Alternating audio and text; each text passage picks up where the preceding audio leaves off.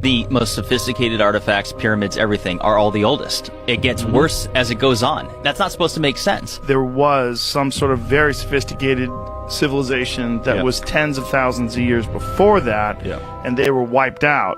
We even see that. You go to the Egyptian Museum and there is beautiful igneous stone vases made of granite. And right next to them, in the same display, because they're found in the same place, there's a rough pottery vase that's not even turned, just put together by hand. And they've painted it with dots to make it look like granite, and it's shaped the same way as the granite vase. That's that's pure imitation. Like this here, you have a hard igneous stone vessel made with perfection, and right next to what's clearly an imitation of it made from pottery, and they've even dotted it up to make it look like granite. The dynastic Egyptians, they do trace that back 30,000+ years. They have a list of kings and rulers that go back into that time. It's only in our interpretation and our archaeologists that really say, well, you know what, that's just myth and legend.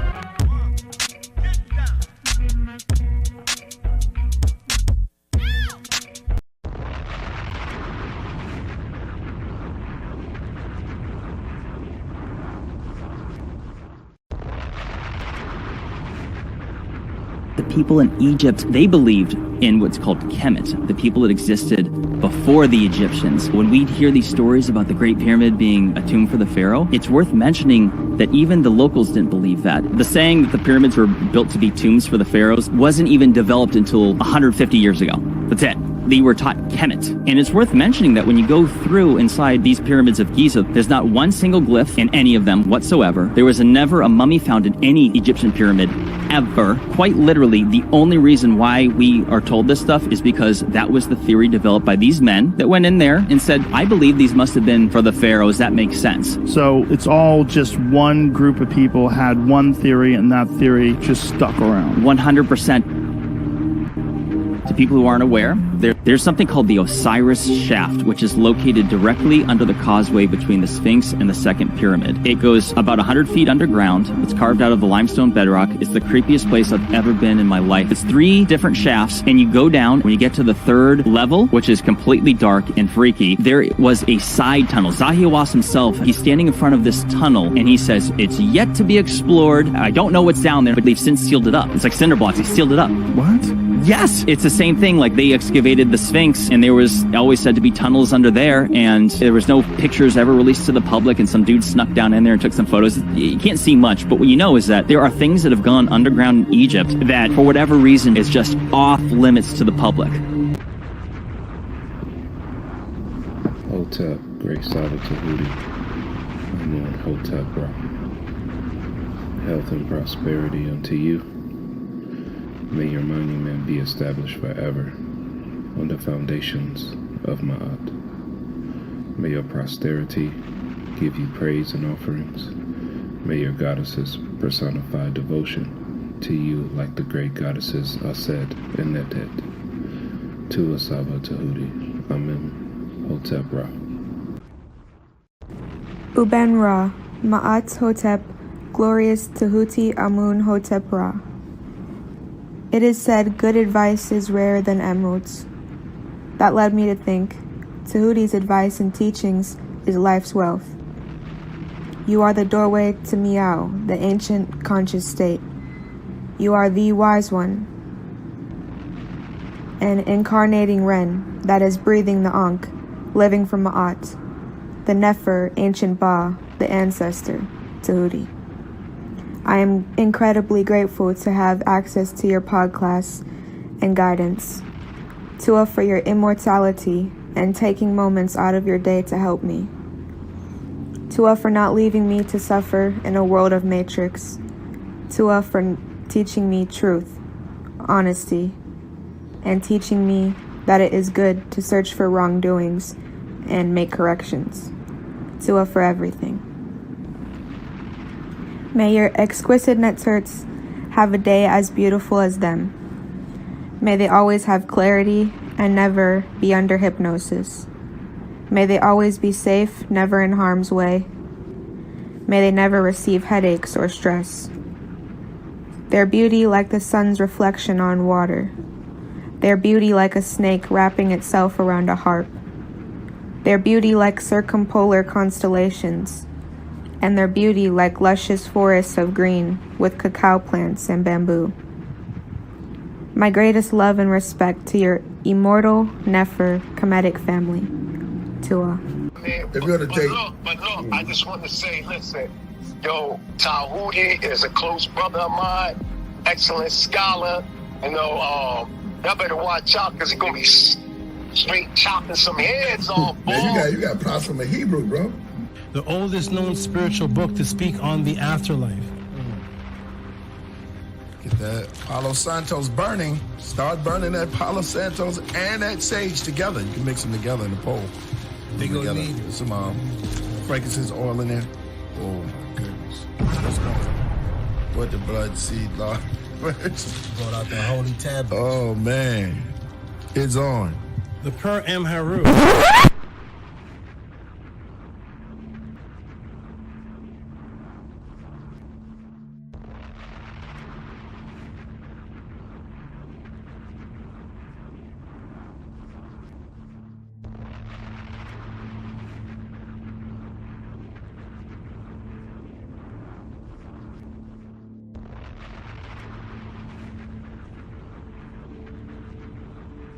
Coming to you live. He has been teaching for over 20 years. A 9-0 record in official public recorded debates.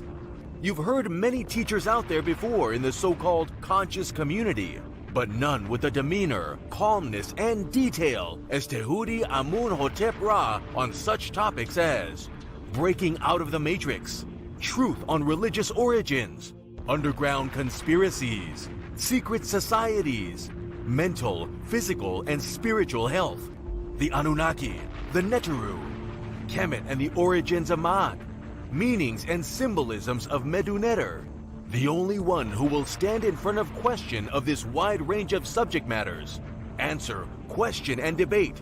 Some have podcasts, but Tehuti is the teacher, so he has a Podclass. Subscribe to the channel for updates, classes, and much more. Join the chat, call in, participate live. Get your notepads ready. Welcome to the Tehuti Podclass. Open your mind.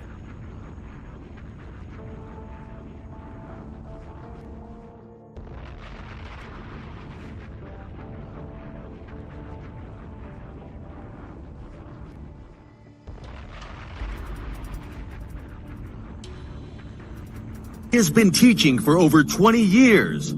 A 9-0 record in official public recorded debates. Correction.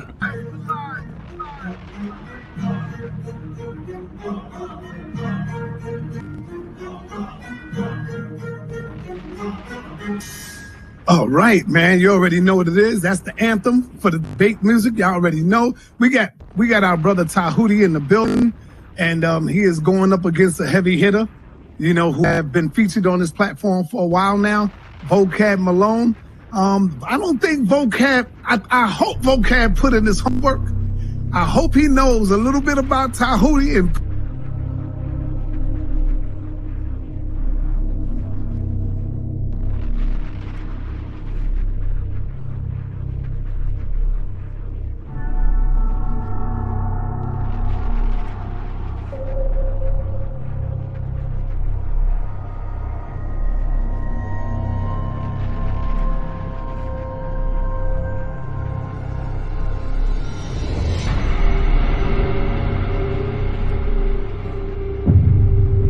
I appreciate everybody. Press 1 for Tehuti. Press 2 for JJ, y'all.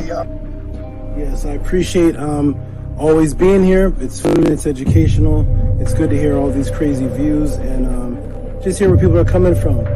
Peace and love, everybody. Check me out every Friday, 7 p.m. Pacific on the Tehuti Podclass on YouTube.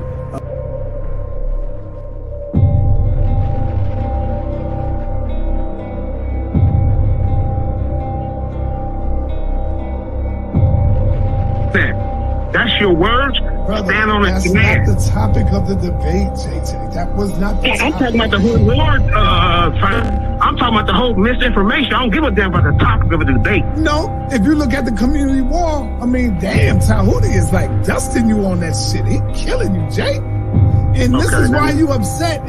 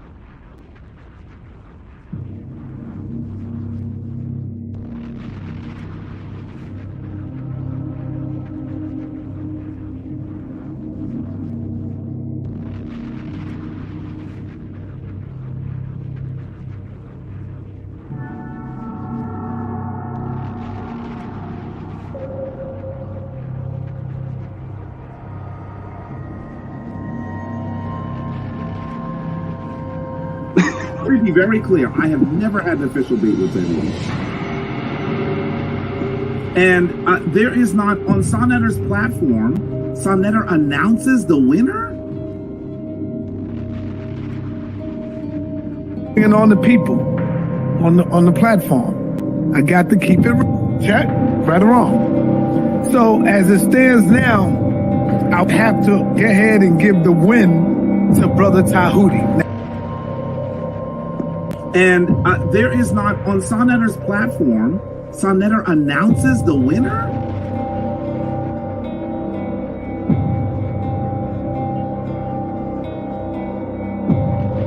We got Zion the Lion, and of course, we got Tehuti making his debut, coming in the ring with Brother Jabari.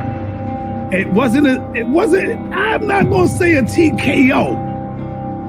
I'll just say a little jabby jab. He won by a couple of jabs, you know, he took some jabs, you know. And now, well, we got the rematch coming with Brother Tehuti and Brother Jabari coming back this Wednesday, 9:30 p.m. And I know Jabari is not going to take him lightly on this one. I know everybody is looking at Zion, Tehuti.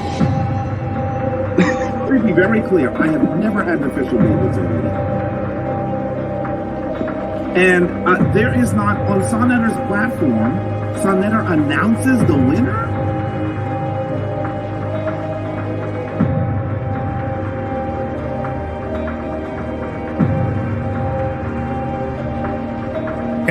We have Tehuti and Brother Jabari is coming back. Brother Jabari will be back for a rematch coming Wednesday night.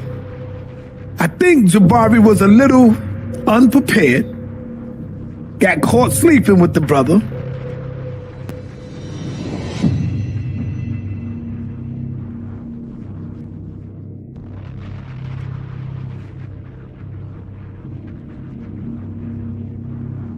Shout out to HOK.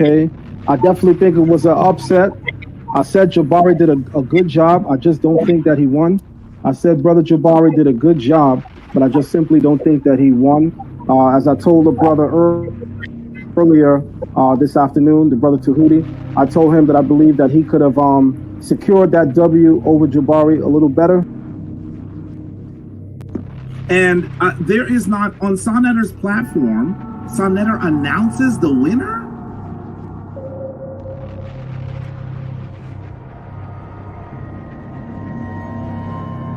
So, I just got to go with that. I just got to go with the win. We're going to be giving out some powerful trophies coming up soon. So now.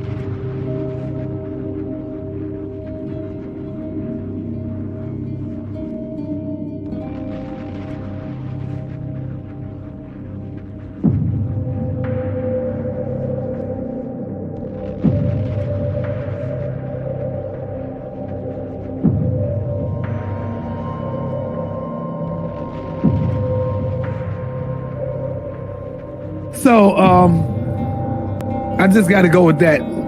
I just got to go with the win. We're going to be giving out some powerful trophies coming up soon. So now, Zion Lex is coming out.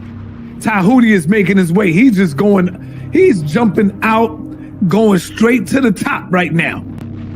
Brother Shaka gave me a call the other day. Yesterday, matter of fact, Sunday. Brother Shaka Utmost gave me a call on Sunday. And said straight up, Sonetta, yo, Saw, I think Jabari jumped out the window and he wasn't prepared for the brother's questions. Now, this is Shaka Utmost. And there is not, on Sonetter's platform, Sonetter announces the winner?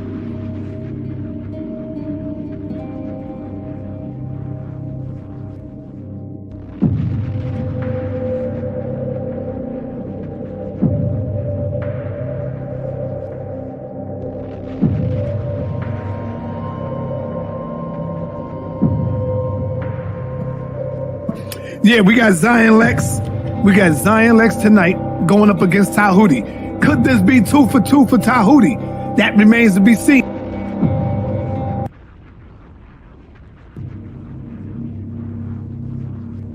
I've beaten people. The winner was announced by Sonetter. The winner was announced by the judges. I have the certificate, the proof. I have Sonetter saying I beat Jabari. I have all the judges saying I beat Kamisi. You have me saying you beat Jabari. Yes. You got me saying you beat Jabari. If I said you beat Jabari, he can't be Floyd Mayweather, bro. That is exactly the point. So shall I screen share again? I mean, I have to keep doing this to people. I must have been half asleep or some shit. I don't know. Go ahead, show it, bro.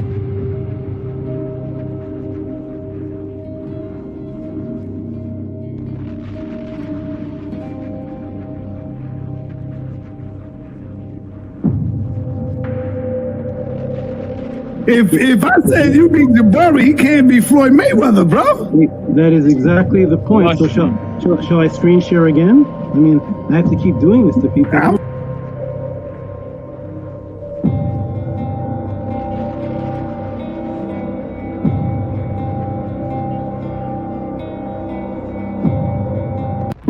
And I took out the Floyd Mayweather, so I guess I'm the House of Consciousness champion. I just came here for an interview. That's my you can't be the House of Consciousness champion yet. You got to go through some. You can't be the champion from one battle. You got to go through some scholars, brother. And now you face right now with Zion. So I'm sorry. When you beat Floyd, you don't get his title. I'm sorry. Go ahead, brother. I just gave Floyd Mayweather his first loss to this brother.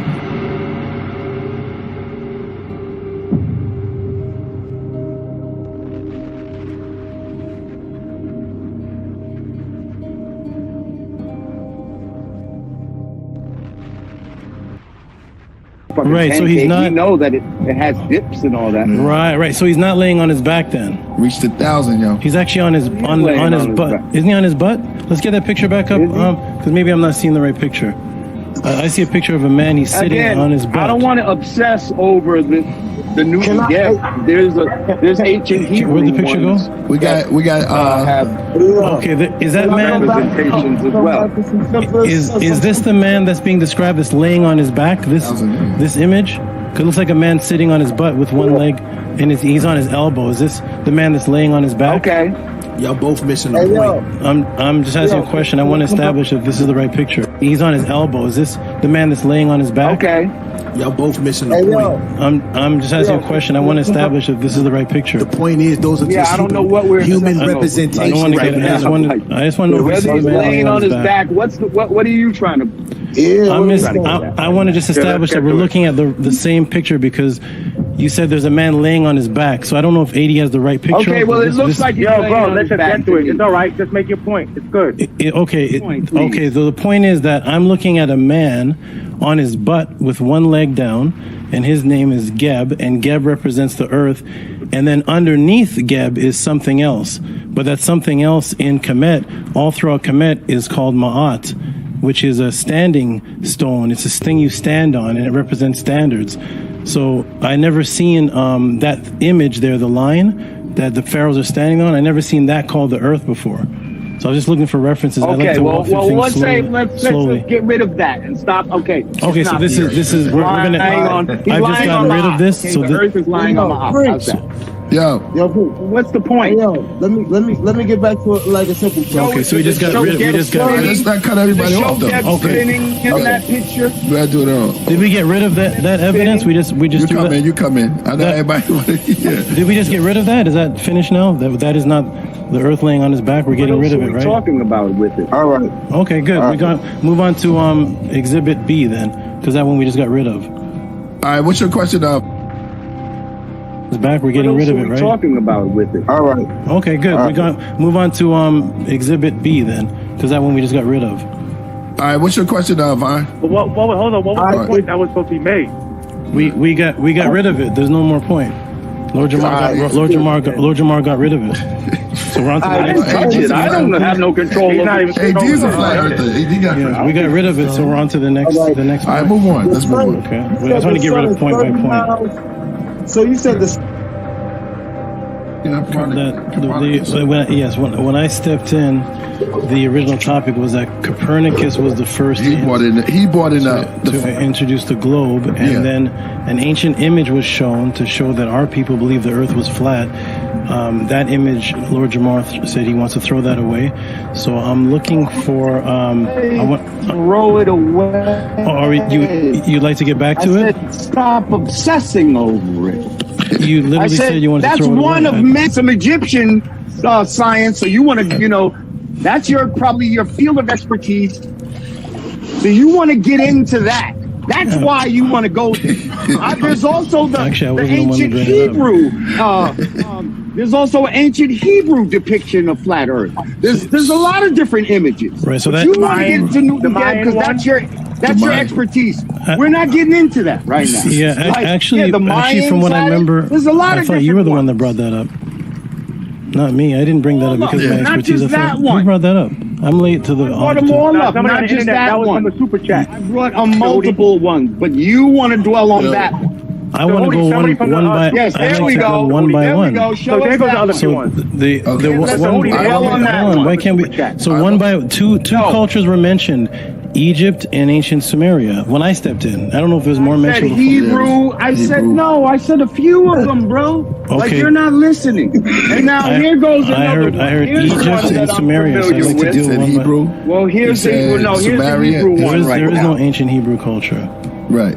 He said Sumerian. Okay, so we'll pass. We'll leave the Kemet alone because that's thrown out. Can we deal with Sumer? Did Sumer have any ancient depictions of the Earth and the Sun, or did they depict it as flat too? Let's go to actual proven cultures because Hebrew is not an ancient proven culture. To these. No doubt. Yeah. Hopefully the people understand it was understood, but I'm not gonna indulge in this anymore. I love you, God. Hey, wait. Hey, brother. Nah. Jamal. Jamal, don't go. Did I force him out? I'm sorry. Yeah, I think Lord Jamal, Did I force him out the show? Exit the building. Yeah. He exited the building. Reality you still there, Reality? He left with my question. Okay. Okay, next. Who's left? Reality's still here. Oh, yeah, he bounced out. Okay, good. All right. That's how you clear out the nonsense. All right.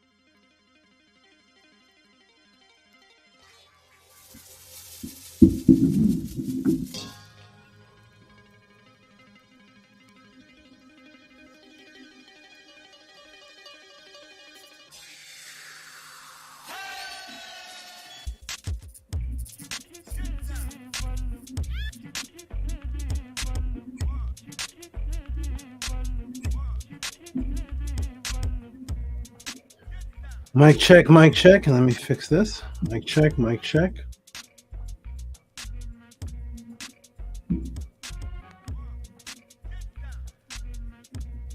Oh, I see what's happening.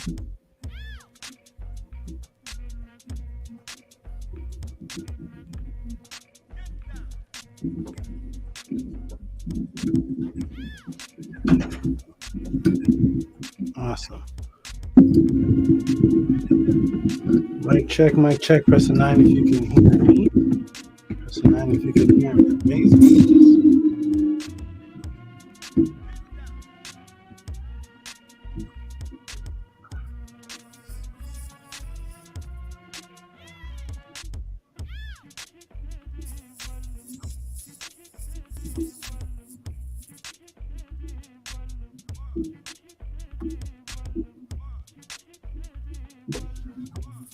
Check. Okay, let me check the chat and see if they're pressing 9s. Okay, good. I can be heard. Wonderful.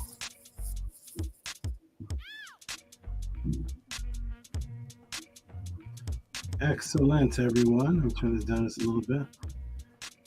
Wonderful. Let's get started, everybody. This is great. You can be seen clearly. We have a Tef here with us.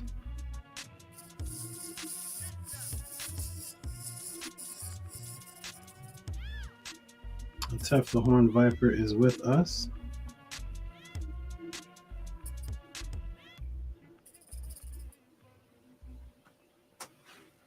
Okay, everybody, let me check again and do one more thing. It is definitely very warm in here.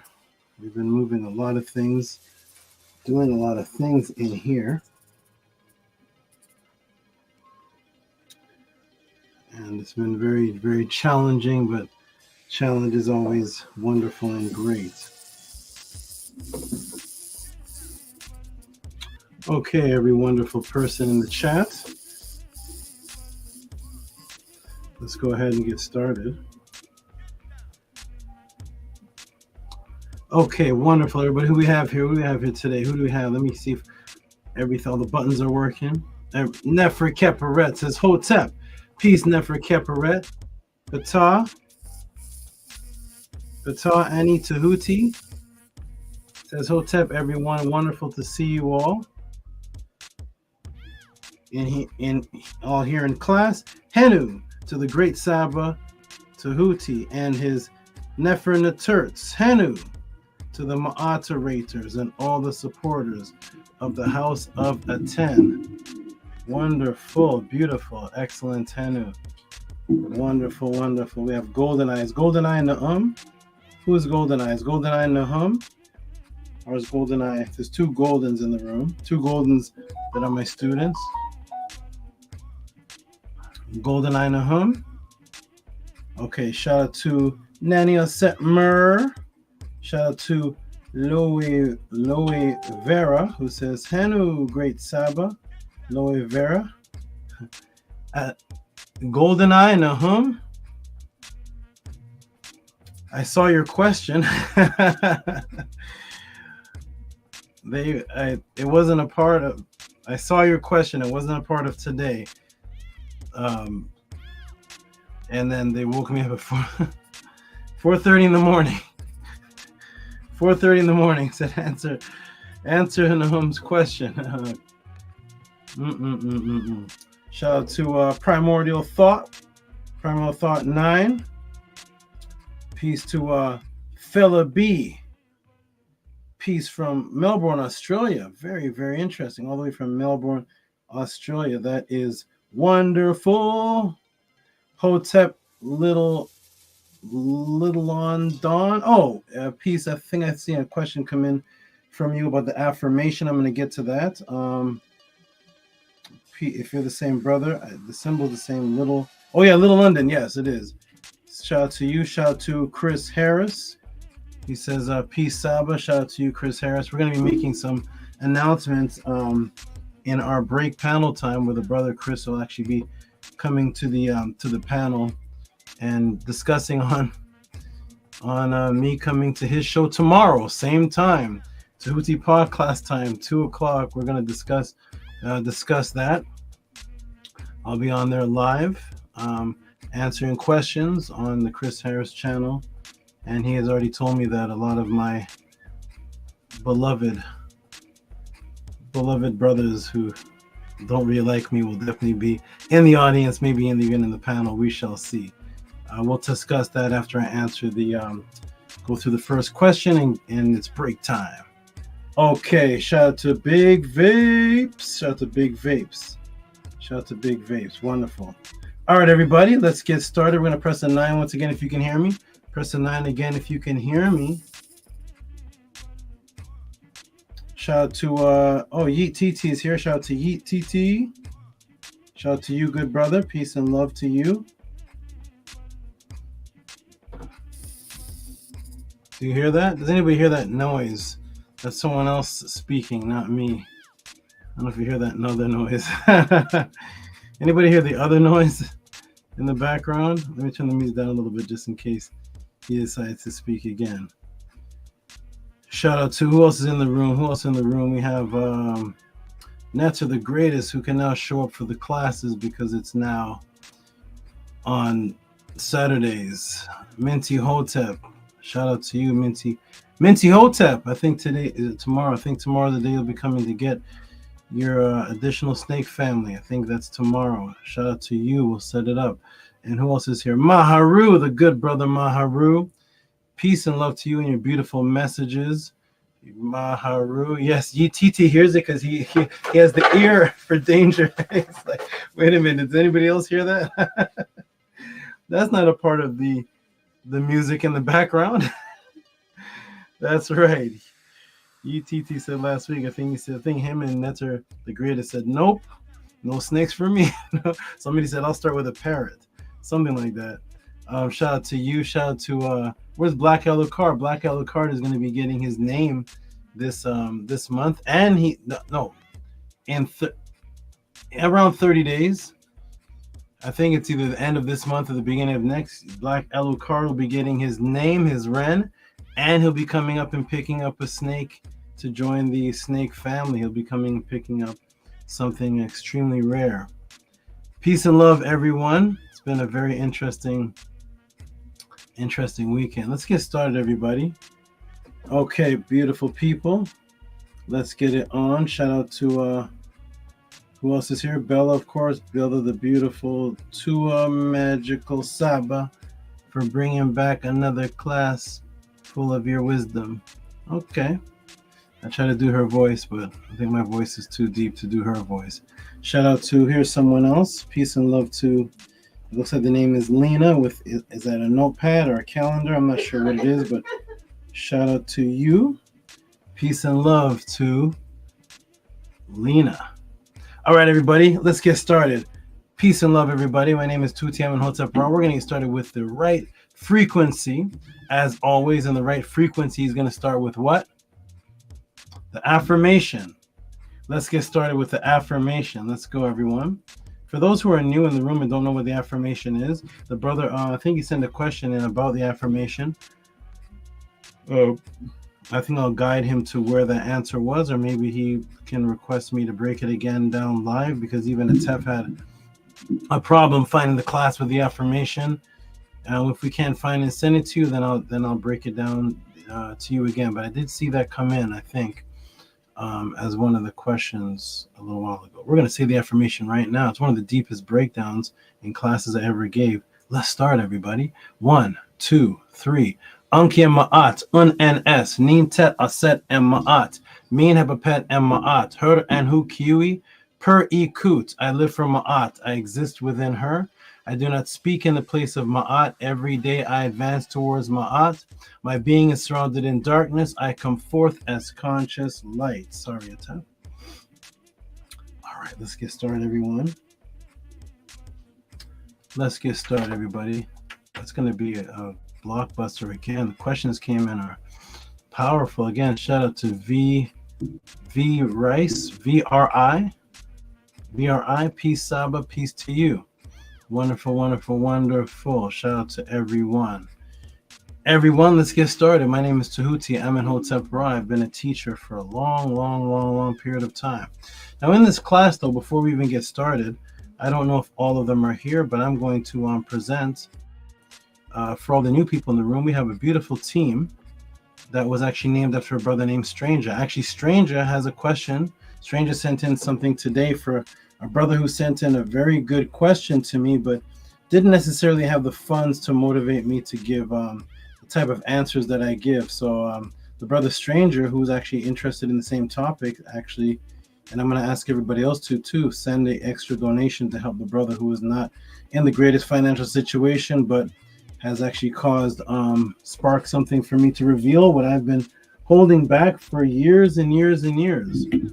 And I'm going to discuss it today. We'll get to that question shortly. Okay, so okay, so to the brother Stranger, he came across me in the Killer Priest Podcraft, and he's very creative. He actually created a new word, and the word is, now people have come into chats before and they've seen moderator. Stranger created something new. It's not popping up on the screen right now. We shall be patient, and patience always pays off. Patience and endurance always pays off. So Stranger created what's called the Ma'atarators, and the Ma'atarators are Nania Set Mer.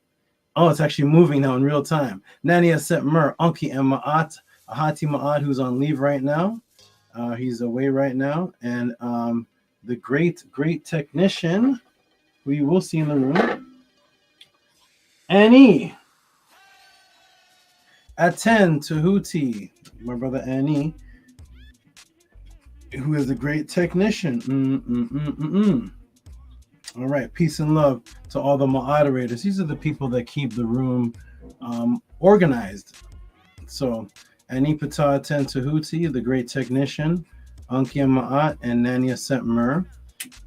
They keep the room organized, meaning that you can send in questions to find out updates about my next events, my next speaking, books that I've put out, classes that you may have missed, Metanoder classes, how to partake in things live, how to get recordings, how to navigate throughout the Tuti Podclass, things as such. They don't really kick people out of the room much because this, my energy doesn't generate, it generates forms of hatred, but it doesn't feed into it. I don't feed the vampires. So therefore, because I don't feed into it, the people don't get much crazy in this room like you see on the other chats. People can't really keep up with what it is that I'm teaching because they don't actually study. They're not a part of the lifestyle of what I'm a part of.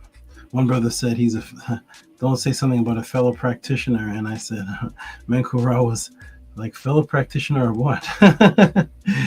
There's nobody, the brother said, there's nobody he knows out there that is practicing what Tehuti practices, not talking, but practices. It's my daily life to actually practice in and out of body, Netter Kurt visits, immortality.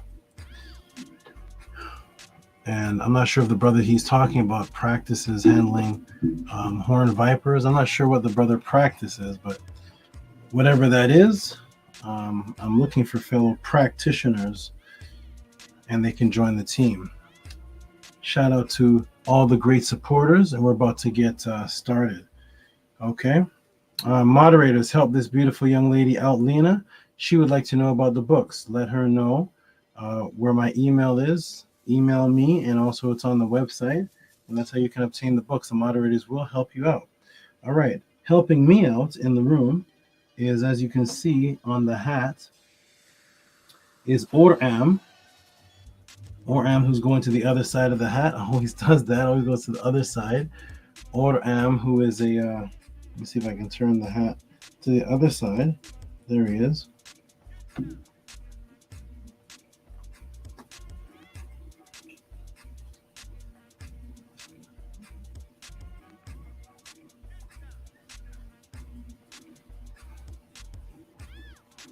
That is Or-Am. And Or-Am means the eater of the bird. In Kemet, the imbalanced symbol was called an Or. It was a symbol for great, and sometimes it represents too great, too big of a thing, which creates an imbalance. We're going to be discussing that today as well. When things are imbalanced, then it doesn't create an ebb and flow. It actually creates a dam inside of the body, and a dam inside of the mind, and a dam inside of the ka, because there's too much of abundance of something. So thus there's not an equivalent ecosystem or ebb and flow. And those birds, the sparrows, are called the Or, and they represent too much of something at times. So Or-Am, Em, means to consume it. He's called the bird eater, and he consumes the negative energy symbolically. As I handle him, as I live with him, as I think about him, as I think about the teachings, and as I practice, I think about how to get rid of things that are too much of abundance that are actually causing an imbalancement. And he represents getting rid of too much of an abundance, and he's called Or-Am. Also on the Podclass today with me teaching, the Medunetta word for what people are calling father, which really means to spring forth, was called the Atef. The crown that you see Asar and some of the pharaoh Par-Ees depicted as wearing is called the Atef. The female deity that a lot of females gravitate to, that they call Sekhmet, who's really Sekhet, her name was also Tefenet, and Tefenet became Tefnut. It means to spring forth, to shoot out something. And it represents the shooting out of the sperm to actually create fatherhood, or the shooting out of fluids, or going forth quickly on a journey. We're going to be speaking of that today. So the word for father, as they said, was Atef, and the symbol of it in Kemet was a extremely dangerous, what's called a horned viper. And so on my hat is an extremely dangerous spider, actually called the bird eater, which spider handlers and vertebrate handlers say, do not go near this type of spider. It's very aggressive towards you, and it will definitely take a nice chunk from you, and I don't find that in my life. And I pass on these energies to my students. That's why I allow some of my students to actually get reptiles from me. It's actually a gift from me, even though they purchase them from me. It's actually a gift from me because it's generating and passing over energy that I have trained these animals with, and I put that energy into their households. And that's why people that are my students actually get reptiles from me as opposed to getting them from a pet shop in most cases. Plus what I have is not in the pet shop, such as Atef, the horned viper, representing the fastest striker in the world. The viper is the fastest striker, especially the death viper, and it represents something that can strike extremely fast and take your life.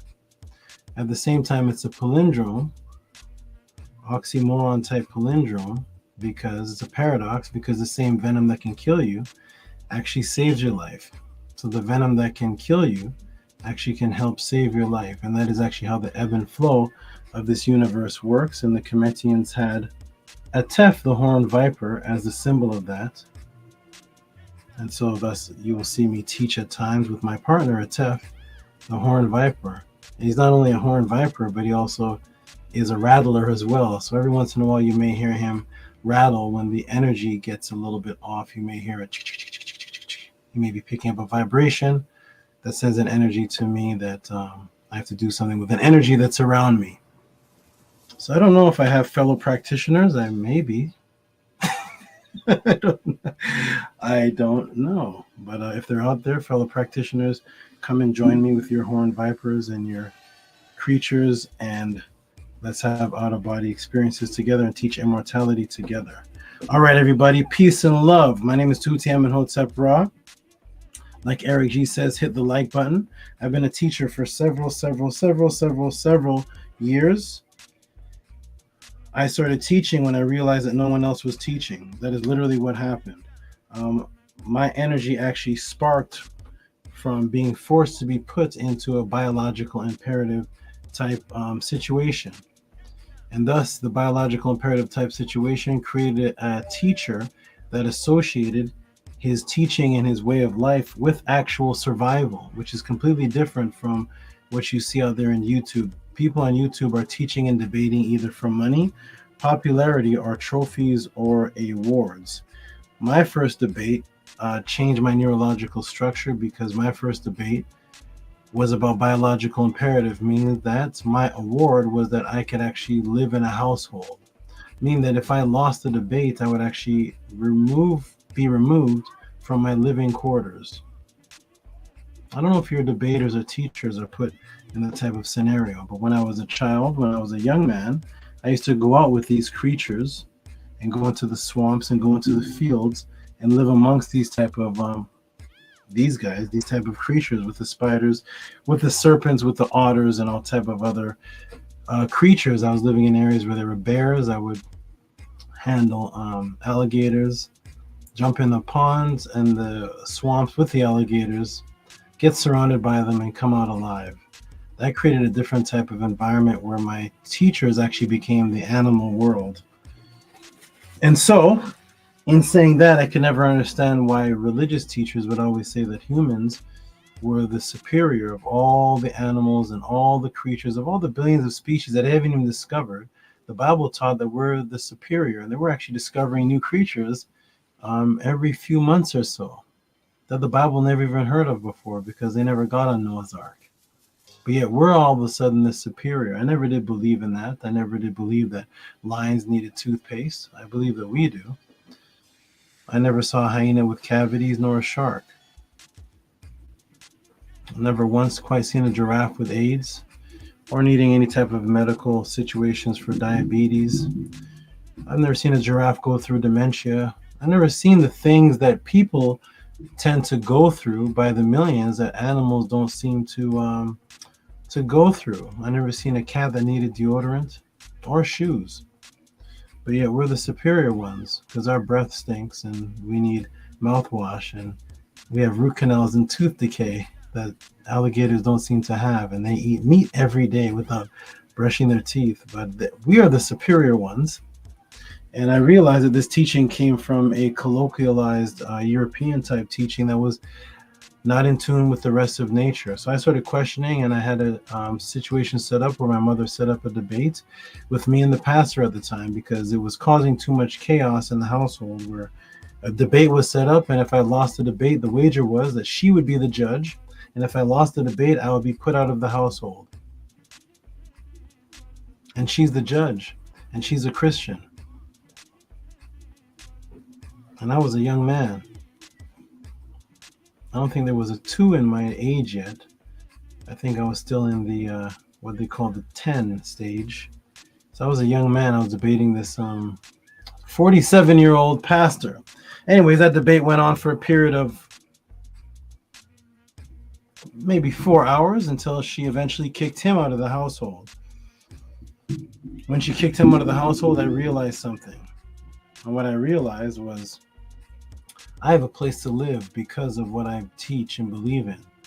That did something to me. At any rate, I went on to convert most of the city that I lived in. Hundreds of people that would go to the churches and convert people, pretend that I was a churchgoer, and I would do a lot of things to convert people out of the matrix at that age. Anyways, a couple days later, another thing sparked my biological imperative of survival, and that was I received a notice on the door a few days after that debate, and it was from the courthouse, notarized and stamped by the judge. Notarized and stamped by the judge. And what was it? It was a restraining order against me.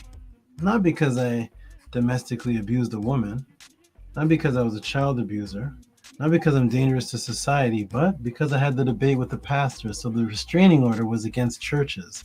That if I were to go anywhere from 50 meters to 100 meters close to these churches, I would actually be put in some type of detention home or some type of jail system, or get a fine or a warrant or something to that effect. Anyways, it was a threat to take away my freedom. My freedom was a threat again. The first one was to debate the pastor. The second one was I could not be around. So as I'm walking down the street, I have to actually look left and right to see if I'm actually near 50 feet of a church, because if they catch me 50 feet of the church, they can actually enforce a restraining order and take my freedom away because I embarrassed the pastor in front of my mother. I wonder what happened if it was a stadium debate, but in front of my mother, that deserves a restraining order. So now Tehuti had a restraining order, biological imperative, situation number 2, which linked and associated survival with what I teach. I'm not doing this for awards and whatever people get on YouTube. I'm doing this to survive as a young man. So now I can't walk the streets in certain areas. And I actually went into a church and they picked me up in the air and threw me out the door. I don't know if your teacher has been through that. Maybe. Possibly so. So anyways, as time went on, I ended up joining an organization. I saw the organization as an organization that was doing similar to what I was interested in, which was questioning religion. I liked the religion being questioned, and I questioned the religion. And because of that, this organization was writing books on the Hebrew Israelites, the 5%ers. And I liked this, the Christians, the Muslims, the Mormons, the Jehovah's Witnesses.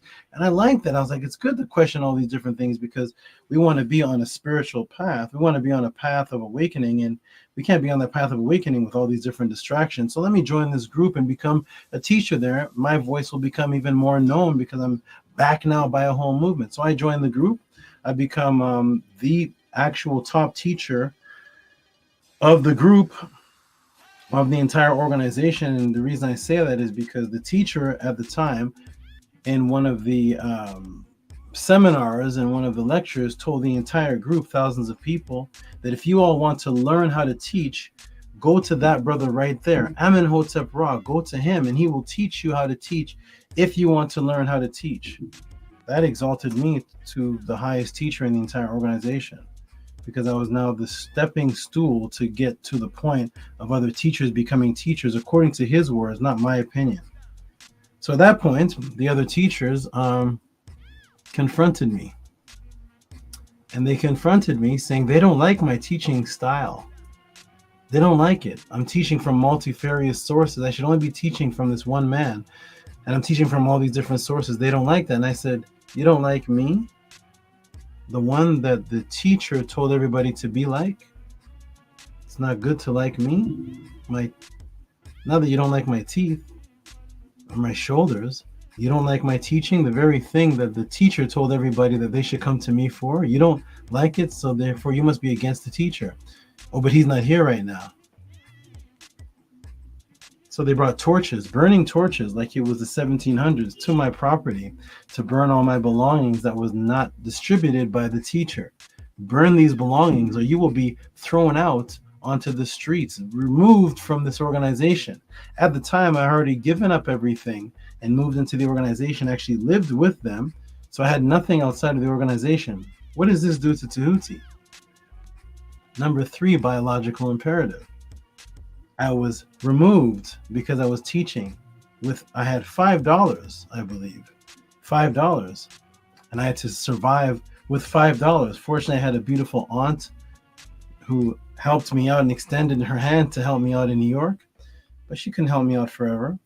That's biological imperative again. 3 situations where my safety, health, living conditions are possibly and being removed because of my teaching.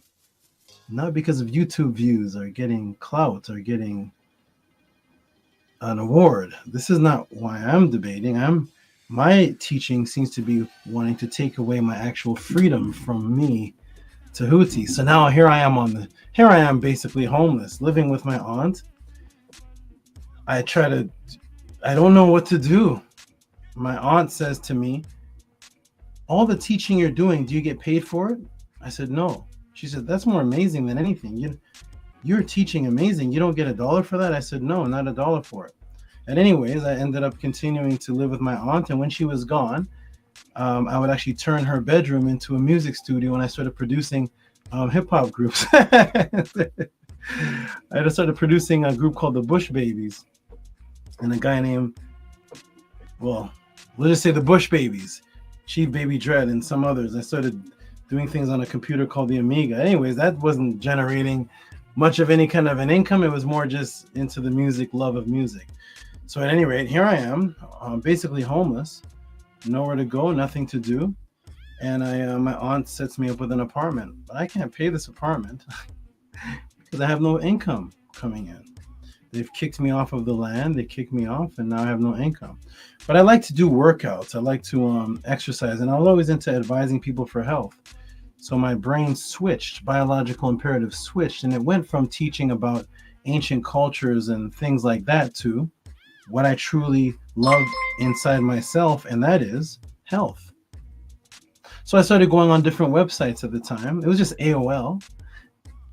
And I started going on different websites at the time, and I started teaching health to hundreds of people for free so they could develop a trust for me, because I had a plan. My plan was that I was eventually going to sell them products for health. But in order to do that, you have to develop a trust with people. So I started teaching for over a year for free. And then I told the people, if you want to get these products, send the money to me and I will ship them off to you. At the time, I had no products. So what did I do? I started looking for who had access to these companies. I need to know because I have a plan. And I found someone, contacted that person, and that person said, I get a good vibe from you. Let's meet up at the docks. And we ended up meeting up at the docks, I think in Staten Island, somewhere in New York.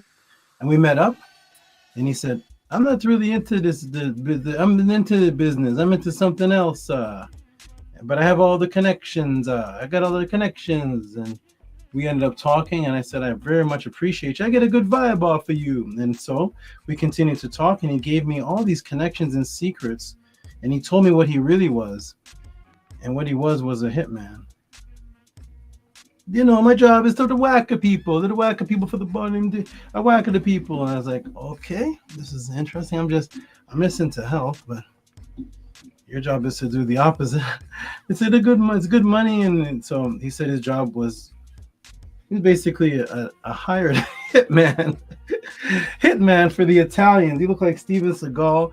And so he told me, I'm going to give you these secrets, but if you tell anybody about this, let me show you where we're going to put you. I said, where are you going to put me? Right over there. You see the water over there by the lake right there. We're going to put the bucket on your feet. You sit and stand inside the bucket for a while. Just stand there in the bucket. We're going to pour something in the bucket and we're going to push you in. You're going to swim with the fishes. And I said, here's biological imperative number 4. Now, I have to now survive off of teaching people health, but I seem to be the only health teacher on the planet that if I reveal my health secrets, I'm going to get put in cement shoes and thrown into a pond.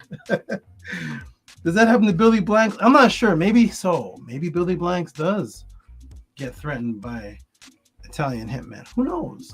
I could possibly be. These things are possibly not unique events used to prepare me, but maybe Billy Blanks and maybe your health instructor has been threatened to get put in the pond by a guy who looks like Steven Seagal. Maybe so. But at any rate, until I find that person, I will say I'm the only one on the planet that has gone through 4 biological imperatives of death survival because of what I'm teaching. Now it's about health. So anyways, I don't teach the secrets. I go back to this group that was teaching knowledge, and I started teaching them about how to sell health products, not the secrets, but how to sell health products. And I started taking people off the streets, taking them from being homeless, putting them in homes. I started studying about real estate, and I started doing all that until the people robbed me by doing bad business. And I ended up losing tens of thousands of dollars, plummeting into zero again. And biological imperative kicked in again. I'm back at zero after all of this. I got robbed by the same group of people that were about knowledge of self, and then it hit me.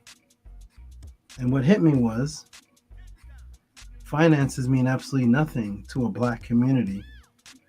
Finances mean absolutely nothing to salvation. Well, not one thing.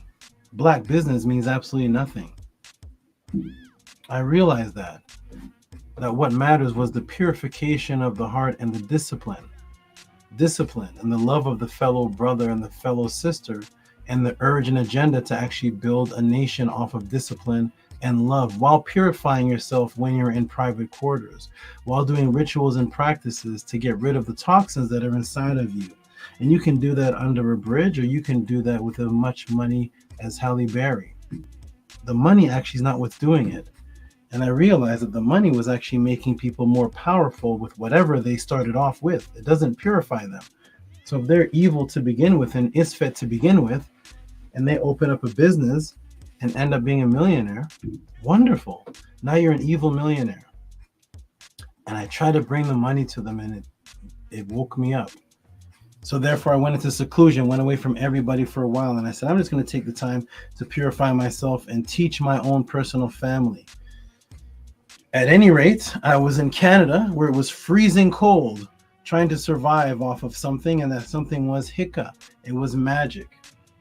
Because I took the money that I made off of those other businesses and I started investing into magicians, and I started investing into other things that may scare people. I started investing into things that are unseen, the unseen world, and magic, and Chris Angel's teachers, and David Blaine's teachers, and all of your favorite magicians. Not them, they're teachers. And I invested thousands into them because I said, you know what, if something happens to me again and everything gets taken away, well, I can be a man on the street with a piece of paper, with a fork and a deck of cards, and I can still make money. So I'm going to invest into magic, and I did so. And I was doing that in Canada. But then it got to -8 degrees. I don't know if you've all experienced -8 degrees. It's a different kind of feeling. Not 0 degrees, -8. And I said, this is not conducive to me. So I took all my income that I made, all the little quarters and dimes and tips that people were throwing at me. I used to put a book on the ground called Sex Magic. And I would take a papyrus and put it on the ground that would attract people. And then I would just start performing magic around the Sex Magic book. And that would attract people. And they would throw dollars, $5, toonies, loonies in Canada, quarters, dimes, all type of things for me. I took every little bit of that and I moved to California, where the weather was about 70 degrees all year. 76. Oh. No, you can't jump, you can't fall. 70, 60 degrees all year. And I moved to California. And what did I buy? I bought a pack of forks, a cloth, and I bought a deck of cards. And I ran down to the beach with a pack of forks for $2.99, a deck of cards for $1.99 at the dollar store, and a cloth that I got at the Jewish area called Pico Street, the Jewish fabric area. That was about $5. And I ran down to the beaches and threw the cloth down on the ground and started doing all these things. And people started throwing money at me. And I said, I'm back. And I stayed there. And I went there every single day after day, teaching people while I'm doing magic, until I met a brother named Mahati. And he seemed to be very, very interested in the teaching. So I started having one-on-one classes with him every day for free. Imagine one-on-one classes with Tehuti every day for free. People can't even talk to me now without sending in a Cash App or a PayPal. He was having one-on-one class with me every day for free for over 7 or so years, almost every day, coming to my house, seeing me, taking him on different explorations, teaching him on the bus, teaching him on the train, teaching him walking, teaching him. And so eventually I brought him to my house, met the Netters, and I started having classes with him in my house. He was a part of my family classes. So at any rate, as time went on, he started realizing that I was only teaching people for private. We were teaching online for a little bit, but I secluded myself. And so a beautiful sister and one of my Neturts and a Hati started saying to me, you know what, on YouTube, there's a lot of people that are teaching, and this is not like what you do. It is not like that at all. There's something completely different. There's something internal that is completely different from what you are doing. And I said, so be it. I've been doing this already for 20 plus years. I'm just going to stick to myself for a while, and I'll come back on the future. So at any rate, I went to check on the YouTube. I'm unfamiliar with YouTube. I was teaching 20 years before YouTube was invented, so I'm unfamiliar. I check on YouTube. I see all these different people, and then one of my Neturts says, "That's my teacher right there." And I said, "Oh, these are the teachers today. Oh, the teachers today are the people that debated me, that I beat back in 1994, 1995. And when I beat them, they said to me, 'Can you be my teacher?' And then we lost contact. And now they're your YouTube guys. And some of them contact me privately, but will not let you know that the Tehuti is their secret teacher privately. And I said, oh, that's the person that was a pastor. He was a full-fledged pastor that was sent to destroy me. And I destroyed him, and he left pastorhood and became my student. Now he's your YouTube guy. I won't say their names, but now he's your YouTube guy. I said, oh, the other guy? Oh, that's the son of that's the son of my students. Oh, those are the teachers? Hey, that's very nice. I'm very, very glad. At any rate, as time went on, I decided to come online. I went to a group that I thought was going to interview me, and they were called the Lions Den, and it ended up being a debate league. And I said, what is a debate league? A league to debate? I'm not familiar. And I had an interview with them, and they one ended up challenging me, who was the champion. His name was Judah Nazareth, and he challenged me to a debate. And I said, how is this set up? I'm just a teacher. I'm a SABA. What is this debate league? And what is it debating? What is this stuff here? I'd have debates in the streets and things, but what is it? A league, like football league, wrestling league? I didn't know what was going on. So they said, here's how it's set up. We have 5 judges. And I said, oh, perfect. So it's like half and half, like 3 people believe in Ma'at. And they said, no, 4 people believe in Ma'at and only 1 person believes in what you believe in. And I said, that's the judge system? They said, yeah, we're a Hebrew Israelite group. And this man here is called the Kemet Killer. I said, what is world is this? Now I'm not familiar with this internet world. This is strange to me. I said, a Kemet Killer? What is a Kemet Killer? You're killing an ancient country? What is that? I'm not familiar with. And I started realizing, oh, this is like WWF world. I'm a teacher. I bring people to private areas and teach them, and I'm a teacher of immortality. What is a Kemet Killer? That's like, is that legal to say you're a Kemet Killer? What do you mean you kill Kemets? What do you kill? I'm a Kemet Killer. And I said, okay, well, I'm here to be killed, and yes, I will have a debate where there's 4 judges that are biblical believers and 1 against me. That should be fun because I already started off debating for my biological imperative when I was a child. So this should be fun. So we had a debate, and the debate went where the judges went for me. And it was an upset. I became the champion. They started calling me the guide. They didn't just call me the champion. They put up flyers called the guide. Amenhotep is the guide. I don't know. I didn't tell them, but it's all subconscious. So I became the guide, the champion of the group, and it was a Hebrew group, never done before in history. And they started bringing me all these different names. I'm going to bring you the Unk West. I'm going to bring you this person, the Zions. And I was like, I don't know these people because I was not, while you all were doing things, I was living with animals. I'm not sure. I was like out in the forest, and I spent my time teaching and just being with my animals, and I didn't know what all this WWF things were. Guys were coming with belts and little water guns. I was like, what is this? This is not what immortality is about. This is a game or something. So I got used to it, and then I just started beating everybody. And I was beating everybody because they were debating me on topics that I live. And you're not debating me when you're debating on topics that I live, because that which I live preceded this physical body. You're debating the energy that created it. You're not going to beat that.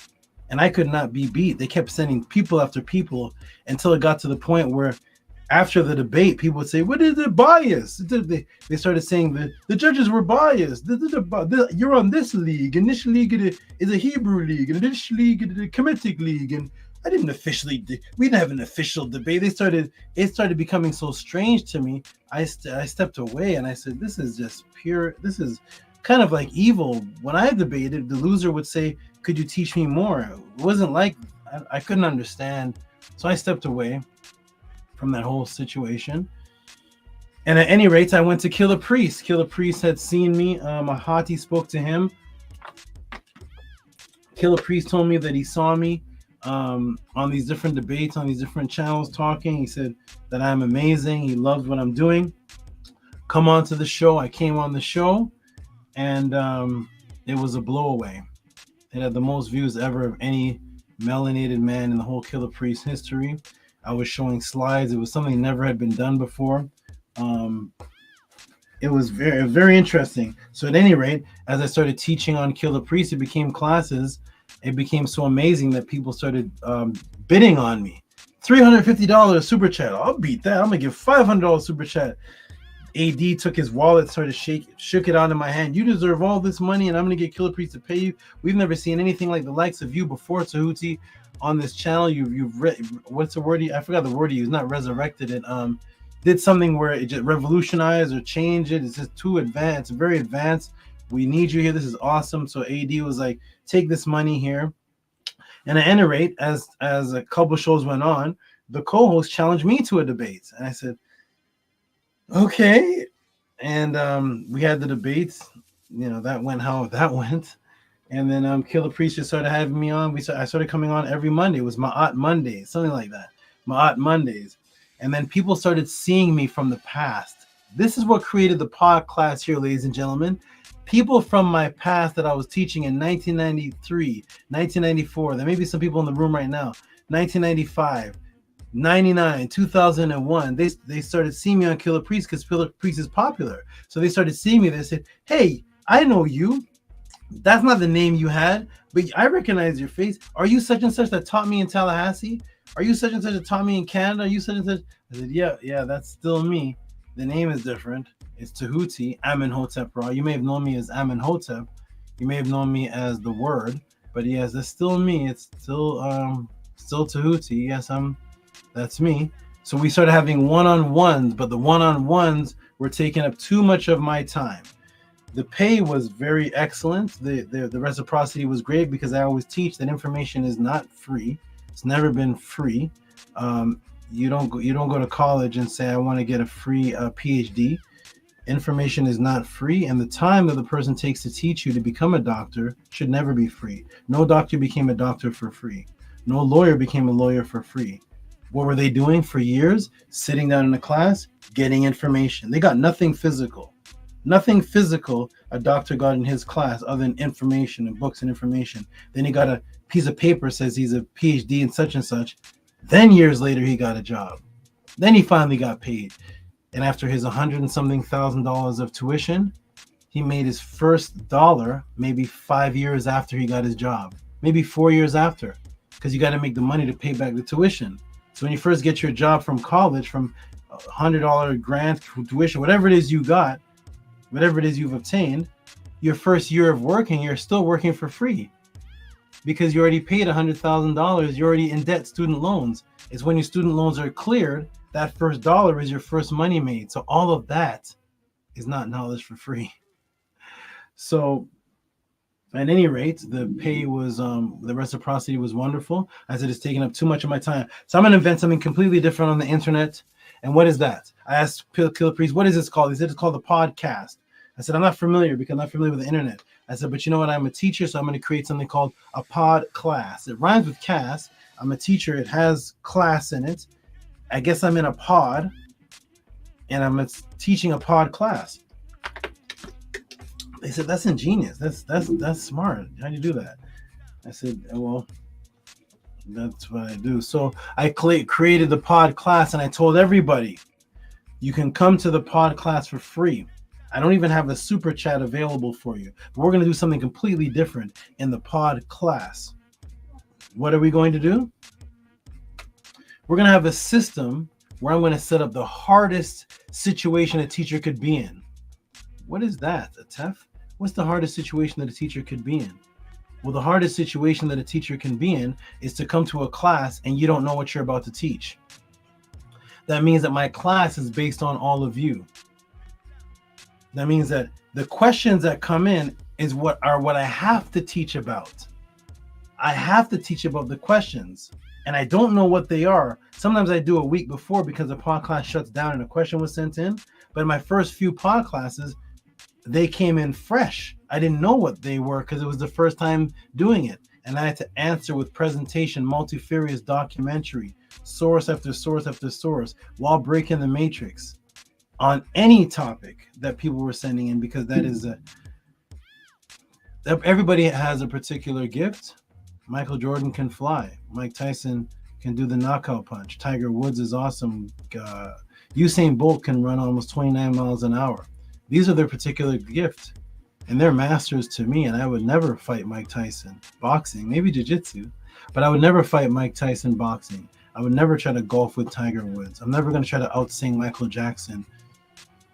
I'm never going to try to out-comedian Richard Pryor. These are their particular gifts, and my particular gift is to reach into something, somewhere, that I took time developing and get answers. I'll just say it like that. For the new people that are here, when you see me start answering questions, you will understand, and it will just hit you what's actually happening, that these are beyond, this is not just an answer that's happening.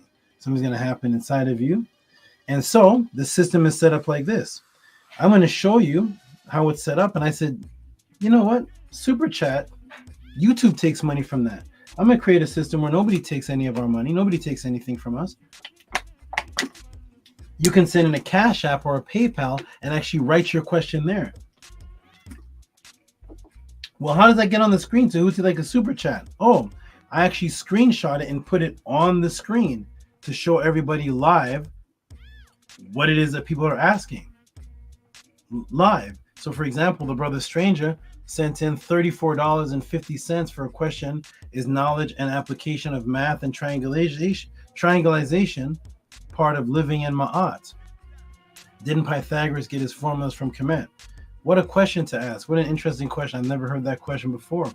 Look at the variety of questions, from triangulation of math and Ma'at, all the way to time slowing down. Is time slowing down or speeding up? How can we verify each? And is it slowing down or speeding up externally with the planets? Or is it happening internally? These are the type of questions that are sent into the Tehuti Podclass, all the way down to pole splitting. What is the pole splitting superstition? Is it true? What's the root of it? All the way down to somebody that I've never met before sending me their name and saying, can you do a reverse engineered breakdown of my name that I created before I met you? Primordial Thought 9. That class almost had that man crying when I answered that. This is why you see the donations that you'll never see anywhere else. This is the reciprocity. Not because I've never asked Primordial Thought 9 to send me any $1. I didn't say send me $2, send me $1 million, send me 50, send me 40, send me 800. This is all coming from the mind state of the people. They're creating this offering. Why? Because of how my answers are affecting them. Rigo saw me break down a little bit of the Mandela effect. I mentioned it. He was so blown away that he sent $100.72 as a support donation and said, could you show us the Johnny Carson Mandela effect you mentioned and any other changes you know are deep, that are deep. I want you to understand that these amounts of money are not for asking me a question. They're for the support system. And because of how I touch people, it doesn't, the amount you send, of course, if it's $5 something, you're going to get a $5 answer. But the amount that you send is basically based on how important the question is to you. That's something different than you see happening on any other channel. Then you have brothers like Raphael Gary. Look at this. It jumps from the Mandela effect all the way to the Pentagon meeting in Houston. 1 second.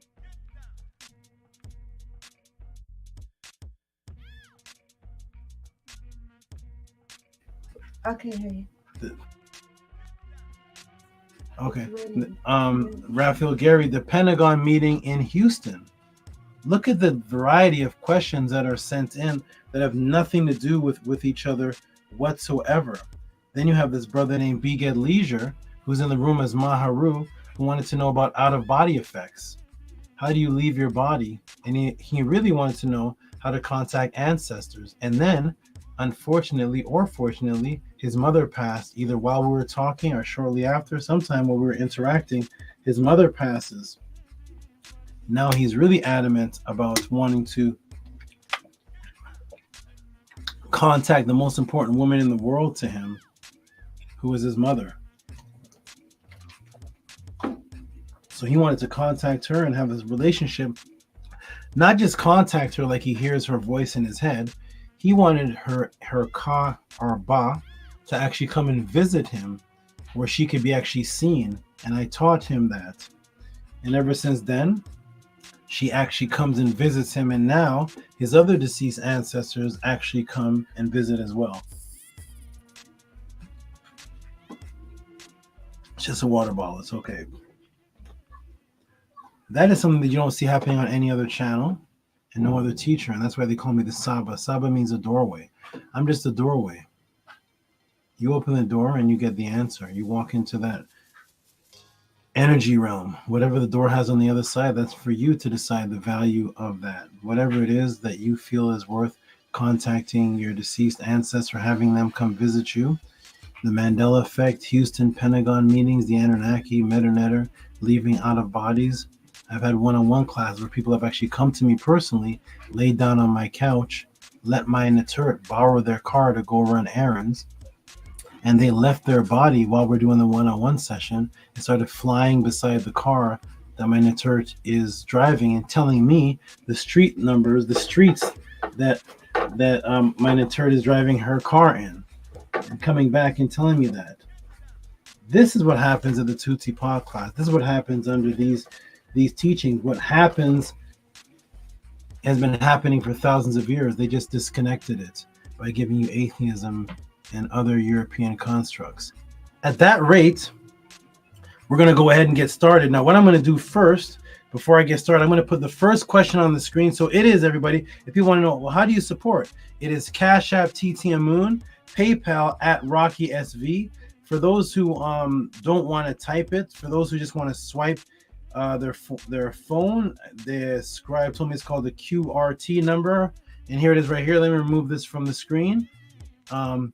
There it is right there. It is PayPal at Rocky SV, Cash App TTM Moon. You can send in the questions, send in support. And at this time, I definitely, other than just the questions, I definitely do ask for it because most people know the situation I'm going through right now with the asbestos. That's been cleared off, and now they're doing major construction. And I actually had something happen in the last couple of days that almost didn't have me answer, didn't have me fully participate in this Podclass. An emergency move, because we're in an evacuation situation. We're moving things from one place to the next. Some things are being found broken. Some things are piled up. We can't find certain things because they're in a pile. A pile just fell last night. Big pile fell in the hallway. I have to step on items to get over to the other side of the hallway. Things are not completely organized. There's a spontaneous type of evacuation that took place because of dangers and renovations for safety purposes. So things were done very rapidly and fast. There's first aid kits down at the bottom. The good sister Menti Hotep came and, so she came like this. She put on her hazmat suit, came and helped out the situation. That's her right there. What she's standing in front of is actually the first aid kit right there. That's in front of the apartment structure complex, and behind me used to be this. They recently moved it, asbestos situation. So that's what's actually happening in my environment while I'm organizing these Podclass. My Naturit has lost 3 days of work. All kind of things have been lost, and so we're definitely asking for emergency support, which I've seen some give on top of just the Podclass questions and answers. That's what's actually happening. And yesterday, a big situation happened where I almost wasn't here, and I had to move something, do something by myself, over 300 pounds, and all type of things are happening. I was so exhausted while I was putting together one of these Podclass questions. I was falling asleep. I couldn't actually type the words. I was waking up and saying, "Where am I?" Oh, I'm answering a Podclass question, and I go to type the word again and wake up again, because my body was, my Ka and Ba were completely drained and exhausted from the situation that's taking place, where I'm having to move things excessive and move from spot to spot, and it's very interesting what's going on. So we're definitely asking for support for that situation. A lot of people have given it. It is Cash App TTM Moon, PayPal at Rocky SV. Glad Minty could come and help and do cleaning, and I'm actually gonna. Minty has been asking to come over for a long period of time. I let her come over and do that. She came in and bestowed some gifts, and actually tomorrow she may be coming again to help out with a situation. I'm gonna talk with my Netter about a situation with a car, and also a situation with maybe Minty just helping cleaning out the hallway. She's beautiful with that, and she also will be coming to pick up her. I'm offering her one of my most special she's accepted one of my most special snake families that actually breed for me, and I've bred one of her baby snakes. So there's a beautiful thing going on here in the midst of all this chaos. I'm still creating beautiful environments. So I slept throughout and trying to answer these podcast questions. It was 4:30 in the morning that I was woken up. 4:30, and I was told this has to be answered. It has to be answered. Don't worry about if you're going on Chris's show tomorrow and you got to do this and that and move this and wrestle alligator, whatever it is you got to do, crocodile, this type, all this stuff. This question has to be answered. And I was woken up at 4:30 in the morning. So with that being understood, I'm going to go ahead and put the question in the room. I'm also going to put the link in the room because we're going to have the brothers and sisters step up to the room for a moment while I go throw some water on, because, once I get into the answer to the question, it's going to be 45 minutes or so just breaking out intricacies. So I have to go revive myself, and I'm going to put the link in the room for the brothers and sister. Okay. The brothers and sister to jump in the room. If Chris Harris is here, he can actually take this opportunity to jump on. We have an announcement for tomorrow. So while I'm taking a little break, Chris Harris can jump on, the team can jump on, and then when I come back, I'm going to answer the question. Here's one of the greatest supportive brothers right here. Beautiful supportive brother right here who sent in a great support. Anu. Shout out to Anu, the great supporter. How you doing today, Anu? How you doing today, good brother? You ready for great answers today? You ready? What's up, SABA? I'm doing good. How are you? And yes, I'm ready. I'm very ready. Wonderful. I'm glad you are ready. Shout out to who is this? Shout out to Danny Salinas, who's trying to connect me and Billy Carson. Shout out to you. There's Menti Hotep. There's Primordial Thought. Good, you guys are moving quick and fast. Wonderful, wonderful, wonderful. Where's brother Chris Harris? He can come on and explain. I'm gonna let me go ahead and put this in the room for a moment, and then I'm gonna step out. I'm waiting for Annie to jump on so that he's the one that can let people in when I step away. And I'm going to put this flyer in the room for everybody to see for tomorrow for the interview, and then I'm gonna put the question in the room, the beautiful question that was asked, which I've never seen asked before. Let me go ahead and see where the flyer is. How you doing today, Mincy? Oh, hold on, Primordial, you lost some weight? Hold on. Who's this guy in the corner here? Who's that? I wasn't recognizing. How you doing, Mincy Hotep and Primordial Thought? Primordial, you lost about 15 pounds off your face. Very good, brother. I don't know if the diet plan is working, but it looks like it is. How you doing, appreciate you. Appreciate you, SABA. You already know. Okay, good. Primordial definitely lost some weight. Excellent. Let me go ahead and put this in the room for everybody to see, because we have Chris Harris has been asking me to come on his show for, I don't know, Chris, has it been over a year? I'm just so busy. Most of my students don't even get to talk to me. I'm just really extremely busy. Only certain students actually can even reach me. I'm just really too busy, but Chris has been asking me to come on for over a year, and I just been too busy, but finally made some time to come on. I'm gonna go ahead and put the flyer in the room, and hopefully Chris can take this opportunity to jump on right now. And then when I step back, I'm gonna get into the question. And here it is right here. Here's the flyer. I'm put this right here. Boom. I think that's great that you're going to be expanding your audience, SABA. Oh no.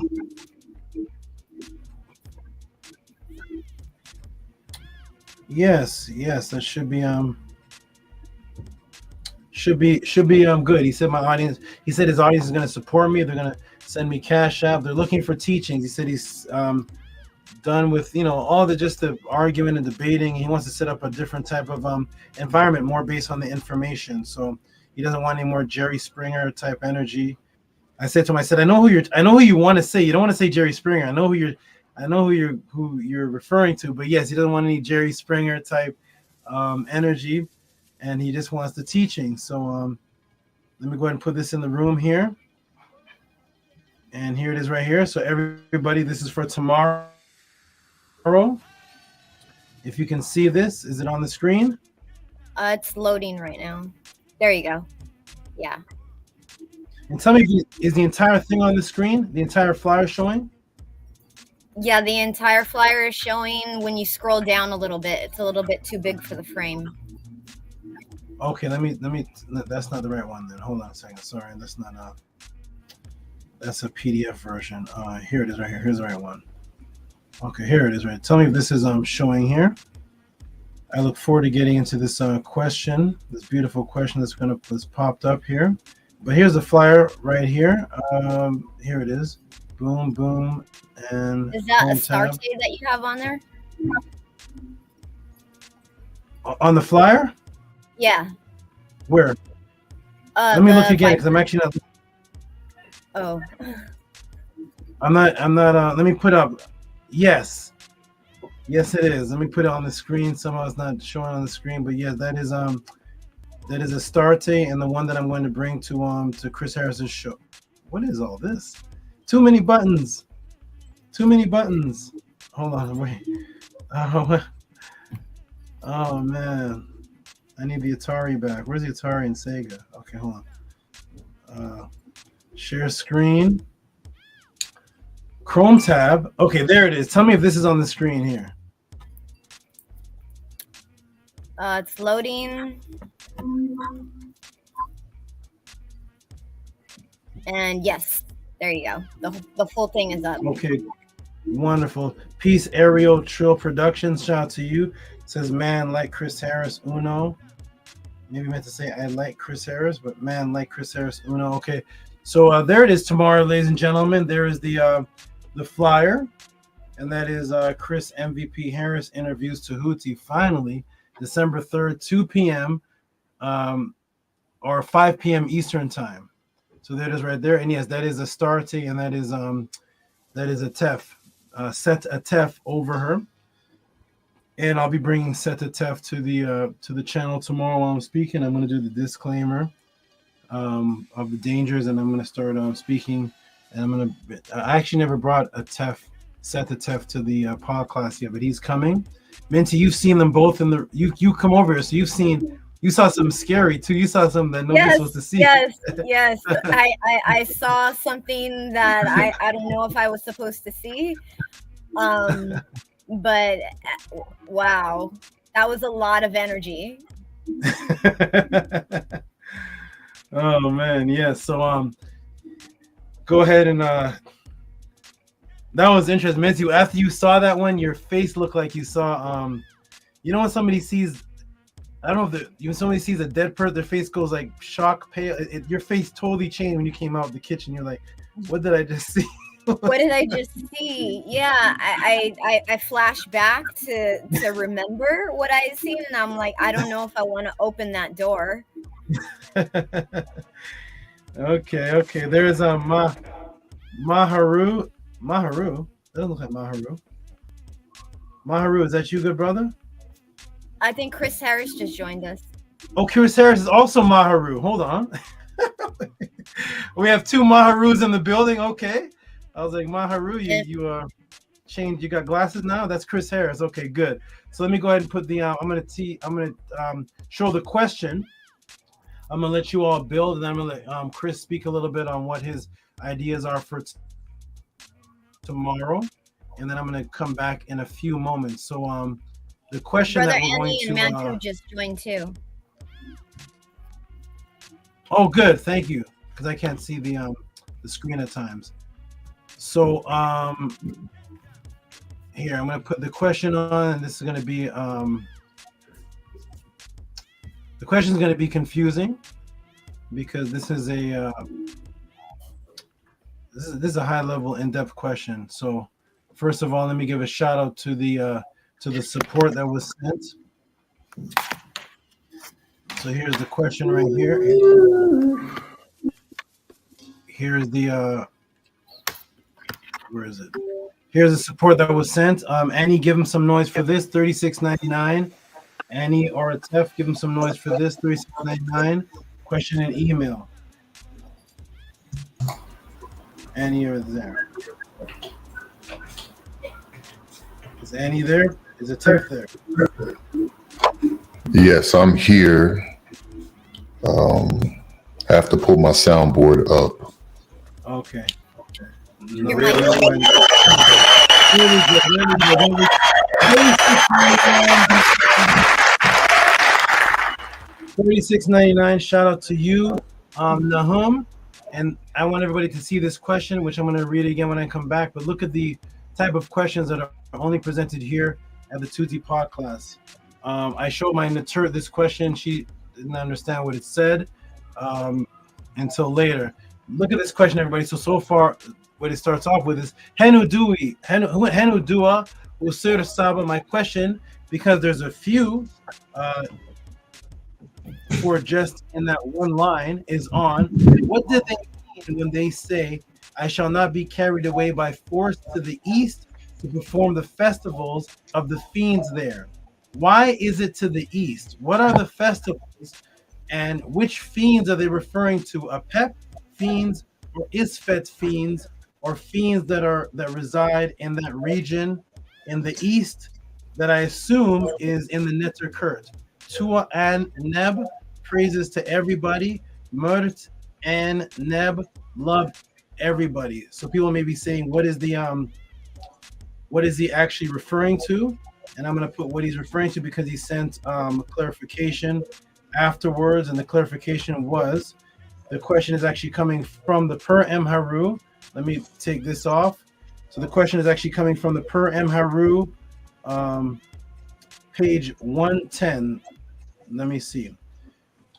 Per M Haru right here. So here it is. He said he apologizes, and because my apologies, I forgot to provide my source, is on page 110 of the Per M Haru. So there it is right there. Let me take it off the screen. And like I said to everybody, ooh, is that your leg? Like I said to everybody, these questions to each person are priceless because they're based on the specific journey that you're on. That question may not mean anything to anybody in this podcast, but it means the world to the person that's asking. And I'm going to make that question mean something to everyone in the podcast. And welcome to the Tehuti Podclass House of ATTON, the only place that I know located on the planet where you can actually send in questions based on page numbers of the Per M Haru, back to back with questions about UFOs, back to back with questions about out of body. This is the place for that. So when I come back, I'm going to answer that. I'm going to go ahead and step off. I'm going to let Chris Harris and Annie is here. Good. You can let people in, Annie. Shout out to everybody in the panel. Chris Harris, go ahead and talk to us a little bit about your ideas for tomorrow. And I'm going to step away for just a moment, and then each of you can build on that. I'll be right back. Peace and love.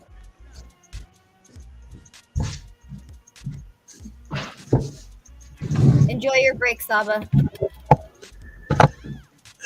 Can I be heard? Can I be heard here? Hotep, good brother. Yes, we can hear you. Okay, peace, everybody. How's everyone doing? Hotep, Malaikum Salam, Shalom, and peace, as I always say.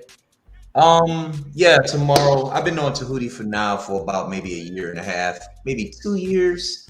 I met Tehuti, I saw him debating, and I saw him debating on the Lion's Den channel, and I was quite amazed, especially myself being somebody who studies comparative mythology, metaphysics, and history, along with anthropology of the Near East, Central, West, and Central and West Africa.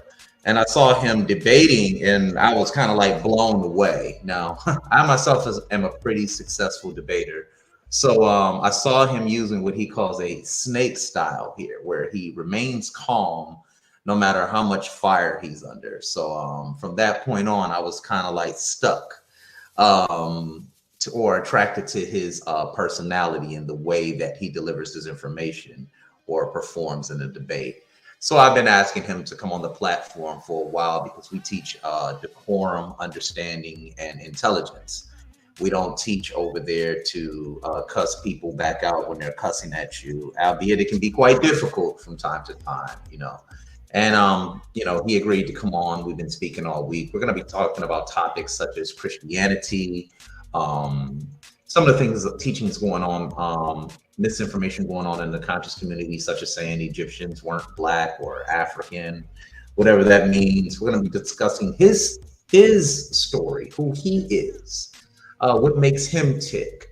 I'm also going to be going into some of the teachings that the Nuwapians taught. And I'm gonna let him take it from there. I'm pretty sure some people in the audience want to engage. I've already informed people who want to engage him that you're here to ask a question and have an intelligent conversation, and not ask a question to start an argument. That's not what he's coming over there for. So it's gonna be fun. I'm gonna enjoy it. I'm real excited about it. It's definitely a paradigm shift for myself, because as an interviewer and moderator, you want to be able to ask good questions that the audience is going to be interested in. Not questions, not kindergarten questions such as how old are you, you know. And sometimes you do want to make it tough, but you also have to understand there are questions that are invasive, and those are the questions that you necessarily want to stay away from. So I think it's going to be a great interview, because I think a lot of people in the community really don't know who Tehuti is. And that's what I want to get into. And we're probably going to get into some of my favorite, some comparative mythology. And we're going to be breaking down some of the Christian stories or the Abrahamic faiths and how they can be found in ancient Kemet. So I think it'll be fun. I think it'll be enlightening. And it will help give Tehuti, help Tehuti's classes grow. And that's what I'm most interested in, from my platform to his. So that being said, that's what I wanted to say. Okay, excellent, great brother. Tua for being here and joining the platform with us, the Podclass here. It's excellent to have you here, and for reaching out to our great SABA Tehuti and wanting to bring him forward and allow people to learn who he is under an environment that's not just wanting to, attack each other, right? So Tua for bringing that forward and for everything that you do as well. It's wonderful to see platforms and shows and channels come forward with information, and leave a lot of the chaos and the isfet to some of the other platforms where it's not really more so about the information and learning and expanding and removing the isfet within you to become and stand on my eyes. So it's excellent.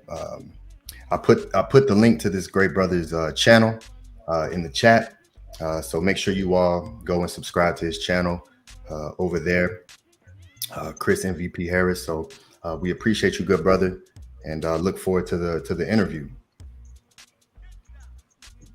I appreciate you all. With that, I want to say peace to everybody. Tune in tomorrow at 2 o'clock. It will be going down over there on Team MVP, Black Intelligentsia, the one and only Tehuti, master of the snake style. We will be getting it in. It will be fun, enlightening, engaging, and I hope everybody can learn something, whether we agree or disagree. Excellent. Hey Chris, I'm not on the screen right now, but I'm listening in the background. Wonderful, my brother. I just told my network. I said, I don't know if Chris is used to this much peace and harmony on a panel. Everybody's is smooth and sweet, and this is a panel of love, Chris. So I was like, look, I seen Chris on the other channels, and every time he goes there, people want to tear him apart. They don't succeed, but they always try to tear him apart. No. But this is all love, and this will be the vibration that we bring over there when we come tomorrow. Although the angry hyenas will be there as well. Yeah. There's definitely a change. Everybody's so quiet up here.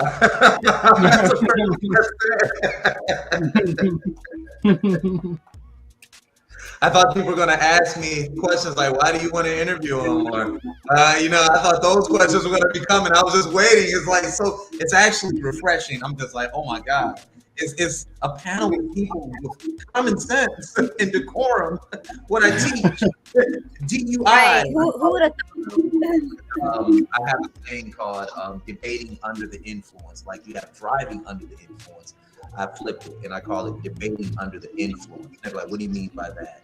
Well, when you're under the influence by law, that means you're under the influence of some type of hallucinogenic drug or alcoholic beverage. So I said we're going to be under the influence of decorum, understanding, and intelligence. So when you get on the panel, with everyone is displaying this, you're like, where am I at here? I'm on YouTube? What's going on? Nobody's disagreeing with me, but I think everyone on this panel agrees with me and my philosophy that we need to dig into a lot of the things that we've been taught and unlearn a lot of the things we've been taught and let our ancestors speak. Because as you can see from Ani Patah's wall, as you can see with Anu's wall, guess what? And Menku Ara or Ara, if you look, your ancestors left all the proof and evidence right there on those walls of who you are, what we are, and what we taught. Those teachings did not just begin in Egypt. Egypt was a baby on the Nile at this point. At its inception, you still had Nubia, you have Ethiopia. Those civilizations were a lot older, and a lot of the teachings come from there also. So with that being said, guys, I want to give the panel back to SABA Tehuti. And guys, thank you. I think I might want to be coming over here more now and just learning and relaxing. So, Hey Chris, it's because we honestly come to learn. You give me Saba always all the things that we known in the in our upbringing coming up before we met Saba. We had all these ideas and these thoughts and what we thought was true. But the way Saba break things down, he has created an atmosphere that you really don't teach. You don't speak, not on his platform, because he's definitely set the tone. And I'm gonna speak for myself, Chris. Like I'm just speaking for myself. I can't speak for nobody else, but for me, I don't feel it's a place for me to drop any form of what I feel is knowledge unless I've learned it from him, because he set that tone, and that tone is everything to me. So that's why we don't. That's why we're very silent. We let people talk. We let people speak, especially when we got somebody new on the panel. Definitely, we encourage that more than anything, because it's very difficult to get people to come up on the platform and to just speak their tones. So it's a wonderful atmosphere, and I'm happy that you feel pleasant to be here, because that's the atmosphere that Saba has created. So peace and love to you, brother. Appreciate you for inviting Saba Tehuti and identifying true Ma'at, because that's everything, and the people definitely need that. So hotep and peace and love to you, good brother. Peace. All right, excellent. That's Pacific time, correct? 2 p.m. Pacific time.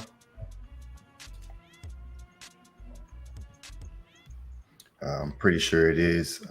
We'll confirm that to make sure everyone is there on time. I'm sorry, say that again. Say that again. I was asking if it's 2 p.m. Pacific time. Yes. Okay, excellent. So yes, once again, I put the link to his channel in the chat, so everyone go over there and subscribe to him if you're not already subscribed. So yes, absolutely, good brother HERU. This is the place where we implement the teachings. It's what the great Saba Tehuti has brought forth, and for one, going by what did the ancestors say themselves, and it's not just information just to learn as a hobby. This is information to implement and apply daily. And he exercises that, as you said, with his snake style, which is a beautiful way to debate. So absolutely, implementing the information and bringing forth the frequency of Ma'at again back into existence here, and be representations of that is what we're all about. So we look forward to coming over there to your platform, the House of ATTON, the ancient Tehutian teachings of Natiru, and representing Ma'at, for your audience and the people who you reach. So yeah, we appreciate you and the time that you take to do all the research that you do as well, and also bring forth that frequency of Ma'at because we need more of it.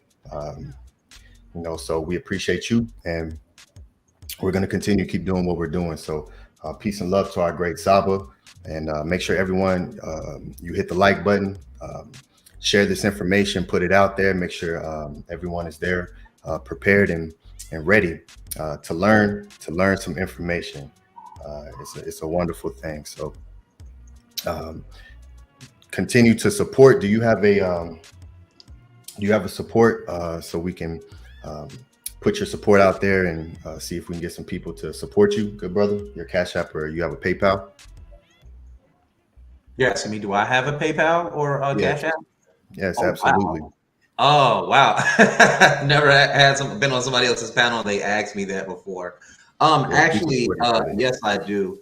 And I always ask, when I ask for donations, I don't ask for a lot. I just say, hey, pay for my dinner tonight. Cash App is $CHARRIS 79. So I just recently went vegan.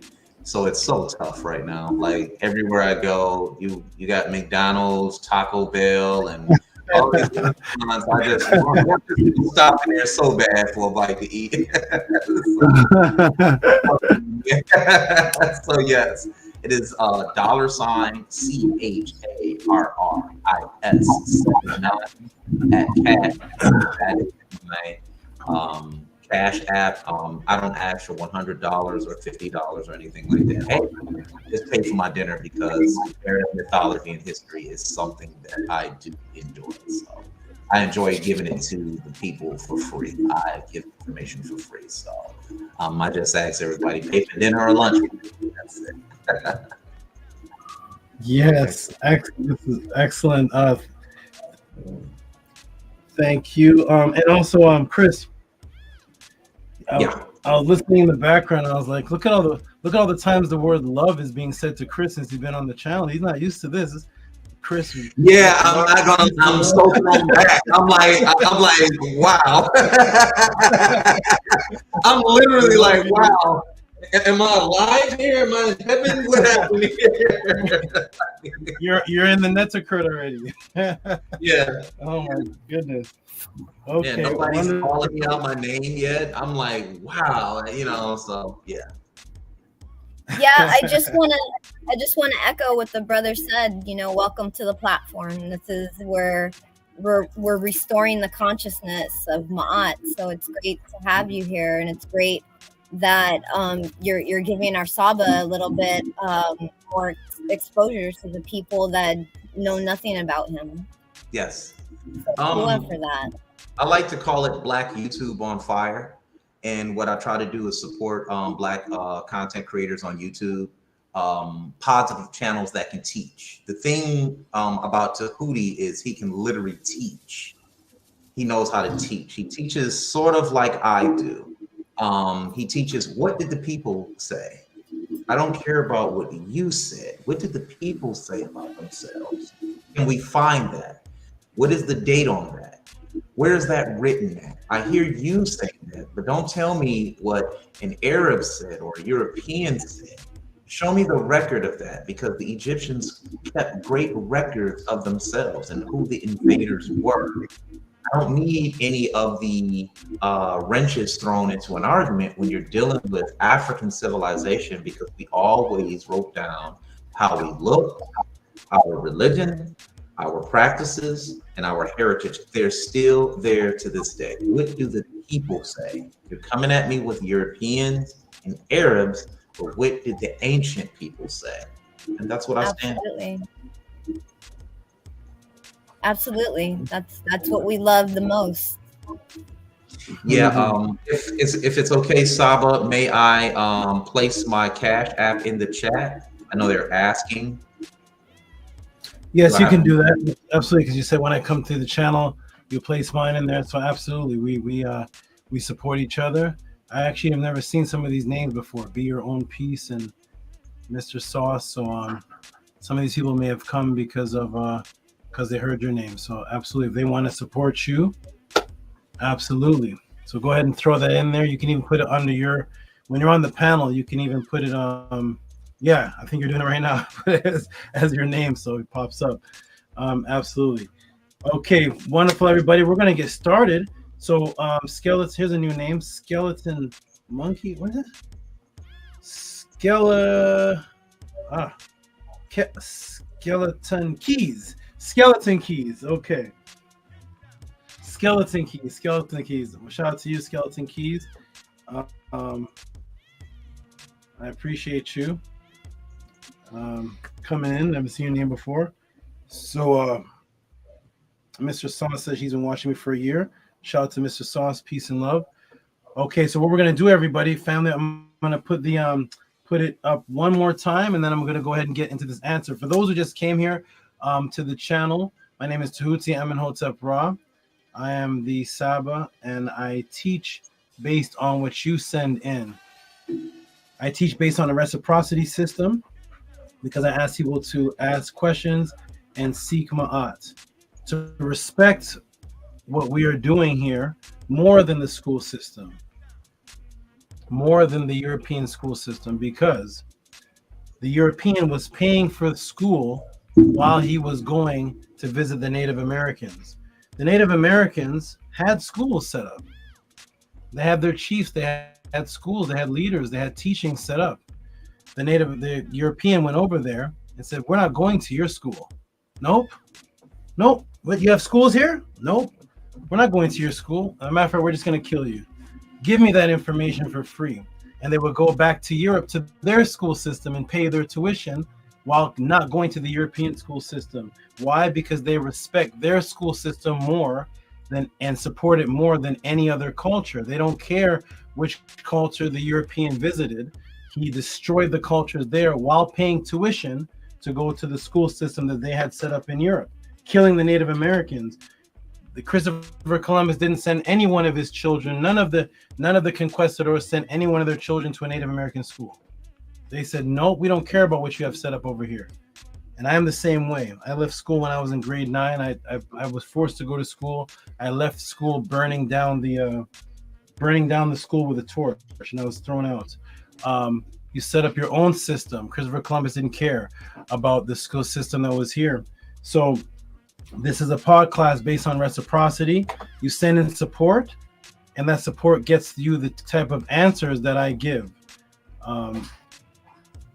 It is Cash App, TT Moon, PayPal at RockySV. Speaking of which, I'm going to put the question up on the board one last time, and then I'm going to get into answering this question. This is a question that I had no answer for, and I was unmotivated for this question and the next one that was asked. People don't know that I do get unmotivated when I'm in the midst of a survival type situation and there's construction going on in the background and furniture being moved because of evacuations. It is not a time where I am saying, yay, what's the intricate Podclass question of the day? The shape and size of the earth and what the Natura wrote and the Sumerian, while there's guys walking around me with masks on and outfits on and suits and drilling and tearing down walls and saying, put on the mask, come over here. Down there's the first aid kit if you get hurt. This does not create an environment conducive to be excited about teaching. But at 4:30 in the morning, I was abruptly awoken, and this is the answer. So I'm going to go ahead and put the question back in the room. And much respect to the Netster for doing what they do for me, because waking up at 4 a.m. also, you lose sleep. I didn't wake up saying I want to answer a question. I woke up because I stated that this was my job before I came to the Podclass. This is what I promised people. So therefore the question has to be answered. So let me go ahead and put it back on the screen again. And let me know when it's sharing. Annie, let me know when it's sharing on the screen. Yes, it's up, Saba. Okay, my apologies. I forgot to provide the source. So it's page 110 of the Per M HERU. When he says page 110 of the Per M HERU, that is the one translated by Wallace E. Budge. I know there's several different Per M HERUs. We use the one that is most. I use all of them, but I teach on the one that's most accessible, that has a transliteration that anybody could get at Barnes and Noble. So that is the one that I mainly teach from. I have access to Per M HERUs that guys are waiting for me to pay them over $5,000 to translate 2 pages. So at any rate, the actual question was this right here. Put this in a room right here, and here is that's Chris Harris. That's is anything on the screen right now? No. Okay, let me try one more time. Okay, hold on. There it is. Okay, boom. So here's the question right here, everybody, and tell me when it's on the screen. Atef or anyone. Yes, it's on the screen. Okay, so Henu, Dua Usur Saba. My question, because there is a few for just in that one line, is what do they mean? That means the writings. What do they, like Chris Harris stated, and the theme that I introduced, that I brought to YouTube, was what did the indigenous people say themselves? That's how I actually won all of my debates. So when he says what did they say, it's they, the indigenous people. What did they mean when they said, I shall not be carried by force to the east to perform the festivals of the fiends there? I don't know if you've heard any other person that studies Kemet even read this line or say anything about festivals of the fiends or anything about carried by force anywhere. Why is it to the east? Why is it to the east? What are the festivals? And which fiends are they referring to? Apep fiends, Isfet fiends, or fiends that reside in that region in the east that I assume is in the Netzerker? Tua and Neb, praises to everyone. Mur and Neb, love to everyone. That's what we're about here, love and peace. And shout out to you, good brother, because you gave, and the same time you gave this, you gave $136 to my emergency situation that actually did not get announced because it came after the class shut down. So shout out to you and respect to you. And I did see that you weren't doing it for props. You were doing it to support and respect. You didn't even do it during the Podclass. $36.99. Give him a little bit of hand clapping noise again. Then I'm going to get into this answer. Give him a little bit of hand clap. Shout out to NAHUM, Raw Minerals, Golden Eye.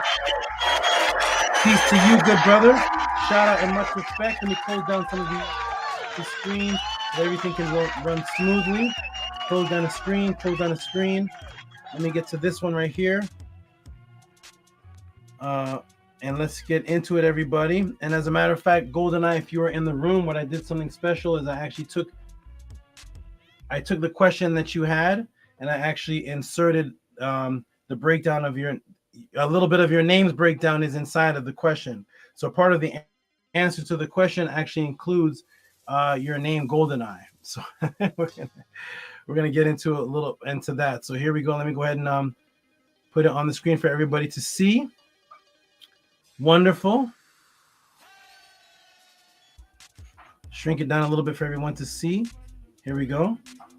And let me come back to the room. Okay, every beautiful people, everybody, we're going to take this off the screen. The Cash App and PayPal should be scrolling at the bottom for those who want to support while I'm actually answering. And I'm going to stop the screen share. Support what you're about to see if it benefits you. If you respect this anymore or even equal to the waiter that brought you the oily shrimp and you gave him a tip, if this means anything more than the oily shrimp or the Moet bottle he bought you to impress your girl, whatever that was all about, or the breakdancer you saw on the street, if this means anything more to you than that, then support at Cash App, TT Moon, PayPal at Rocky SV. All right, everybody, peace and love to Chris Harris. Peace and love to Atef, Rem, Kem, peace and love to Menti, Hotep. Let me see the screen. Peace and love to Menti Hotep. Nuti Ma'at. Peace and love to my Primordial Thought 9. Anu. Peace and love to Ani Pata Aten Tehuti. Peace and love to Mary. I'm sorry, Mary. I'm reading the middle name first. To Mekora Marie Ma'at. Peace and love to all of you. Let's keep showing love. We're gonna all bombard. We're gonna all bum rush the Chris Harris channel tomorrow and come in with a bunch of roses and dandelions, and we're gonna come in there like De La Soul.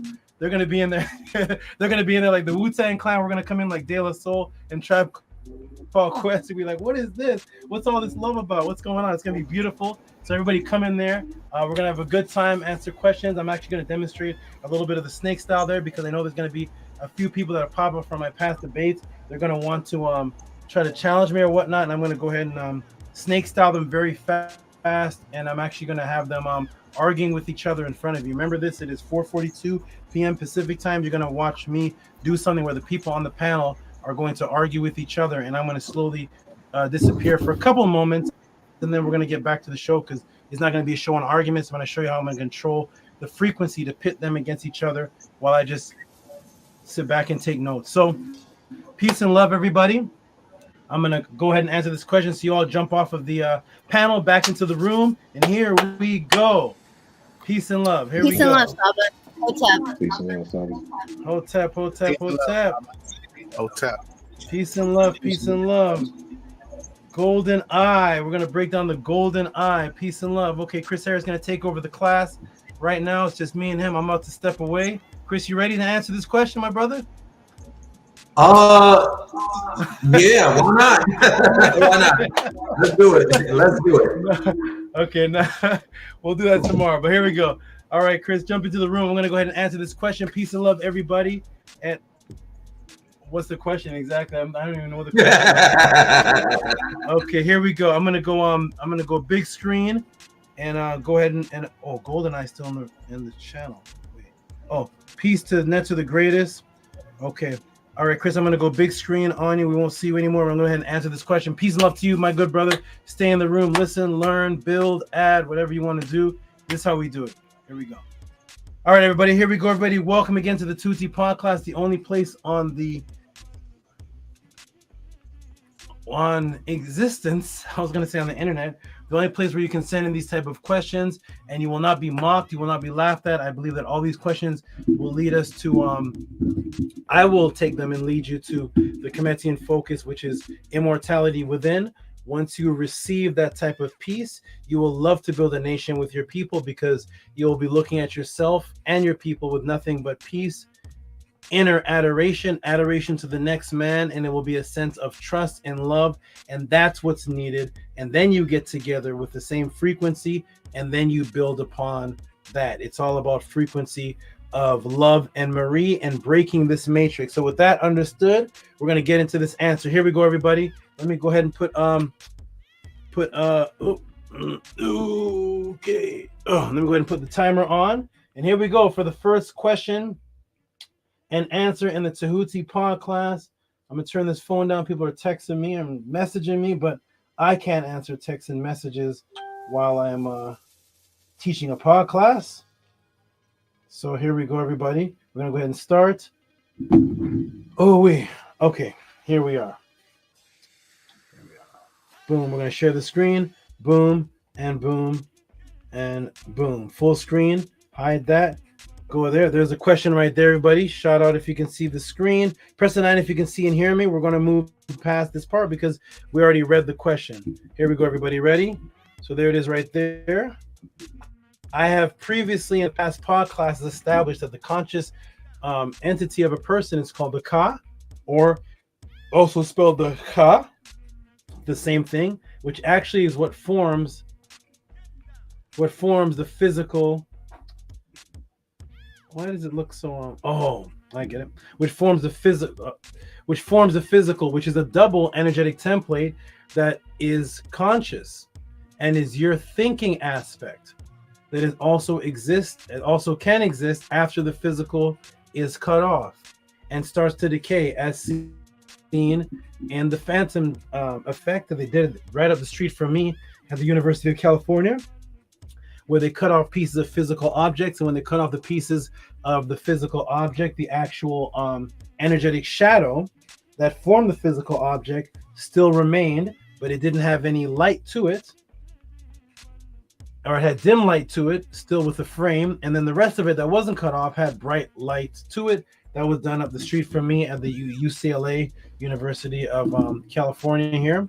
And this is called the Pa or Pa, what's called the double realm, called by our ancestors the Pod or Pa, the double realm of quantum light. It overlays and permeates the entire universe, and it contains a perfect mirror of our visual light spectrum limited world reality within it. Thus, the echo of this realm, everything happens in what's called real time. As you come out of your body, as things happen in that world, it also happens in the physical world. You see it happening in real time. There's not much time difference because it is an echoed permeation that overlays the what's called the physical realm. We're going to break down the word of physical very shortly. Thus, as an echo of this realm, everything happens in real time. As reality actually happens as an echo, and there actually is that is actually the power, which is the source. It appears to parallel the shape of our grasped physical universe. Thus appears to be existing inside a direct non-physical reflection. This world that we're in appears to be existing in a direct non-physical reflection on the other side of our touchable electron fermions reality. We were taught to call physical. We call this realm physical, right, everybody? That's what's called physical. So here is the actual reference to that in the oldest book on immortality that brought the information of immortality to the planet, the oldest mobile book, the Purim HERU. This is the chapter or the ray or the utterance of the Sekau in the name, which is the sound vibration of the Neter Kur. May I be given to me my Ren, which is my sound vibration in the great Pod or Pa. So we see this is the first time on the planet Earth a palindrome is being introduced to the world to actually describe the polarity of the physical and non-physical realm. So this is the physical realm. This is called the Pa, which is the house, the physical realm. That is because if you go into what Egyptologists teach, they will teach you that if you put a line under a Medu-Neter glyph, it means that it is the literal thing. So this is the physical house or the touchable realm, which is designated or determined by that line. Then we see the order, which means something that's great or something that's a lot of, or also a double of something that is echoing multiple times, like those little birds, the sparrows that I described, the Pod or Pa. Is the door open? No. The Pod or Pa. And then when we go to the next or, right there, notice this one does not have the line. Do you see that? This one does not have the line. So this is the physical realm, and this one is the double of it, or actually the source of it, which is echoed, permeating the physical realm that happens in the real time zone at real time because it's an echo of this. So it's the Pa, this physical, and then it's the doubled of the other realm, which doesn't have the line because it's not the physical realm to us, called the great double house, the echoed realm. And that realm, may I seka'u, may I remember my Ren in this house that is made up of Neser, which Neser is the word for fire, and it's also the word for sound. That symbol that you see in the word Neser is actually a tongue, and it means the fiery tongue. It represents vibrational energy that's caused by sound, and also light energy, because light energy and sound energy is actually what creates everything.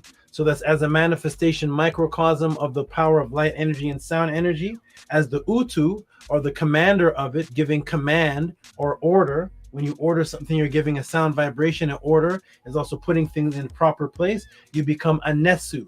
Nesu is from the same root as Neser. That is the person with the fiery tongue that has the ability to command. He becomes a Nesu Biti from Neser, the fiery tongue. And then when you're in this realm, you're in the realm of the Neser, the realm of the fiery sound vibrational energy, in this realm that is dark. So it's considered the night of the Eep, the night of being on top of something. They have computing, but it is the Eep or Ipu, which is the root word of upesh, which is a word that means the dream realm, the upesh, which is why we say at night, nefer upesh. It's from this word eep, which actually represents the horns, which rises something or resurrects something or raises something. Like the bull raises something when it rams into something. That is called the ipu, or the apu, or the eep, which is to raise something, because that is what happens. You raise and resurrect in that realm. Okay, so you raise and resurrect in that realm, and now you're with the divine beings, the original beings of the Pa, because the Pa was the original realm. So the beings that exist there are called the Pau, or the Piu. They are the divine beings that are in that original realm. You're the physical one, or the touchable electron one that is in this realm, and in that other realm, they are the Pau that exist as beings of light. They exist as what's called Akuat, which are beings of light in that Nesser realm. And you sit on the side of the what? Here we go. In that realm, you sit on the side of the east. Is it an actual direction? You see where my mouse is pointing to? So you sit at the side of the east, giving actual praise within your bones. That's why the word kes is there.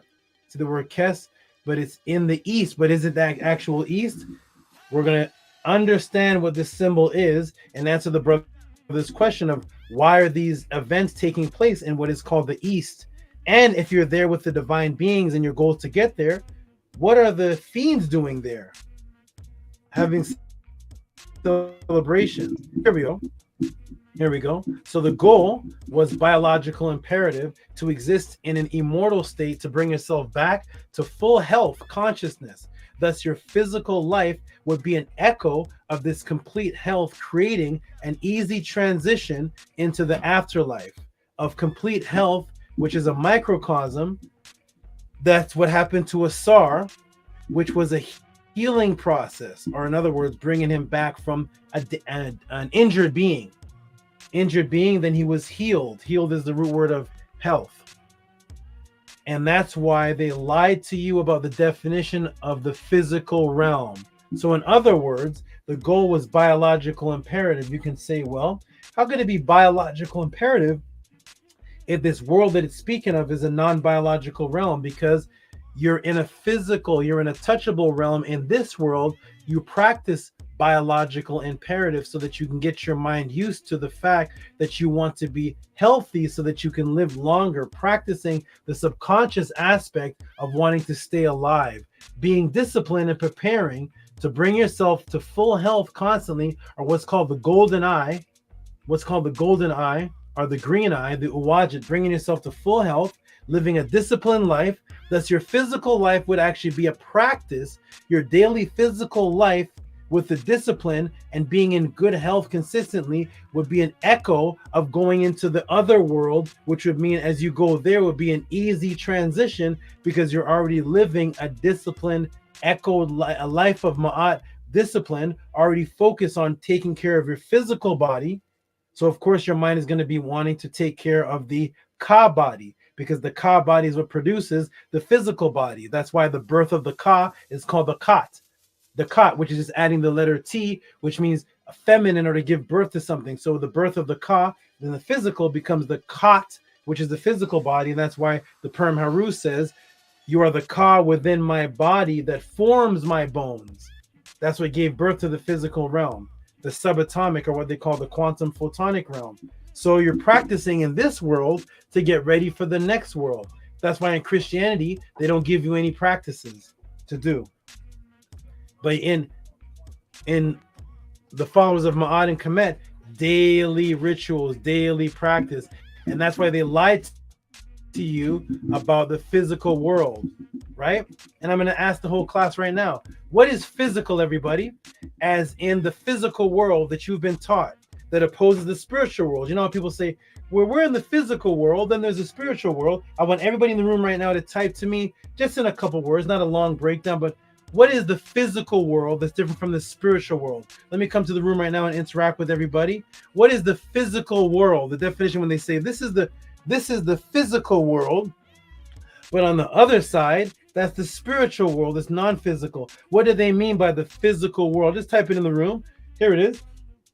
Nefer Keparat says that physical is something that you can touch, and see with the naked eye. Okay, so it's the world of touching. We know that's just electrons bouncing off of each other because they can't share the same space and time due to the fermion signs. But the good, wonderful. I'm going to take everybody's answer. So it's the world that you can touch. Okay, the physical world. Here we go. Skeleton Key says the material, very similar to from the word matter. The matter, which is also physical, right? They say this physical. Okay, tangible matter. Now TT is getting even more specific. He's now not just dealing with matter, but now there's tangible matter. Okay, wonderful, wonderful. Tangible matter, tangible. So what is the physical? Anybody else have what is the physical? Physical you can touch. Okay, physical you can touch. Matter. Okay, good, good, good. Earth and gravity. That's interesting, because some people would say gravity is non-physical. You can't really see it, but it can pull you. So that's an interesting answer. Good, good, good. Everything is physical. Okay, good, good, good. The basic dimension. Okay, good, good, good. Somebody even said it's the same thing. But what is the physical, though? What is the physical? Physical. Good, good, good. Okay, interesting answers. The first dimension, touchable, tangible, that which you can see with the naked eye. The material world, wonderful, wonderful. Tangible matters, you can see with the nature. Okay, good, good, good. Okay, wonderful, wonderful. Let me begin the class off right now by breaking the matrix. That's the difference between what you're going to receive here at the Tehuti Podclass and an answer to the question. The difference is, can we break the matrix? That means that which you thought was a reality was not a reality at all. You were mistaught something, and you lived your life with several multifarious, diverse misteachings. And all those misteachings come together as a reality in your subconscious and in your visual cortex. And you live your life making decisions based on the misteachings. And they mainly start off with the words, the power of words. Why all the religious texts begin off with the word. In the beginning was the word. The Quran says, kun fayakun. God said, let there be. Everything is the word, and the word in the tongue of Ptah. Everything is about sound vibration. Because if you can control the sound vibration and the conscious connection that the mind has to sound vibrational information, you can change reality. So the word physical actually doesn't mean those things at all. And that was the first trick. That was the first trick. To get you to think that physical had to do with tangible matter and things that you can touch and all of that. So that they can have a world based on that. Let's get into it, everybody. Welcome to Tehuti Podclass. You know I'm about to break the matrix. That which you thought existed did not exist, and we're about to correct it right now. Maharu says matter. I don't know which Maharu is, if this is Chris Angel Maharu or if this is the other Maharu. Not sure. Maharu, one of them. Okay, shout out to you. And okay, good. Let's get into it, everybody. Welcome to the Tehuti Podclass. Thank you, everybody, for your input. Now I'm going to use all of your input to actually break the matrix for thousands of people that are actually going to be watching, that they're going to hear for the very first time in their life. Are you ready? What is physical, everybody? What did I say over here, first of all? Before we even go to what is physical, the goal was biological imperative, to exist in an immortal state, to bring yourself back to full health, consciousness. Thus, your physical life would be an echo of this complete health, creating an easy transition into the afterlife of complete health, which is a microcosm that happened to Asar, which was a healing process. Healing is the root of health. And that's why they lied to you about the definition of the physical realm. Because if they can get you to believe that physical realm has to do with just touching and seeing with the naked eye, they can actually move you away from the original definition of the English word physical, which has everything to do with what the ancient people of Ma'at actually lived for, and that was being in physical health to prepare a discipline level. And this is almost every culture across the world, creating a physical discipline, what they call this world's discipline, to prepare yourself to branch off into more refined states of higher levels, and then eventually into an immortal state, so you can make an easy transition, because it would be very difficult for you to make a transition into a world which you need to have high capabilities of mental focus. When you were living your life, I'll have a little bit of Doritos, I'll go with this girl, I'll go with that guy, I wear a condom this time I won't wear a condom, I'm gonna smoke a little bit of weed, you know what, I'm gonna do this, I'm gonna eat this kind of food, I'm gonna change my mind, I'm gonna watch this movie, I like the Avengers, you know what, today I don't like the Avengers, I'm gonna do this. All this is going on as a state of distraction, which is preparing you for Isfet. Isfet just means chaos. That's all that it means. It means chaos. Okay, so here we go, everybody. You ready? So what is physical? No.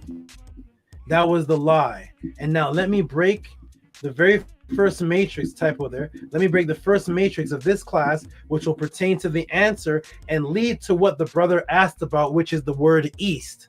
What is Tehuti doing? What does that have to do with the word east? What's going on here? Here it is, everybody.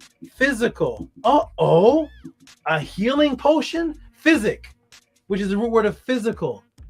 A healing potion? How come nobody typed a healing potion? The doctor didn't tell you that physic, which is the root word of physical, physic, a healing potion? Who uses potions? I want to know who uses potions other than magicians. A potion? What is this? A healing potion? That's from the 1400s. Natural science. The word physics is natural science. A healing potion. Hey, look at this. Healthful regiment.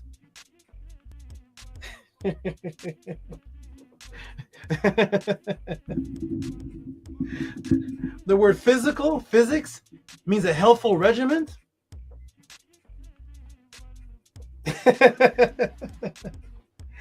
What's a regiment? What's a regiment? Isn't it what I described before I got to the definition of physical? What is a regiment? It's a disciplined way of life that deals with health.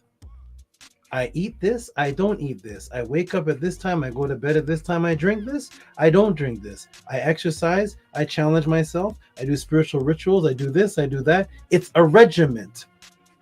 That means you have a created, rigid, regiment, structured, disciplined life that deals with healing. Now you have a healing potion. This is physics? Did they tell you that? Did anybody type that in the room? The word physical means a healing potion. It deals with healthy regiments and a discipline. They can't tell you that because they want you through the matrix to believe that the word physical is different from your path to spiritual. That the spiritual aspect, that's the regiment. That's the spiritual health. That's where you do your meditation. That's where you bond with nature. That's where you do your out-of-body practices, is the other world, not the physic. But yet in the definition, physical is the regimen of health. Physical is the healing potion. Huh? I don't see anything about touching anybody. I don't think anything about it. The physical. The physical world is the one you can touch it and touching it, touching the physicals. It is physical to touch. The matter and the matter, the matter got the matter. I see health regimen there. They can't tell you that. No, they can't. Because then you'd know that you'd have to be accountable in this world that you're calling physical, the one that you touch. You have to live a healthy life. You have to have a regiment. You have to be disciplined. It's not till just when after you die, Jesus is coming. You see, a Christian can kill your child. Did you know that? Yes. Because all he has to do, he can rape your 6-year-old daughter. A Christian can. That's right. Right in front of you. He can rape your 6-year-old daughter. And guess what he has to do on his deathbed? Forgive me, Jesus. Forgive me, Jesus, forgive me. because there's no unforgivable sin. Isn't that right? The only unforgivable sin is taking his name in vain. So in front of you, they can tie you up and rape your 3-year-old daughter and son in front of you. Walk out the door, get hit by a car, or you pull out a gun, shoot them in the head, and just as they're dying, forgive me, Jesus. And they're in heaven with Jesus, looking down at you, trying to pay your bills. They're in heaven now, wiping off all the slime from raping your daughter.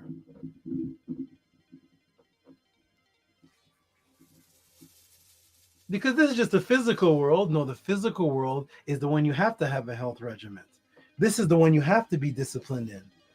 Is there any Buddhist monk that will tell you that you have to wait to die to be in that spiritual realm, to be health regiment? Any Kung Fu artist? You have a regiment here. That's what prepares your psyche for over there. Now you know for the first time at 5:06 Pacific time, December the 2nd, 2023, for the first time in your entire life, everybody watching, everybody in the channel, for the very first time in the Tehuti Podclass, you have been taught for the very first time in your life what the word physical means. But everybody here in this entire podcast has used the word physical, but never for that. But that is the definition when the word was created, before the matrix was applied. Welcome to the Tehuti Podclass. We are here to break the matrix that you don't even know you have within us. The brother never even asked the question, what does physical mean? That's just a bonus to lead to the answer of the East. Are you ready? If you like this, share, and support. Support the channel. And put the support at the bottom. I don't know if the support is playing. Support. Cash out TT Moon. PayPal at Rocky SV.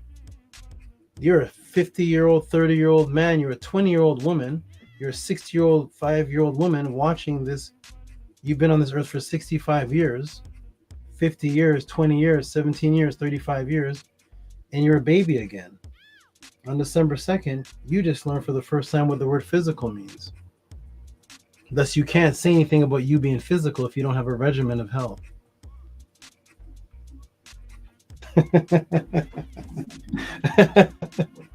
Welcome to the Tehuti Podclass. Let's get physical. Here we go. Ready? Hey, regimen of health. Study of nature, regimen of health. There it is right there, everybody. To bring forth, to produce, to grow. Healing potion. Beautiful, healthy regimens. Everybody sees that? Those are the first definitions when the word was created. Knowledge of nature. Episteme. Okay, here we go. Now that we know that and you've established that, boom, a natural health regimen of discipline, of healing, causing one to grow and expand. What's that? Biological imperative. Growing and expanding to reproduce. To reproduce. They have the word Re there because they got it from the Freemasons to the concept of Ra Herakuti. It was Ra Herakuti going in a circle, apparently. The sun apparently moving in a consistent circle. That was to do something and again, and that was Ray doing it. So the Freemasons took the word Ray and put it in front of every English word that means to do again. Rewind, replay, redo, reject. Why is the word Ray in front of everything that you have to make a circle? Because it comes from Kepara. It comes from Ray and reproducing. That's what Ra did every day. Reproduce, biological imperative, to produce yourself, the practice of which intunes the mind for the next physical dimension. Answer after death, a completely different understanding of the word physical than what you have ever been taught in your entire life. Welcome to the Tehuti Podclass House of ATTON. The first time the awareness of this reality was echoed. So the very first time that this understanding of this reality, the echoed realm of the immortal, was brought to the planet in a mobile form, was in a 78-foot long, 3,500-year-old scroll called the HERU. Let me see if I have anything on the screen. Yes, I do. Okay, great. Called the HERU. 78 feet long, 3,500 years old, is the very first time that any of this awareness was ever brought to the planet. If you have any writing that predates it, I'll present it. Other than that, this is what brought all that information to the planet. The Purim HERU, 78 feet long. That means you couldn't be lazy. You couldn't turn the page. I want to go to chapter 5. Let me turn to chapter 68 now. Maybe chapter 11. What's on chapter 11, man? Turn that page. No, you have to walk. You have to walk 78 feet to get to the end. It's a microcosm that as you're reading it, you are also making a journey. You have to walk in the Purim HERU to read it. It's 78 feet of moving distance from the beginning to the end. It's not some scroll you can open up in front of you. It's 78 feet long. You have to open it up wide and move it and walk along with it, or put 2 rocks at the end. If you want to see the whole thing and go back to a reference point, you have to put 1 rock on one side, walk 78 feet to the other side, put another rock, go to chapter 108, read that. If you want a reference of how that refers to chapter 35, you have to walk all the way down back to chapter 35 as you're going in a journey back and forth, moving towards the east. You know, they're all facing one way. Welcome to the Podclass. Here we go. What is this east, though? Which became the most important set of writings on the planet Earth at the time, which was worth half a year earnings. Today, most take it for granted. So back in that time, when the book was written for you by your scribe, you had to give about half a year of your earnings to earn your Purim HERU that was created specifically for you. Or the other name was taken out and your name was put in, because most Purim HERUs have the exact same words in it, just the name of the owner changes. Some of them are made specifically for you, like Annie's had to be made specifically for him because his had his wife Tutu in it. So Tutu's right here, Annie's right here, here's Tutu, here's Annie. So this Purim HERU, that which pertains to Tutu, wouldn't apply to me, but it can apply to you and your Tutu, or Tutu and your Annie. That's a 2 people Purim HERU. Some Purim HERUs are just 1 people. So it's customized. Still the same words though. And you, the descendants of the beings who brought this book of immortality to the planet, believed in saying knowledge is free. While in Kemet, the Purim HERU was half your year's pay. But as you are saying, knowledge is free, saying that's embedded in you by the European. How much do you think the Purim HERU is worth to the European, even in 2018? The full form. Remember, knowledge is free. I'm going to come to the room right now and ask this question. I want everybody to type the Purim HERU, the scroll in full form. How much do you think that is worth a year? How much do you think a European would pay for that? For the Purim HERU, for that knowledge? It's just a piece of papyrus, right? What makes it worth something is the knowledge that's on it. So could knowledge be free? Because you could go to a tree, and you could rip off papyrus off the plants and just stamp it on and look at a blank page. That's free. That's free, right? The blank papyrus is free because you can literally go to the swamps, rip it off, hit it with the hammers, hit it with the rocks, and now you have this big 78-foot long papyrus in front of you for free. So what makes it worth half of a year of your salary if knowledge is free? The papyrus cost? How much do you think this is worth? Because when people hear that I may access a book that is hundreds of dollars, and I'll pay for that. If it's not on PDF form and if it's hundreds of dollars, people, you're crazy, you're Egypt crazy, you're too serious about too serious. Wait, just get on PDF. Well, it's not on PDF, but I have to have this information for the Podclass. That's another reason why people support. I have to have this information. I have to access it. Some of it is not just. But anyways, how much? Type in the room. How much do you think a Purim HERU is worth to a European on the papyrus? Type in the room. What do you think it's worth, everybody? Let me see if it's worth more to them than it is to you, who are the descendants of the culture that it came from. Type in the room. How much do you think a Purim HERU is worth? How much do you think? Hundreds of thousands, millions? In reality, what do you think? What have you seen? A life savings, the Purim HERU. Are you ready, everybody? Because the Purim HERU that you have in Barnes and Nobles, that's $12.99 to $24.99. Those are the 2 prices I've seen for the Wallace Budge. Depending on which one you get, it's $12.99 or $24.99, mostly $12 to $15. So go ask your mother, ask your father, ask your friends, how much is the Egyptian Book of the Dead worth to you? That's a pagan. You better put that book down in a pagan book. That book ain't worth a garbage book. That's worth the devil's sweat. That's what it's worth. The devil's sweat. How much is it worth to the European? How much you think it's worth? $250,000? Oh my goodness. Look at these numbers here. 500,000. Wow. For the Purim HERU, the book that people just debate about online. I'm debating about the Purim. To somebody, it's worth 500,000 even to own it. And this guy's debating about it, like as if it's a piece of paper they found on the streets. That would be the answer. How much? How much? How much? Priceless. Let's go, everybody. You ready, everybody? Are you ready? Let's see how much this pagan book costs. The pagan book, the book of the mythology and the pagan. None of this is real. What is it worth, everybody? Knowledge is free. Uh-oh. Let's go to the history of information. That's the history of knowledge, right? The history of information, exploring the history of information and media through timeline. The Book of the Dead, 594 to 588 BC. A papyrus roll contains 192 chapters written in hieratic script, 227 vignettes in total. Condition is very good, except for that last portion, presumably the last and most exposed portions of papyrus roll. Here it is, right there with the ATTON on the front. House of ATTON, shout out. Book of the Dead sells for 1.3 million euros. That's not $13. That's 1.3 million euros as early as 2018.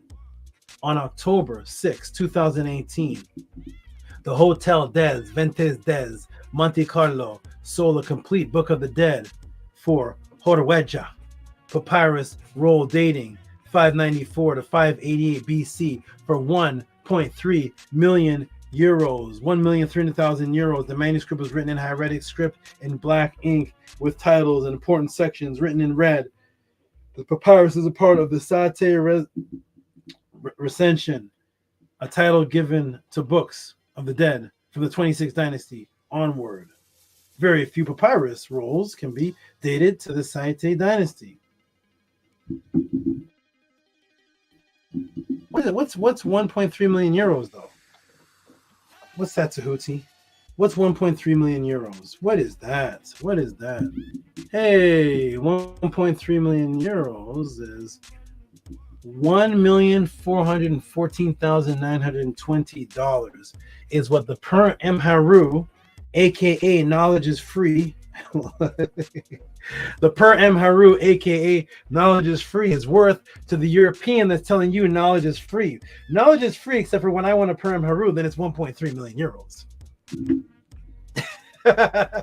Is that what the papyrus costs these days? You could order papyrus from Amazon, so it must be the knowledge on it. Something on it is something within it is making it 1.3 million euros. Woo-wee! Welcome to Tehuti Podclass. Now, what's in it, GoldenEye? What's in there that's so important to these people? We're about to find out. Welcome to the Tehuti Podclass. Here we go. Here we go. Boom! $1.4 million. Someone other than you seems to value your ancestors' immortal wisdom more than you. I wonder what magical keys he knows are in those writings. Oh, you're taking a big poop. I wonder how how many magical keys he knows are in those writings. Let us continue, because it is from these ancestral writings to this question, the rise, that's where this direction derives from. That's where we use the double principle theme from those exact writings to answer the question. Here we go. This question derives from that $1.3 million book to the European. You ready?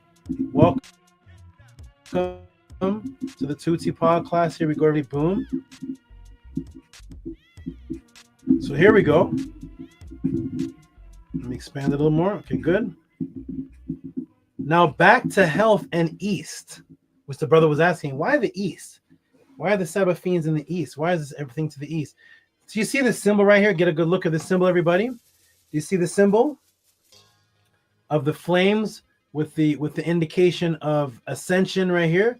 This is an indication of direction, like an arrow. This is where we get an arrow pointed symbol from. This means that something is moving up, and this is ascension and ascension. This little portion here is actually a part of the word ka. It means to ascend, and it's moving up. And then here's a platform.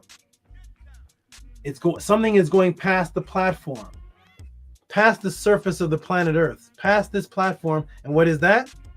That is the fire. Fire is rising, moving upwards. That means it was once under the platform. What's the platform? The platform is the surface. So underneath would be the word netter, kurt, the underworld. They say the underworld. It's really netter, kurt. Kur means underneath, and it also means loud sound vibrations. Netter, kur, the realm of the netter, underneath the burial realm, where you ascend past the earth and you come up as fire. And this is called the Abtit, showing a foot here. Abti, which is a word they say means east, but is also the left, or the left foot that you see the ancient people always moving forward with. Then you see the mountains. What is this word here for east? What is this? Now let's get deeper. This is Ta Saket Ma'at, which is really called the land of conscious memory of true sight. Ta, the land, Saket, that's conscious memory, and Ma'at means true sight or to examine something, which is how you see the truth. They say Ma'at just means truth. Truth is a state of existence, but examination is a verb that you partake in. It's a verb. You're doing it. Ma'at just means truth. Okay, good. So the auto mechanic, he lives Ma'at because he really truly knows how to fix a car every day. Everything he tells you about your car is true. So then that auto mechanic, Hernandez, my auto mechanic, he can say, I live Ma'at, Anki and Ma'at, Un and S, Nintet or Set and Ma'at. How come? Because I can tell you what a piston is, and it's true. And I can tell you what the engine is, how much it costs. That's true. So Anki and Ma'at, Un and Ash, I'm living it just with you. Nope. It's the word for examination. It's an actual symbol of an eye, the golden eye that we're about to get into.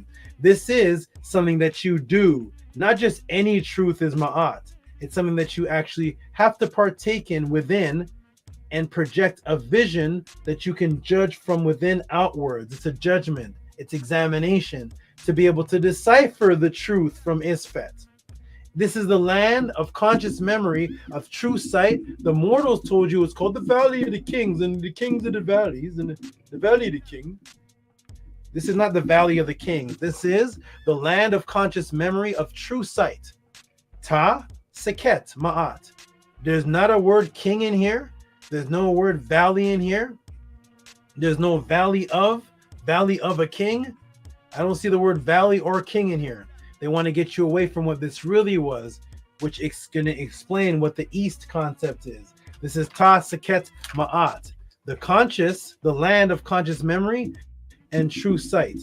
This was a mountain area that was recarved by the ancient followers of Ma'at to look like this inside. Look how beautiful it looks like inside.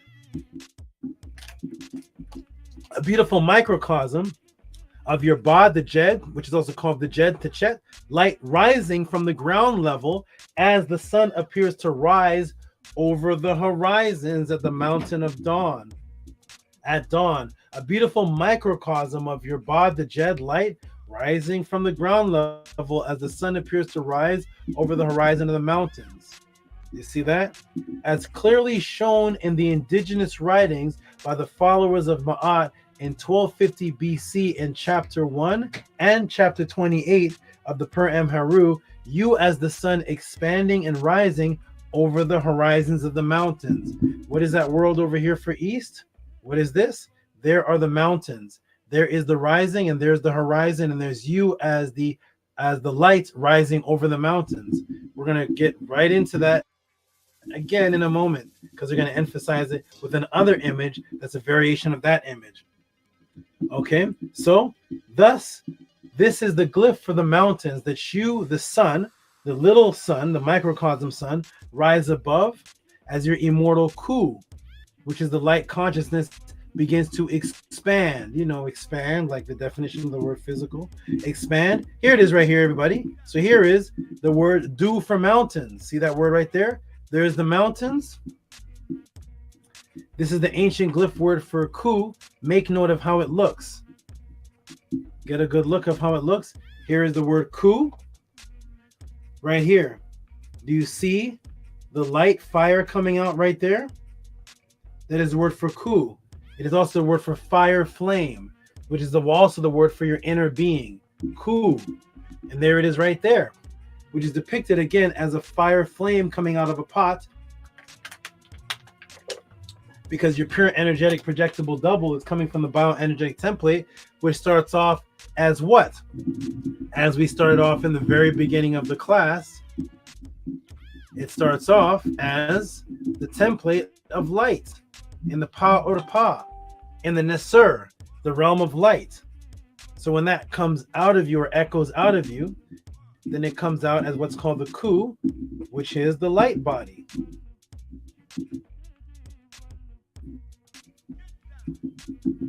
Which they have depicted as something coming out of the horizon over the mountains and also coming out of a pot of light called the Ku.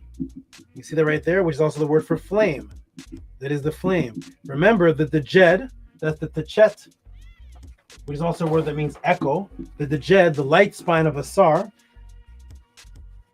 and also Ptah, which is in front of Ptah too. Well, when you are protected by the serpent energy, symbolic of consistent shedding of the skin echoed, bioenergetic double, guess what the word and symbol is? There's the Techet right there. So there's the word Techet, which is everlasting, which is biological imperative. The word to exist, there you are laying down. And then the serpent wraps around you in a state of protection. And then you resurrect because you represent the serpent that is constantly shedding. And it's the word for everlasting, to live forever. The definition of health in the immortal realm, as you prepare in the physical realm by using physic or health to keep you alive as long possible in that realm, which you will eventually, after years and years, begin to deteriorate, but you're preparing yourself for living in the next realm continuously. Thus you practice in this world called the physical world as you make your proper judged conveyance or convoy, not a forced one, not carried away by the fiends. Remember the question the brother asked? How come it says that you're convoyed or conveyed, carried away by the beings? Let me break a matrix for you really quickly here. The word there in the Perm HERU on page 10, it shows feet moving. They say you're conveyed like a conveyor belt, which is also the same word for a convoy, which means you're moving from one place to the next. Let me walk you through this. Okay? Remember, in that realm, there is no physical sight. It's a realm that overlays and overlaps this realm. So all you can bring in there is the Ma'at, sight, that you don't need physical eyes for. When you see something, as I broke down, it's a holographic image that is actually placed back here. It starts here, electromagnetic laser lights, and then moves to the visual spectrum. Listen to me closely. It moves from here to the visual spectrum, and you actually see there. That's where you see. That's where your understanding now of this world takes place. You will not be conveyed, and they use the word convey as a traveling journey. But convey also means to move consciousness from one part of the brain to another, or move consciousness from one person to another person. I convey what you're saying. I can understand it. I have a concept. Could you convey a message to me, please? That's what we use the word convey for. It's the moving of consciousness, because in that realm, the only thing that's conveyed is your ka, is your so-called spiritual sight. That's the only thing that's moving there. That's the only thing that's moving around that you can see with those eyes. That's how you're conveyed. That's why the utet or the abtet, which is the word for boat, which is what the image of that you're being conveyed on, is the same word for intelligence and consciousness in Medunetter. The same word for the boat of conveyance, like a conveyor belt or conveying yourself down the Nile, is the exact same word for perception and consciousness in the Medunetter, because that's what's being conveyed. And your consciousness can be interfered with so that by the time you're conveyed to another area, or by the time the information is conveyed into your brain, it's warped and changed by the fiends. It's altered. Then you give that false information to someone else and convey it. And they convey it. And they convey it. And next thing you know, there is a whole system of systematic subconscious slavery that don't know they're being forced.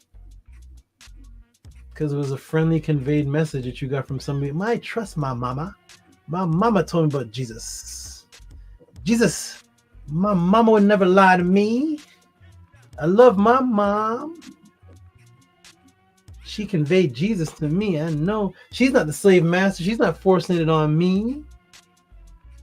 My mom, get out of love. She got me the Christmas gifts out of love. You don't know that you're being forced, because that is what mental slavery does by the fiends. And we're going to get into why they're called fiends. The Matrix has you being forced to do things that you don't know is a forcing. Welcome to Tehuti Podclass. Now we understand conveyed. The conveyed. That's what it is. It's consciousness moved from one place to the next. Represented by a boat or a journey that you're on, a convoy, not being forced or carried away by the fiends. It's a smooth journey. You're making the right decisions. Why? Because it's Ta Saket Ma'at. You're seeing through the eyes of truth. Ma'at. You're examining things. Guess what the word for right is? Decision and judgment. They'll say Ma'at. That's what all the content do. Ma'at. Ma'at. Ma'at is the, yes, that is it. But what's the other word for judgment? Uh-oh. It's Ucha.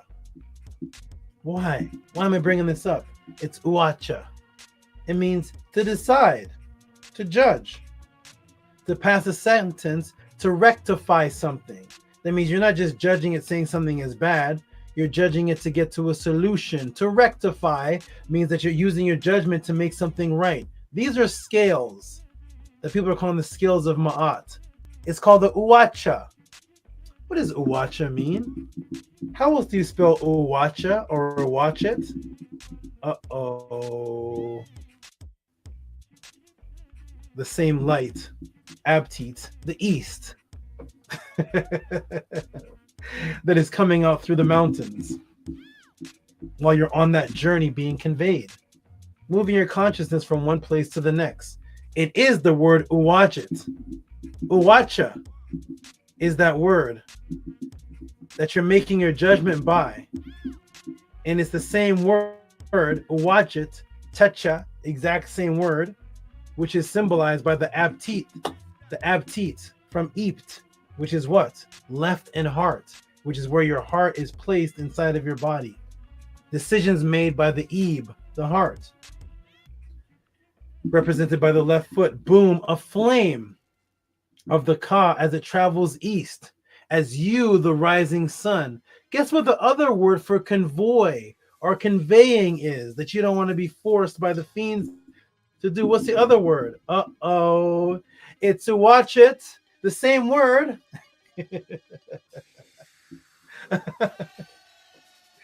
The same word for making that proper judgment, because you're seeing with that eye, conveying with that eye. You want to make proper judgment because that is ma'at you're examining. It's not just truth You have to participate in it. You have to make the examination. That is the uwacha. That's to decide something, to make a choice because you want to fix and rectify. What do you want to rectify on the other side? Could it be your health? I don't know. Huh? What do you want to rectify? Something that may be wrong with you? On the other side, conscious emotional baggage, burdens that you have to pekka emku, rid those toxins out of you for the other side. You know, because toxins lead to stroke. Is that bad health? Hey, stress leads to what? Ulcers? Is that bad health? Hey, I thought stress was mental. Where's stress? Go grab it. I want a bottle of stress. Give me a bottle. Waiter, I'm ordering a bottle of stress. That's what I want. Forget the Moet today. Give me a bottle of stress. Stress is not something you can touch. Stress is a conveyance of consciousness. It only exists here. Your stressed out life exists here. Because the homeless person under the bridge sees me and smiles. Hey there, Mr. Magician. Hey there, Mr. Man. He has a little pen. Hey there, Mr. Man, Magician. Hey there, Mr. Man. Can you give me a quarter? Hey there, Mr. Man. Here's a quarter, man. I'm going to give you $1. I thank you. I thank you for that. You like my drum? He's under a bridge. There's rats going back and forth, possums dancing. He's under a bridge. Swamp water, cans and garbage. You like my drums, Mr. Man? You lose your job. Oh, I'm super stressed, man. My girl's leaving me. I lost my job. My car broke down. I'm breaking down. I'm gonna have a breakdown. I'm gonna break down, man. I can't take it. I'm depressed, man. Give me some weed. Give me some smoke. I'm gonna die. I'm gonna die. I'm gonna die, man. Oh, I can't take it. I'm gonna die. I'm gonna lose my house. I go back to the homeless person with the rat. Hey there, Mr. Man. So stress is mental then. Because the guy that lost everything, he's dancing, hey there, Mr. Man. And the guy that just lost his job and his wife cheated on him, he's ready to commit suicide. But he never got to the point of the guy under the bridge yet. But he's stressed out. And the guy under the bridge, hey there, Mr. Man. Give me a quarter, Mr. Man. Because stress is conscious unhealthiness, baggage, so that you can't become shu. The feather, where is it? There it is. Is it the feather on my hat? The feather, the ability to be light to fly, because you're carrying emotional baggage to the other side. Thus, it's unhealthy. Thus, it's unuwajit. Thus, you can't travel because your boat is heavy and you're sinking down the Nile. You're sinking in the water, just like the donkey in the never-ending story. Remember? Too heavy with the baggage and burdens. It's all in the mind. There's no stress. That doesn't exist. Nothing's happening wrong in your life. You create your happiness. I gave the homeless man $2. He was the happiest man in the world. You're like, yo, the doc in my pay. Yo, I'm not going to make $600 this week. Yo, the doc into $300. Hey, yo, man, I'm going to kill somebody. I mean, let me find out. I gave the homeless guy $2. Thank you, Mr. Man. Good. So that means it's all created in your brain. And that's the only thing you can bring back there is your consciousness. Thus, you have to rectify situations here first before you can even make it down there to make that travel in the Netzer Kurt. You see? Do you understand? That's why uwajit is the same word for going forth on the journey, because you go forth on a journey on the boat of Ra, but the only way you could go forth on that journey on the boat of Ra if you're able to make conscious decisions and know good from evil. And if you rid yourself of the negativity, thus it is uwajit, and that's how you travel east, because that's where the sun rises. And if you don't travel that direction, you also won't rise. You see, boom, and there's the flame coming out of the mountains to the east, traveling convoy, the boat of conscious sight awareness. Thus, What is the other symbol for Uwajit? I wonder, what's the other symbol for Uwajit? Oh, it's the eye. Of course it's the eye. That's how you write Uwajit. It is the eye. That is Uwajit right there. The same word for the journey.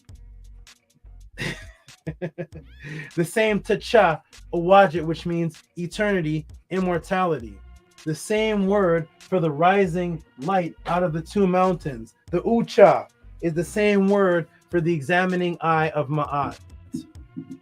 Welcome to the Podclass. Thus you make your journey in the afterlife with the ability to make proper judgments, conscious sight reasoning through Ma'at, which itself means to examine after you have been judged, because you have to get past your judgment first. Then you're on a safe, healthy convoy, thus in a state of proper biological imperative, thus the same image for the so-called Valley of the Kings, the flame coming out of the mountains, the Uwajit of the mountains. And guess what else? Uwajit means to be healthy. It means to be healthy. In that realm of the Nesser, which is the realm of light. What is the symbol for the Uwajit? Oh, it's light coming out of the mountains. That light is you, your ku, your fire coming up, resurrecting out of your body or projecting out of your body. Then you go into the realm of light, which is also called the realm of Nesser, which has a tongue in it. Nesser, which means tongue. Why is that? Because it's sound vibrational realm. That's what the word Kur means. It means sound. Nesser is light sound, and Ren is composed of two meta letters, which is what? A mouth, which is sound, and waves. As you come forth as a per M HERU, which is light. Hey, sound. Sound? Hey, what's the other word they use when they say you're healthy? What's that other word there? It can be sound. Is it sound? Nah. No, it's not. Can't be. It can't be sound. Sound can't be another word for health, is it? It can't be. Is sound another word for health? How come, Mason? What happened? How'd I get in there? Oh, I know how I got in there. I know exactly how that got in there. I get it. It got in there because the word Uwajit means to be healthy, to be sound. Uh-oh. Safe and strong. Why is the word sound in here? What does sound have to do with health? Sound is health?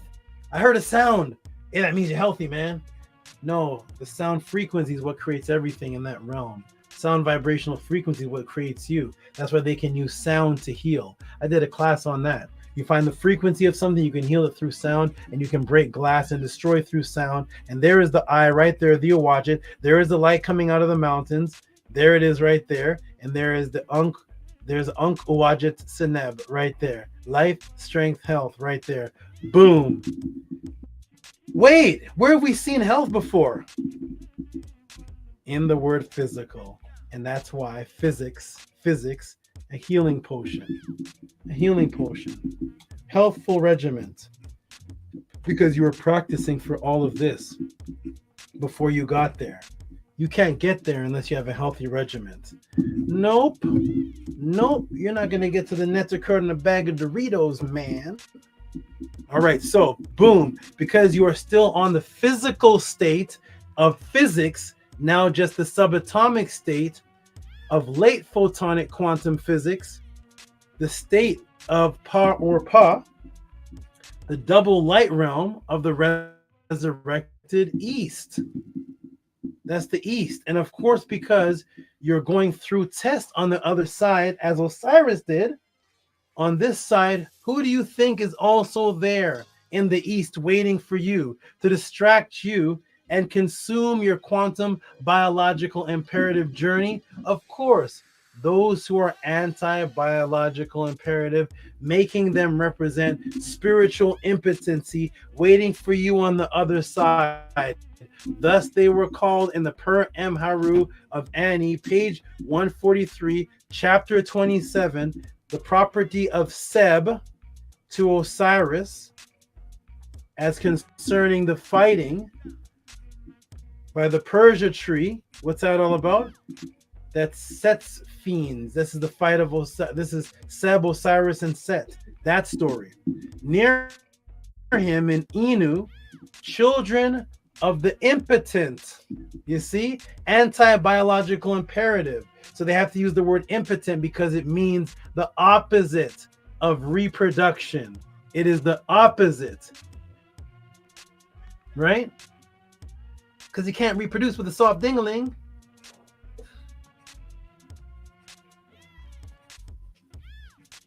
So you have a problem with impotency, sir? So you can't have a baby because you can't even get an erection. Impotency is anti-health, anti-biological imperative, anti-reproduce. You can't reproduce if you're impotent.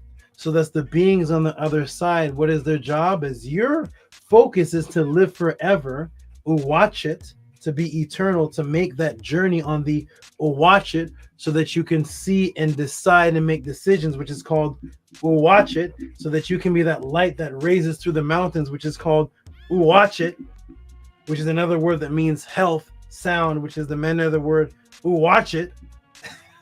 Then the focus of the other beings would be anti watch it, which means their job is to take you away from health, take you away from that journey, distract you, poison your mind as you convey things back to your brain. Their job is to destroy, suck your energy from you, take that from you so that you don't have that virile potency on that other side, and thus you become like them, one of the sons of the impotency. Welcome to Tehuti Podclass. If anybody here is getting this anywhere else, put the timestamp of the YouTube channel, put the book, put the page number, put the debate timestamp, wherever it is. If not, please support, which you are not getting anywhere else, because we are at 1 hour and 2 minutes. This is as long as a movie. If you've been absorbing this for 1 hour and 2 minutes with your eyes like this, enjoying and absorbing it, can you give back for 2 seconds? Can you support? Cash App, I think it takes 4 seconds. 1 hour and 2 minutes, you can suck. You can succubus and drink the knowledge and vampire and take it. And let me take my notes and let me take this. Is good. It's really good. I like this. Could you take 4 seconds in Cash App? Are you that attached to money? While the European spends 1.4 million on the Perm HERU. Because he knows what's in there. I'm giving you what's in there. You're not getting this. If you're getting this anywhere else, timestamp. No talking, just timestamp it in the room, and we'll go press play. And then Nahum will send this exact same question to whoever you're saying your teacher is, whoever you're saying that me and them are, what are they called? We follow the same practice. Send this question to that teacher. If not, please support what it is that you're absorbing. It is Cash App TT Moon, PayPal at RockSV, and that's what keeps this high quality of answers going for over an hour. Over an hour. Welcome to Tehuti Podclass, House of a 10. Let us continue. Sons of the impotent revolt. That means they're rebelling and they're against biological imperative. Wow, Tehuti, the SABA fiends are going to be there in the eastern area waiting. Let me make sure. Let's read the full chapter area. Let's see where this battle is actually happening. Well, here we are. We're going to go below, see what says Sons of the Impotent Revolt. Where is this actually happening? For they have done, now they're concerning the night of the battle. There's a battle going on. They enter into this eastern part of the pet. That's where they're entering in to battle, to do the fighting, the revolting. They're coming to where you're going. They're going into the eastern part of the pet. Straight away taketh place in battle. That means in the direction that you're going to receive immortal life, they're going there as well. What do they want to receive? You. Boom. Right there in the eastern part area with you, because of course, where would evil reside? Wait, where would evil Isfet be attracted to? Where would evil reside and wait? Where do you go when you want to go fishing, everybody? Right where the fish. When you want to go hunting, Where do you go? Where do you go? You go to the area that the animals think is the safest, the place where they're going. You want to catch a baby bear? Sit there in the bushes and wait for the mama to go out when the bears aren't following her.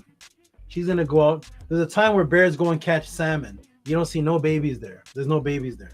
It's a bunch of adult bears, and they're doing this thing where they're kicking up the salmon. The babies aren't there. The babies are back in the cave or somewhere off, hidden somewhere. That's their safe, secure place. That'd be the best place to hunt a baby bear.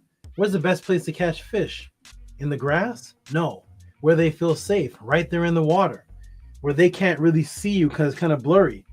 And you put your little fishing rod and hook there. You're going fishing where they feel safe. Where are the bears going fishing? When you see those videos with the 40 bears and they're up at the top of this, who have seen that? The bears at the top of the stream and there's all these salmon. Like every year this happens.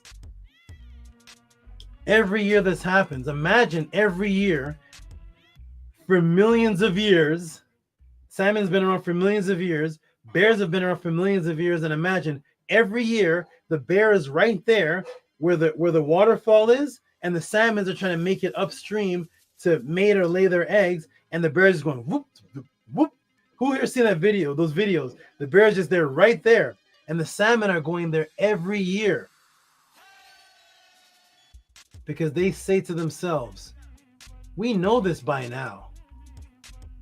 Only 4% of us are going to survive. Maybe 10% of us are going to survive. But those that can go through this will be able to go upstream and lay their eggs. Why? Because we're about a regimen of biological imperative. So we can lose 1,000 of our family and friends. As long as you can make it, distract those bears. You can make it over there to give birth. Because if we all look at the bears and say, oh, hell nah, I'm not going up that. Look at all them bears up there. I'm going to hesitate and procrastinate. And look at there, no way I'm getting past them bears. Listen, salmon, brother. Listen, man, I think our time is done. I think our time is done here, man. The bears win. No. Thousands of salmon get killed in every year. Right there. A few of them make it up to the top because the Earth for Biological Imperative says that's what we're here. That's our regiment. We're going to survive so that salmon can survive for millions of years. The bears are like, yep, and we're right here in that safe place where you're going to lay eggs and we're going to eat you. Keep on coming. What does the person do? Oh, no, man. What? No, yo, I'm not going to do, yo, I'm not doing none of that. No way, man. Oh, man, we're going to get killed up there. We're going to face the enemy. We're going to fight the, no, man. Oh, man, no. And the salmon is like, and remember, we're the superior beings. That's biological imperative overpowering hundreds of your family members getting killed by bears. They're waiting there at the safe spot. Thus, Isfet and the negative beings wait there at the safe spot. They pick the places that you are comforted in, the comfort zone, and that's where they feed off of you in this realm and in that realm. Because nobody can protect you better than Jesus. It's safe in the church. That's the safest. Jesus is God's house. Till a little white boy shoots it up. What happened to God's house? Here we go, everybody. Welcome to Tehuti Podclass. Let's go. On the other side in that realm, the fiends are right there waiting because they know that's where you are going, of course. That's where you're going, so that's where the food is. That's where they're going to be waiting for you. Understand this? Woo! Here we go. Right there, everybody. Boom. That's where you go fishing too, right? So if they can subdue your consciousness as a form of subconscious and feed off of you, or in other words, merge themselves into your ka so that you and them can become one in consciousness, feeding off of your Ka, which is your bioenergetic templates, pure energetic projectable double, thus eventually making you impotent. In other words, lacking the ability to echo out the body, eject or ejaculate, which comes from the word eject, to reproduce yourself into immortality as you're on your journey. Thus you become weak in their presence. Thus when we go to the Per Am Heru and the coming forth from heaven, Per Em Pet, I sit down by the side of the divine Ku. Alas, I am weak and feeble twice. I walk along. I am weak and motionless in the presence of who? In the presence of the gnashing of teeth. The gnashing of teeth, their mouths in the underworld. That's where they get the Revelations 20 from, that there's demons in the underworld with the gnashing of teeth waiting for you. And you're in a weakened state in that realm because they're there waiting and hunting for you, just like you as a hunter hunt for everything else. Boom. Welcome to the Tehuti Podclass, the last place on earth where you're getting direct teachings from the Nitiru on immortality in the afterlife and the subconscious subatomic ground base on the indigenous writings, the subatomic realm based on the indigenous writings themselves. And how do you become like them once they merge into your consciousness? Of course, celebrating their festivities on the etheric plane as you practice them on the physical plane right now. You're practicing for that feeding right now. So as the brother asked, what were the festivities and celebrations of the SABA fiends? Well, because there is no time to get into every intricate detail of the exact step-by-step ritual, luckily through archaeology, what we do have is a physical representation that there were a set of people on the planet that invaded Kemet and celebrated rituals and opposed Ma'at, and that was their focus, to commemorate anything that opposes the Neter. And this set of people today are called the Hyksos, invaded and ruled Kemet in the dates of 1650 to 1550 BC. And we can tell who they worshipped according to their names and records, as recorded in the Papyri Sailor 1 Museum number, British Museum number EA10185,2, and that is right over here in what's called the Sailor Papyrus, right over here, EA10185,2, British Museum Sailor Papyrus, with the story of the argument between Apophis and second in Ra. And that's this right here, Papyrus Sailor, if you want to go look it up, 21st dynasty in Waset that the European calls Thebes, which it states in lines 1, 2 to 3, according to the words of the indigenous people themselves. So the king Apophis adopted Set for himself as Lord, and he refused to serve any Neter that was in the entire land except Set. He built a temple of fine workmanship for eternity next to the house of the king of Apophis, and he appeared at the break of day in order to sacrifice daily to Set, while the officials of the place carried the garlands exactly as the practice in the temple of Pire Harakuti. Why? Because Set was the opposing force of Osar, and it was Set's fiends that were called the Saba'u as well. Set's fiends. So thus the celebrations would be celebrations of Set. What were the celebrations of Set? Of his killing of Asar. That was Set's accomplishment at the time while you're going against a Ma'at. Thus the focus of the Saba'u fiends and those who follow them on earth was to celebrate anything that opposes Ma'at, diametric inversion, and to have you follow their practice so that you can merge with them in a destructive, anti-biological imperative, anti-immortal frequency. And that is why we read in the book, I shall not be conveyed, I shall not be carried by force to the east to perform the festivals of the fiends there, gashing evil, nor going by the horns of eating the fish. That's another breakdown. So you don't want to be the fiends. Saba'u fiends are doing everything to celebrate the opposition of the Nitiru and the death of you. That's what their celebrations are based on. Set and Apophis and Apep's defeat of Ra and Osiris. Anytime they defeated them, that was the focus of celebration. So you don't want to be carried by force to do that. Why? because that was a ritual. Many people don't know about Cleopatra. Cleopatra, but don't know about her sister being forced into reenacting this ritual, which was the ultimate humiliation.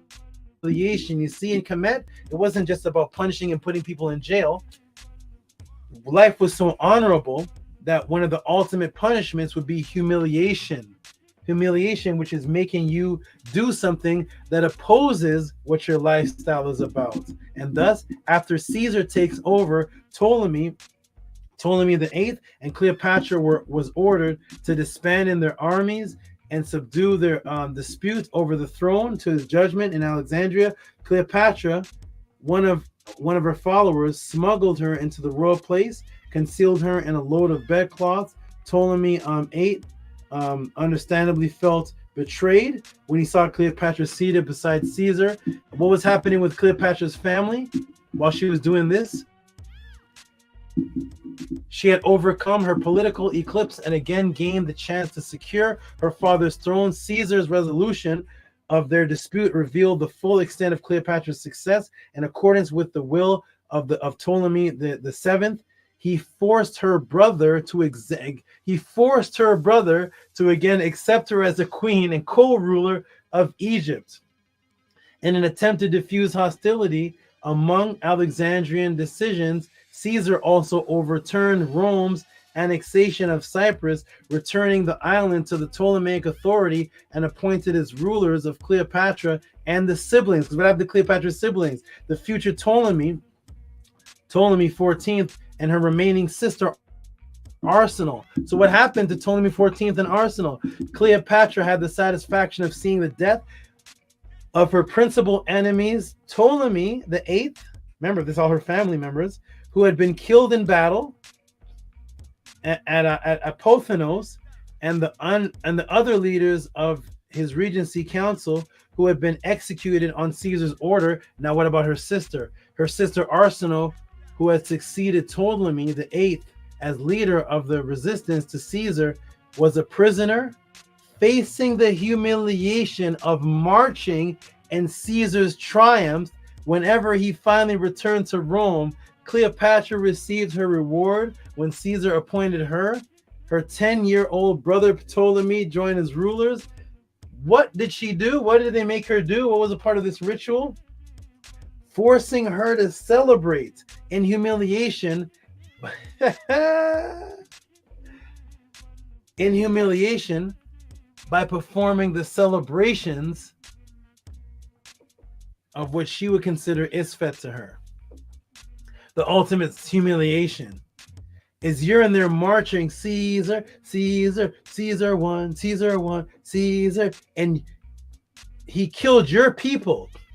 Instead of killing you, the ultimate humiliation in Kemet at that time, making you celebrate that which you detest. Participating in the celebration of the opposite of what you stand for is worse than killing you. Ooh, this is why they woke me up at 4 a.m. Here we go.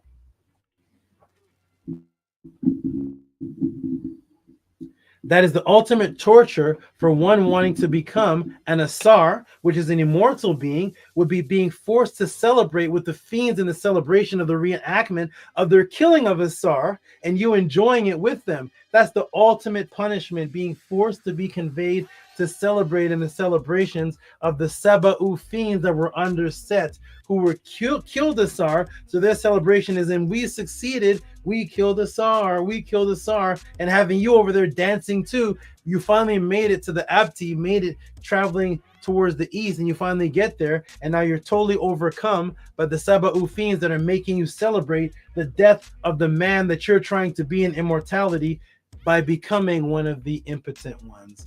Because this is a double realm. Things are happening in real time as they're doing in the subconscious, in the spirit world, that you're not even aware of. That is happening to you right now. It's happening right now because you're unaware that you're being forced. Unlike Cleopatra's sister, your actions are now not humiliations. It's easier for you to fall into the anti-biological imperative ritual of the fiends. It's easier for them to make you do this now in the physical form to prepare you for when you get over there. You'll be doing it there because back in the days of Cleopatra, the sister was so loyal to her way that it would be a humiliation to perform another way. But what if they could change the matrix to make you like it so that you're not forced?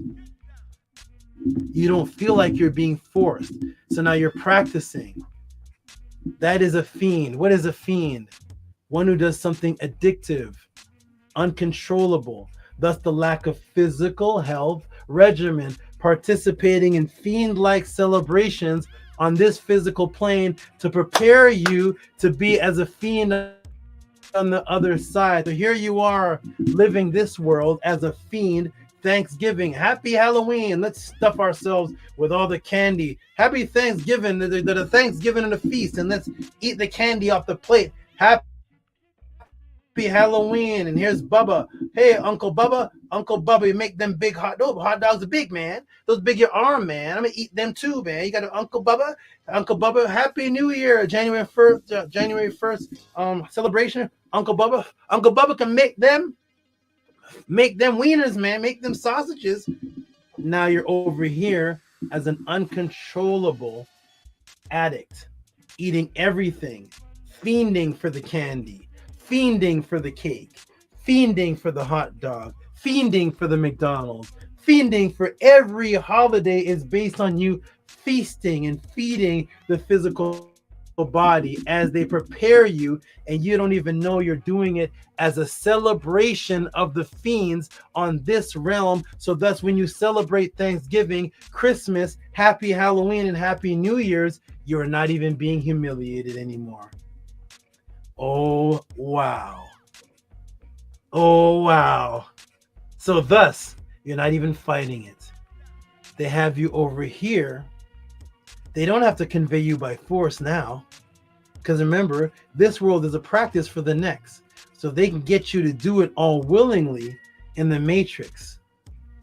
What's the Easter bunny? What's the Easter? I'm going to collect a bunch of chocolate and eat a chocolate egg and a chocolate Easter bunny. I'm in love with you. What are you going to get from me? I'm going to get you a Valentine and a chocolate, the Valentine cake. We're going to go to dinner to the Valentine wine. We're going to make love. We're going to wake up and eat the wine again and the chocolate and the Valentine. And hey, guess what's coming up in November? The Thanksgiving, a lot of turkey. Put that grease on that turkey, girl. Put that grease on that turkey. Christmas dinner's coming up. Better get that Happy birthday to you. What's for your birthday? Is it some home remedies and medicine? No, it's a birthday cake. Hey, it's a birthday cake. It's your birthday. Now you got the birthday cake and the sugar, and you're eating the birthday, but that's killing you because you're celebrating your birth and the birthday and the Christmas coming up and Thanksgiving. And don't worry, your kids are gone because your birthday fell on Halloween. So while you're eating all the birthday cake, the kids are all getting the Halloween trick or treat. They're eating the trick or treat and the birthday cake, and you're a fiend.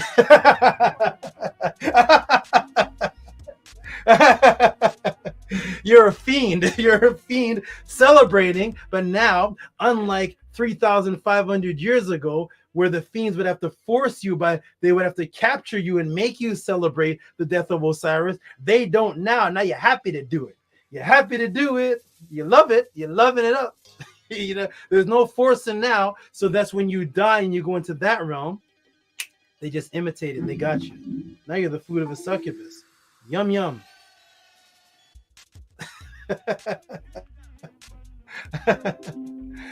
Yummity yum yum. Eat up, man. There it is. Yum.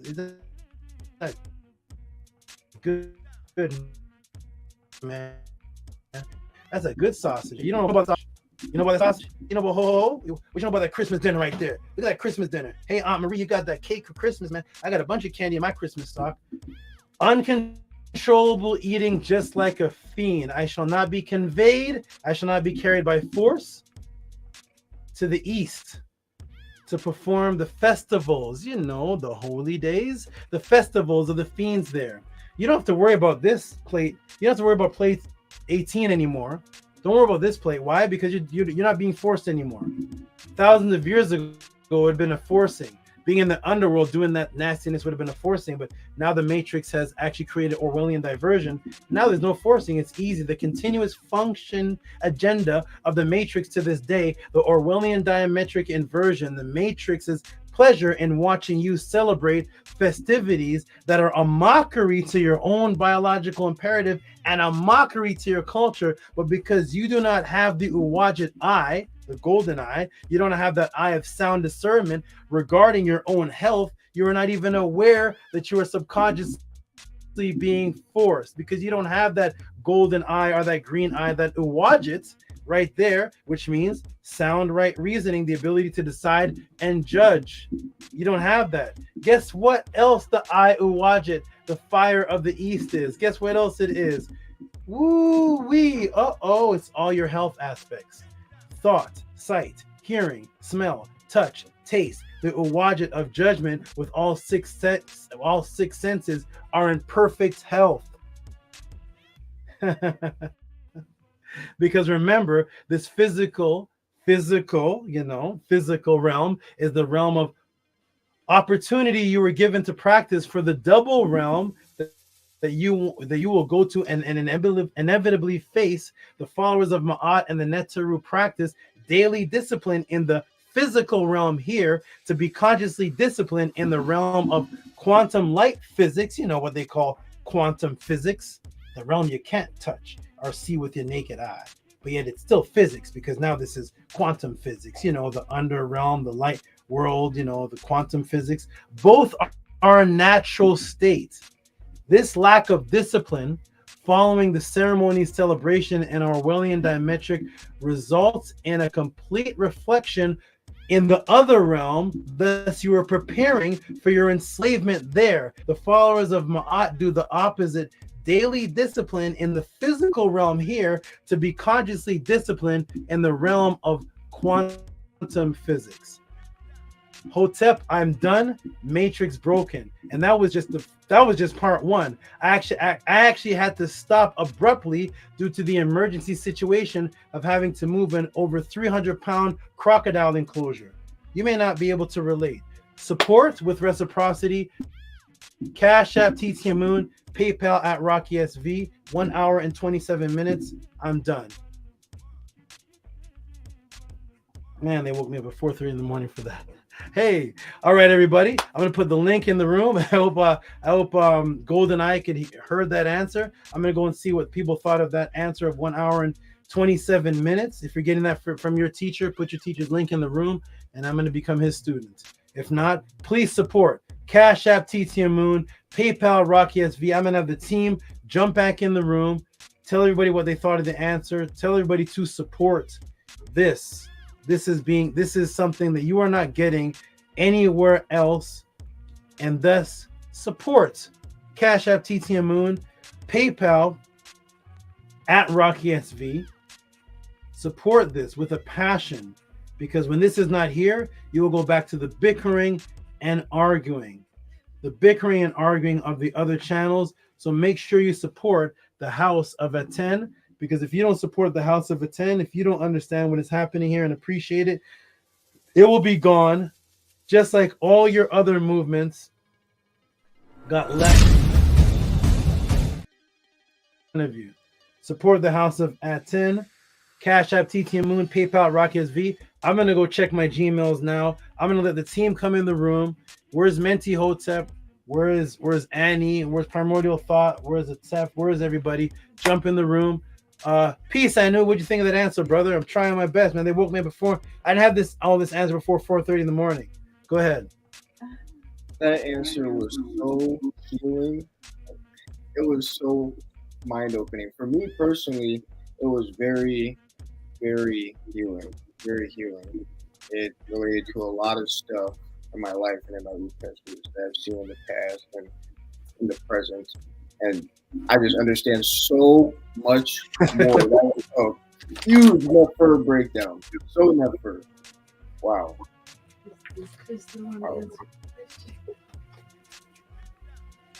I'm at like a loss for words. My mind is including all the information. I'm gonna be watching it all week. Hey, this person here, be your own peace. Wow, you're speaking my thoughts exactly. Told my family I'm not attending or participating in their festivities. I don't want to be around alcohol and meals. All negative dark entity would be there. GoldenEye, the one who asked the question, he said, SABA, when I tell you, when I first read that line on page 110, something told me this was urgent to my transformation and that it really was again. I can't thank you enough. Shaking my head. There it is. Peace, everybody. There's my answer right there. I'm glad everybody enjoyed it. Support Cash App, TT Moon, PayPal at Rocky SV. I'm going to check my emails. It's an hour and a half. So that means that right now, here where I am, it is 6:15. So 6:15, 5:15 would be an hour ago. 4:45 would be an hour and a half ago. So I'm going to check my Cash Apps and PayPal and see who sent any support between 4:45 and 6:15. See if people were watching, if they got anything from it. Even send support and say the answer was garbage. But if you don't send anything, then I don't know. I'm not sure why you're watching. But if you're watching and you appreciate it, send support to Cash App, TT Moon, PayPal at Rocky SV to get this quality of information. Bella comes in and says, "Tua Saba, you're the best and help me so much. Peace." Well, Minty's here. Peace, Minty. Peace, Meku, Ra, and Scribe. How you doing, people? Peace, Hotep Saba. That was an emotional breakdown. that sounds strange. You said that was an emotional breakdown. Was that, did you have an emotional breakdown or was the breakdown emotional? Both. Both. Okay. It's incredible the lies that we've been told, and everything that we've been conditioned to believe. I'm just so grateful to have this experience where I could be taught where the origins of these holidays and these rituals that we're kind of conditioned into believing. We grow up with them and we're conditioned into believing in these holidays and these Thanksgivings and these Christmas and all of the holidays, but it's a lot to process. It's all preparation. It's all preparation. Understand this, and I'm gonna say this, and I'm gonna step off from one. But understand this: that let me get that big one off the screen. Wait a minute, hold on. That when people say to me all the time, they say, "Hey, Tehuti, you're very disciplined, man. You're very disciplined. You do this regimen every day, every week, and you live in a very disciplined life." And I say to them, "You're disciplined too. You have great discipline. You do Halloween every October. You do Christmas every December. You celebrate these holidays every year. That's some good discipline, man." I understand we're both preparing for discipline for the other side. You just don't know you're preparing. You're eating the food to prepare to be the food. That's right. You're eating the food to prepare to be the food. It's a whole harvest. It is. Yes, and Nahum, how you doing, brother? One second. I'm listening. Hold on.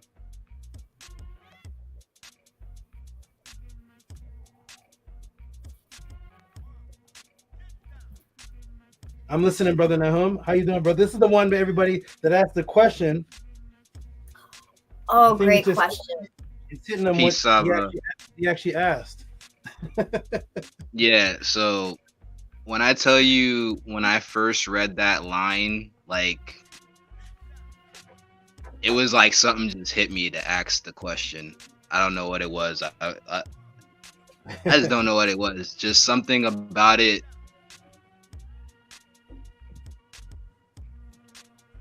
I don't know. I just don't know. Something about it told me ask the question. I had to ask the question, and just you broke down too much. Honestly, you didn't even say it, but we were in Tehuti overdrive. I don't care what nobody says.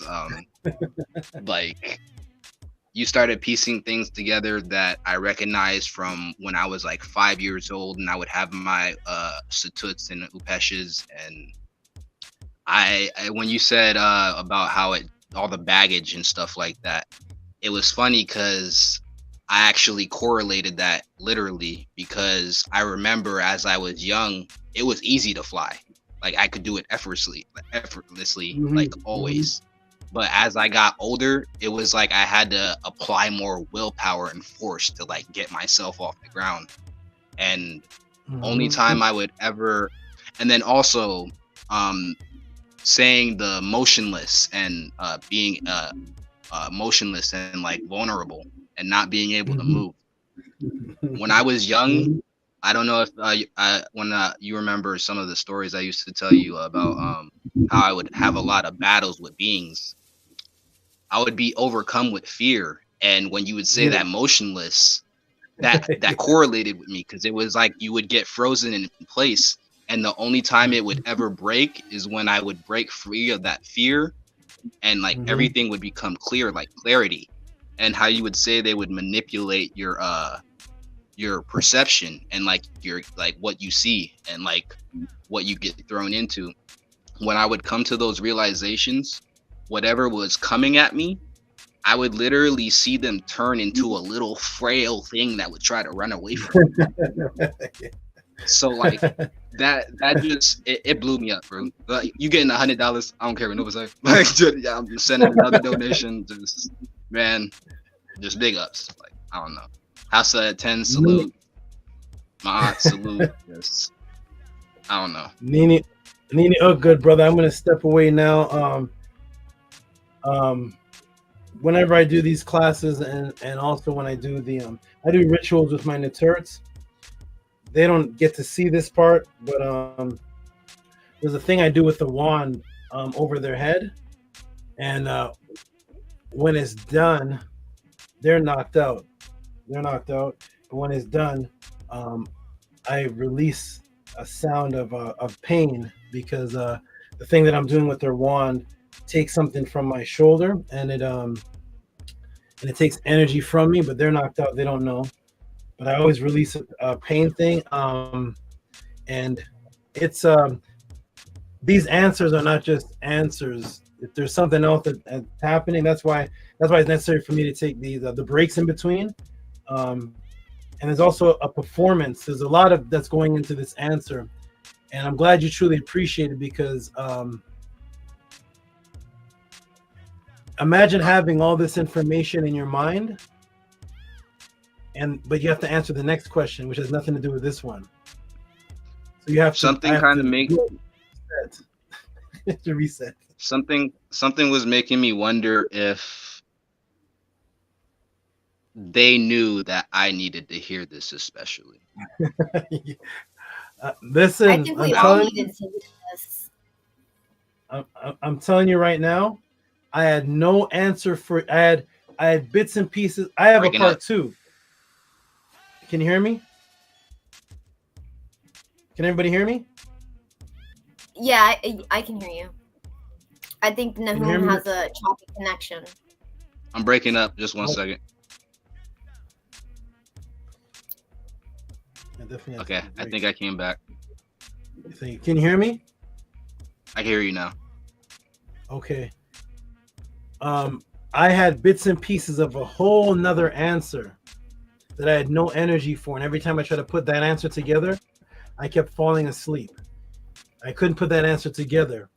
There's a whole nother part to this. There's Plutarch's writing of Set Nosar. There's a whole nother part to this that I was putting together for you that I didn't give hardly none of that here.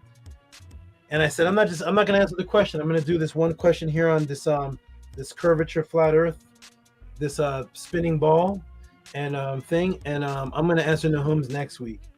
And at 4:30 in the morning, that's what I was told. You have to hear this. You have to get this this answer. And I woke up 4:30 in the morning, tired, rolled out of my bed and went straight to the computer. And what you see in the way that it's presented, and when I say the way that it's presented, everything, including the laughing I'm doing, is a part of is a part of what's put together. Everything, the funny parts and everything are invisible things that are not on the screen that I'm doing. And that was done because, yes, I was told you have to have this answer, and I have no choice. It doesn't matter if I'm tired. I just moved a 300-pound crocodile enclosure by myself. So I'm pretty tired, but I have to answer for you. I'm gonna take a break right now. You all build. I'll be back. I have to go reset. Peace. Support.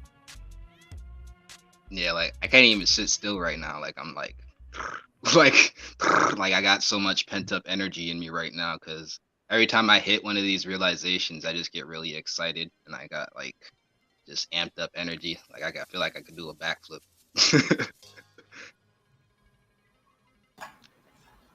Yes, excellent. That's it's a beautiful question that you brought forth, and you know, this is the result of that. Our great Saba is amazing in how he's able to receive the information and decode it enough to give it to us in a way that's digestible and apply it to our everyday lives and how we grew up. So, you know, it's a very powerful question, and it's a lot that the majority of people are not aware of, and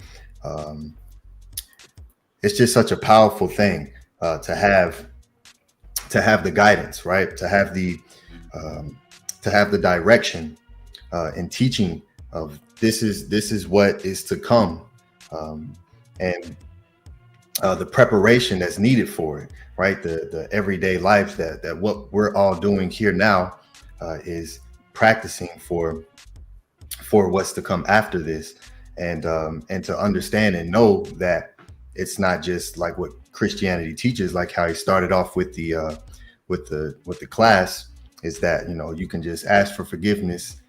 Please, Jesus, forgive me for my sins, and now you're right there at the side, the right side of Jesus Christ, who's right beside God.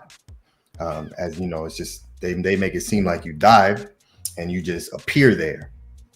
And the Purim HERU teaches that no, it's a journey, and he also went into that as well as just even to the microcosm and the macrocosm of the papyrus, and having to roll it out and take your journey to get to a specific chapter, to, you know, read that and study that and apply that and to memorize that, to know the sound vibrational tones that associate with these beings and with these doors and with these realms.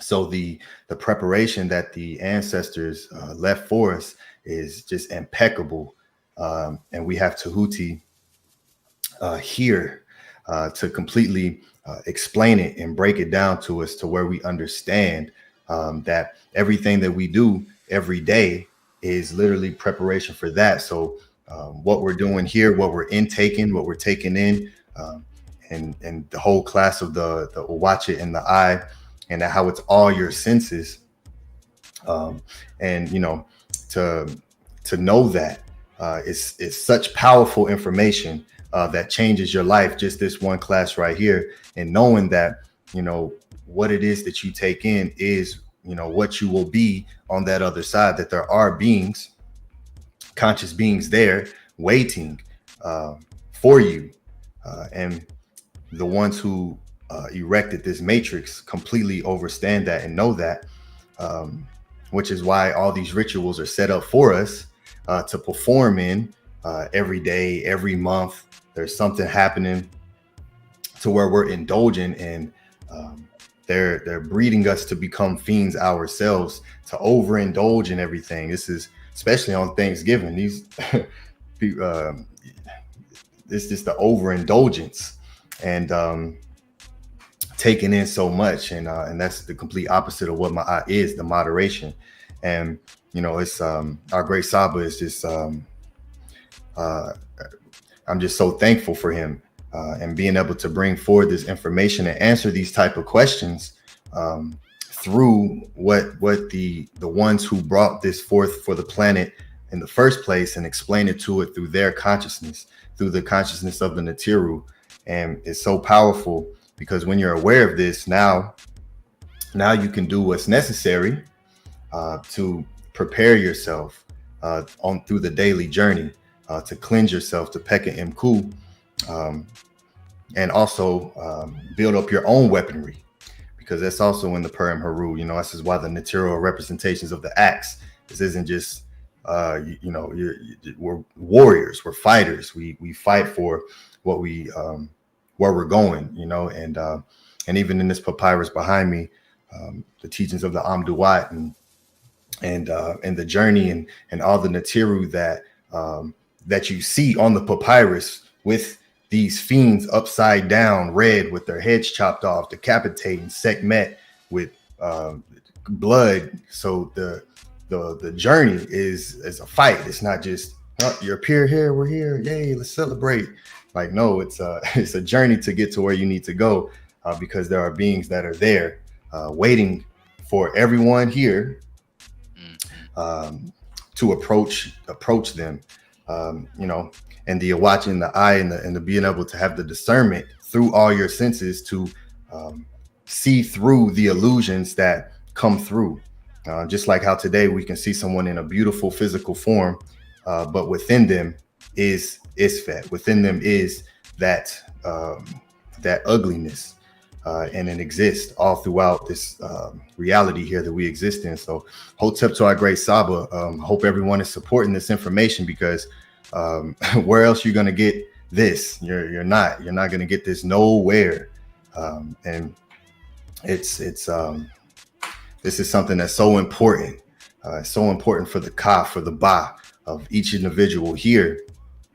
You know, so I hope everyone is supporting this information and taking this and applying it. Now, when you know this, now you have to apply it. Now, okay, now you got to double think. Did you, who all here, you know, this is a rhetorical question, but who all here actually celebrated this past Thanksgiving, right? And knowing what you're voluntarily participating in, you know, and now a decision has to be made. You know, is whatever's going to come from me removing myself from that, what's more important? And you know, it's a beautiful thing. So to our great Saba, Cash App TT Amun, PayPal Rocky SV, support this. Minku Ara, peace, good brother. I don't think I have heard your tones. How you feeling, great brother? What you think of the this wonderful masterpiece that the great Saba put together? It is hotep to you, great brother. Peace to everybody on the panel. Henu to our master teacher, Saba Tehuti. Nahum, wonderful question.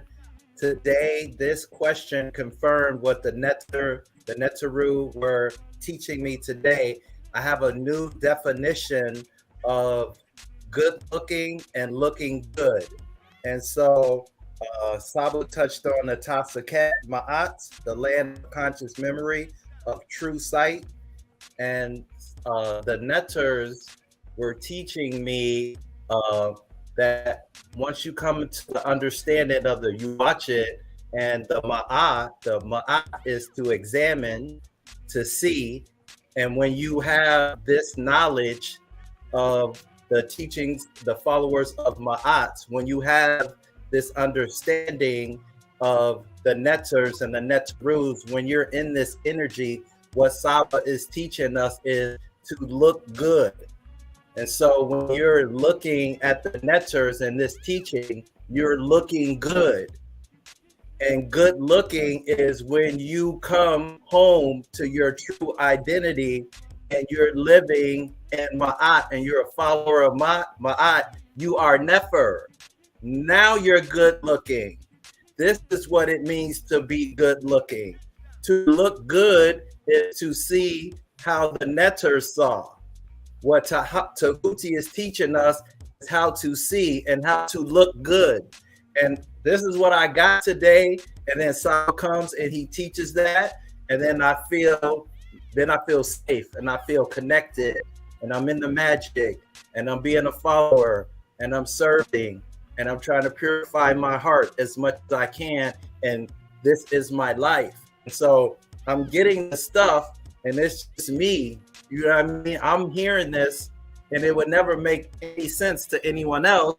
And then SABA teaches, and I'm like, oh, you were affirming and confirming and guiding me to what was going to happen tonight. So it's all I can say is SABA is the master. He is the master teacher, and we're in collective consciousness with him. This is what's happening. Nahum, you asked the question, the teacher teaches, and those who were in the energy get the confirmation. And boom, here we are all together in the family and love and truth. And it's just a beautiful thing, because there's not many people where I'm at that understand me. And so when I come to our Sunday stream, and when I'm talking to Ani and the Tef, when I'm talking to Bahati, when I do one-on-ones with SABA, when I'm in the MetaNet or Monday classes, it all makes sense, and nobody has to understand me, because the Netters are guiding, the Nettaru are guiding me, and this is exactly where I'm supposed to be. So I just love it. Like, it's so amazing. Like, my family invited me to Thanksgiving. No, don't invite me. I'm not coming. They invite me to Christmas parties. No, I'm gonna miss that too. I'm gonna miss all of it, because those are not holy days. This is my holy day right now, right here, right now. When I'm with y'all, when I'm with SABA, these are my holy days. Sunday, when I'm in the podcast, that's my holy day. When I was in Pathways of Awakening, that's my holy day. Those are my holidays. So it's just a different level. This is what's happening. This is my life. This is my truth. This is what's going on in my world. So I just want to share that. Peace and love. Tef, what did you think about the answer, the breakdown, great brother? Oh, Tef, peace and love. Can y'all hear me? Yes. I knew to everyone on the panel. I was the last one on the panel, so I don't want to skip the line. But if you, and Ani or Minty, if you got something to share your tones first, the brother was talking about how Brother Anu.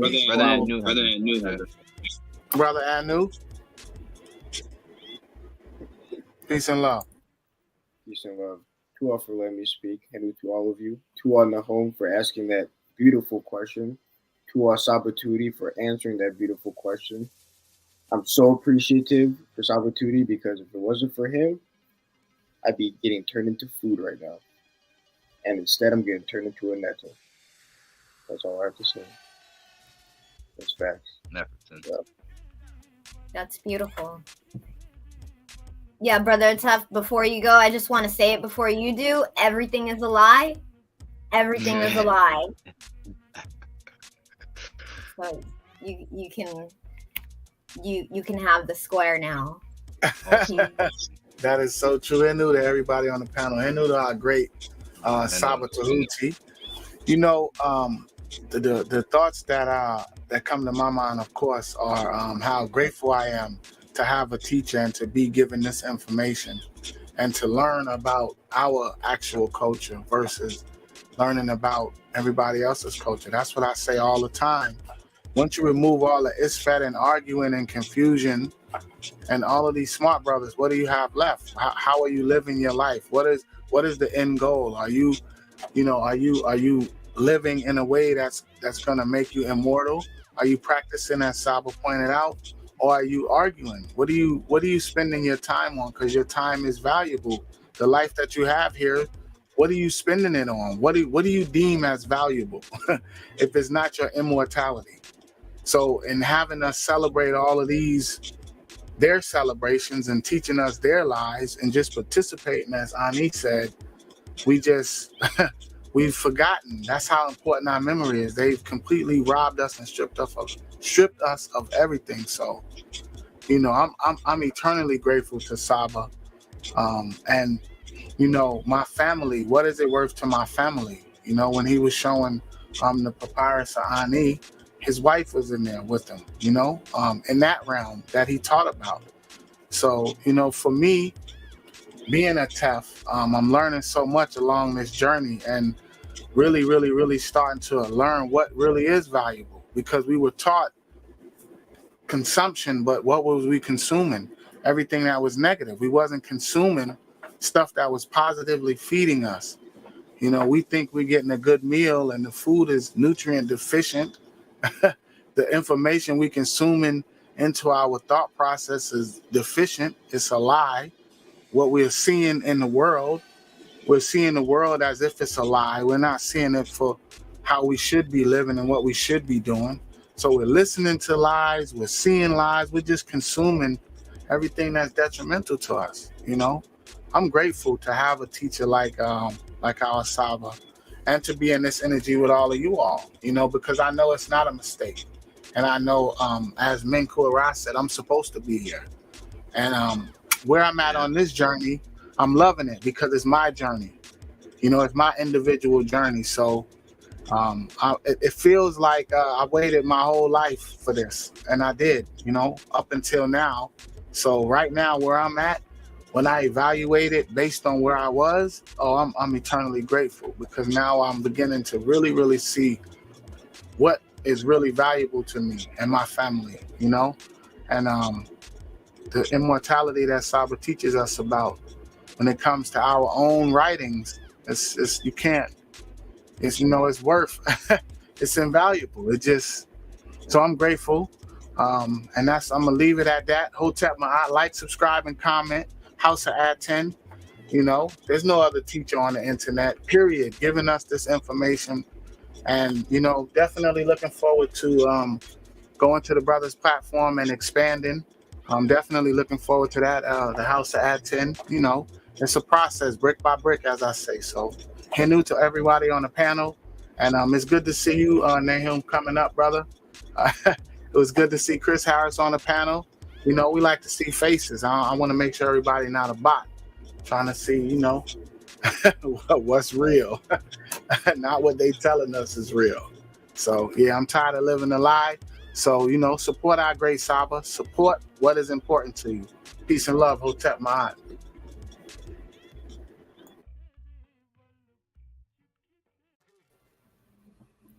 Hotep. So I thought it was really great the way SABA brought up the whole bear and the salmon. They know that it's not safe, but still that's the way that they go, because that's where they need to get to reproduce. And they know that some of them might not make it, but they also know that some are. And I feel like we're just these little fishies swimming in a great big ocean. And I feel like we're the ones that are going to get past the bear plucking the sushi out of the salmon.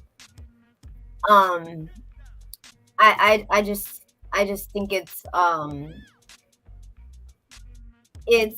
great the way SABA is able to take this intangible information and give it to us to a way that we can digest it. This question is definitely, I've asked Tehuti like quite a few questions, but this one was essential to my transformation. I definitely can say. Yeah, Tua for that. I feel like I really needed to hear this whole message as well. So I know that he said that he has another part to the breakdown. Yeah, so that's going to be fire. Yeah, I can't believe that part, really.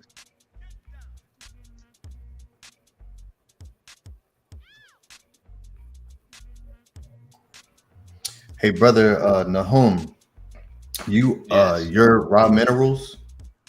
Yes. Okay. All right, Tua, because I wanted to make that connection. So this brother here, Nahum, is the latest House of ATTON member. He sent in support to become a member to the House of ATTON. So let's give this brother a good round of applause for that.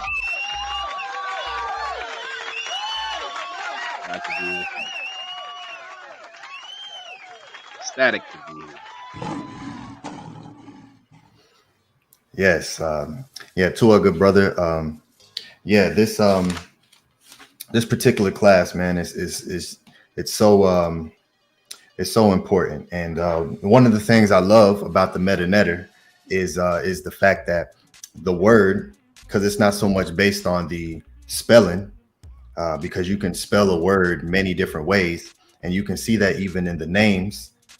The names are spelled with different glyphs at different times, but they have similar or the same sound vibration. So the meta-netter is so beautiful because it tells the story through the actual sound vibration. So the ucha, the fire in the abti, when it's showing the east, and the flame, the torch, and just showing the whole culture, and how the abti, as he explained, is the eb, which is the heart and the left. And that's also something that got flipped and reversed, right? But it's so wonderful, the ucha, and how that means judgment, and the journey, the journey that we're taking, and to make sure that we're making, we are judging, right? We're judging the decisions that we make. And that's something that the Matrix teaches you, is to not be judgmental. And that's the complete opposite. No, we need to absolutely be judgmental of everything and everybody, because this is our ka, this is our ba, and this is absolutely not a game, though they attempt to make it all into a game, and now everything's about games, and the youth is completely embedded within a game, and life is a game, and in the verbiage and in the language. But the meta-netter is so powerful. So this is one of the reasons why I always every class ask for people to get into the meta-netter classes, because when you can start to begin to understand through the mindset of the ancient ones, it becomes more accessible for you to understand what you're reading, especially when SABA breaks this down. So these classes, you can watch this class 18 times and come back with something different each and every time. That's how deep and expansive it is. And because of the actual consciousness and the frequency, depending on what you're applying in your own life, certain parts become more personal to you in specific aspects. So I employ everybody to join the meta-netter classes. Let me put up that flyer so you all know. Email mysticaltelevision@gmail.com. Our great SABA Tehuti, 1:30 p.m. Pacific time every single Monday.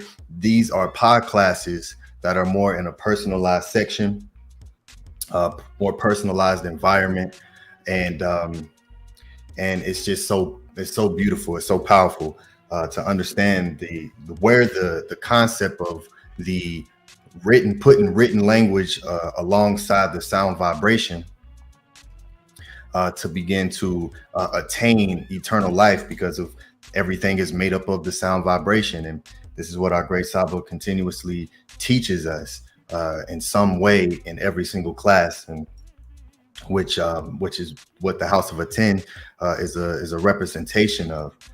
So everyone can email him. You can go to houseofatton.org /meta-netter, and you can also find his email there.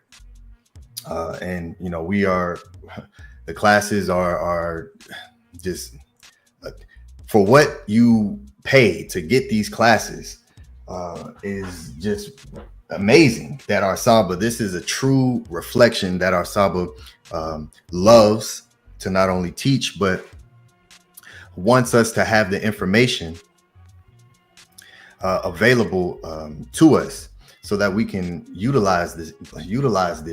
And this is how important it is. So he makes it affordable for every single person in this class to start to gather these classes up and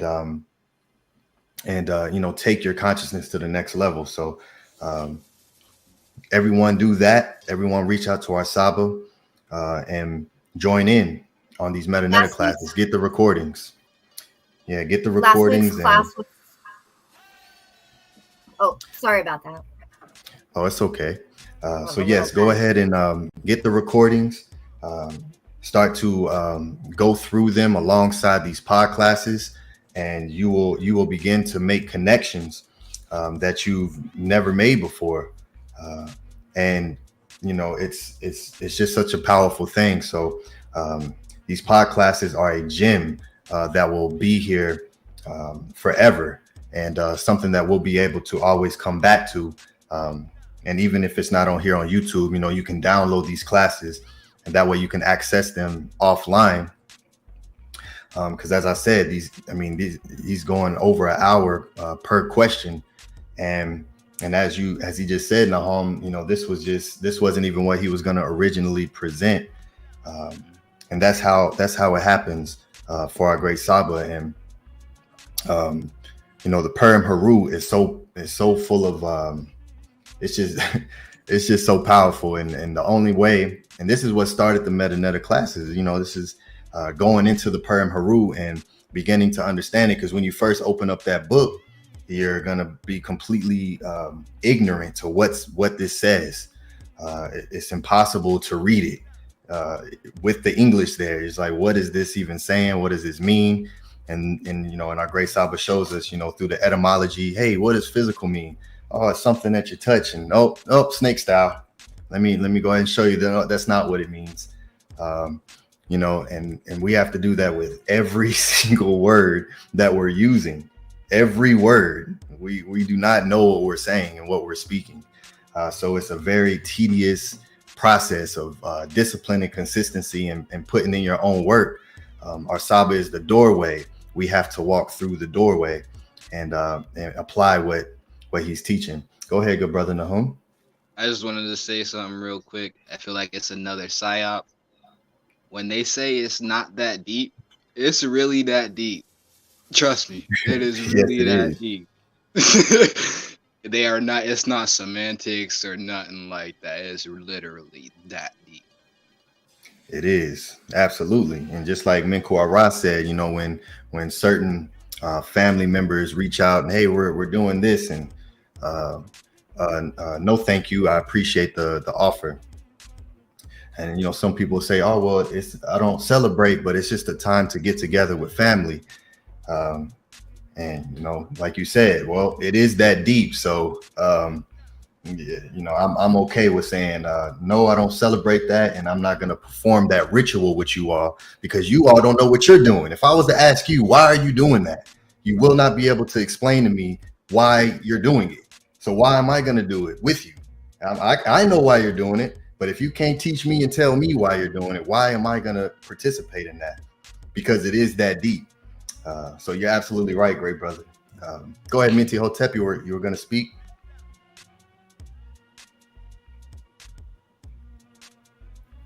Yeah, just listening to what you were talking about, like about the classes and Saba snake style, and just all of the matrices that were being broken out of.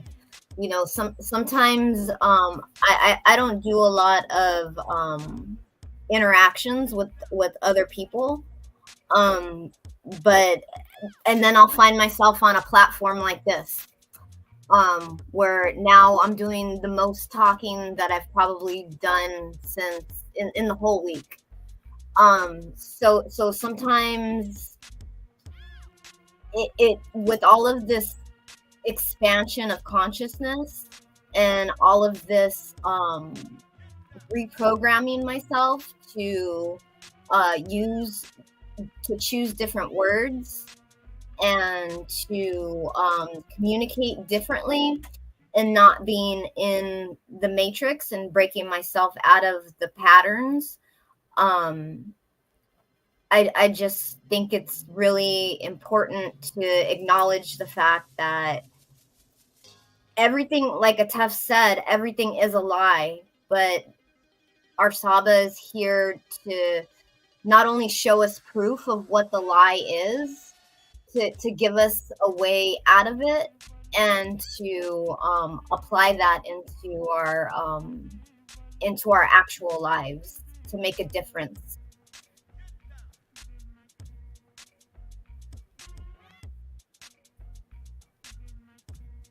for the better.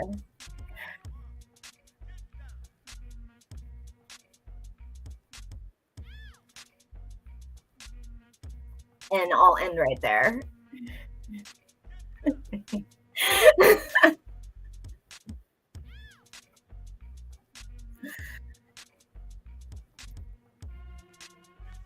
If you describe.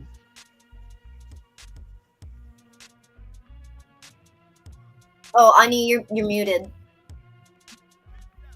Oh, Tua. Yeah, I was just giving you your adoration and saying how consistent you have been from the beginning, and how you were the for a long time you were the only feminine presence in the Meta Netter class, and being a representation of that, and the first woman here to receive a Ren from our great SABA Tehuti. So you absolutely are a representation of what SABA's teaching, and you are excellent. So Tua for everything that you're doing.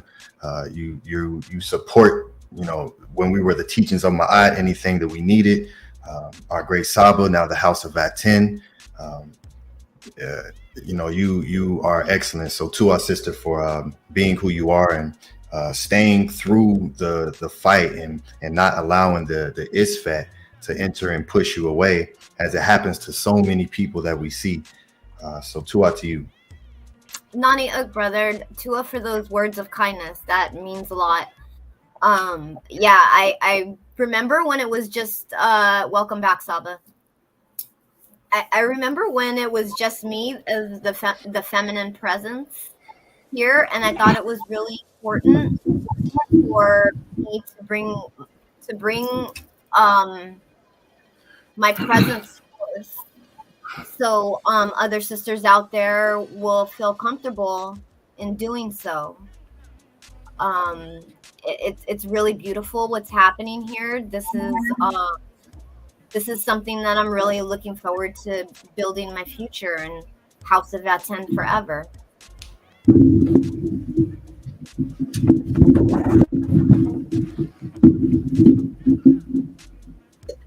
Hotep, welcome back, Saba.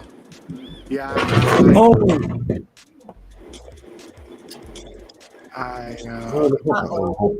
Hope you're okay, Saba. Hope everything is okay. Yeah, this thing came down. So it's you have to come to the light. The light is Oh, bad. Yeah, it just fell down. Every time I go to Saba's, I'm like, okay, is everybody accounted for?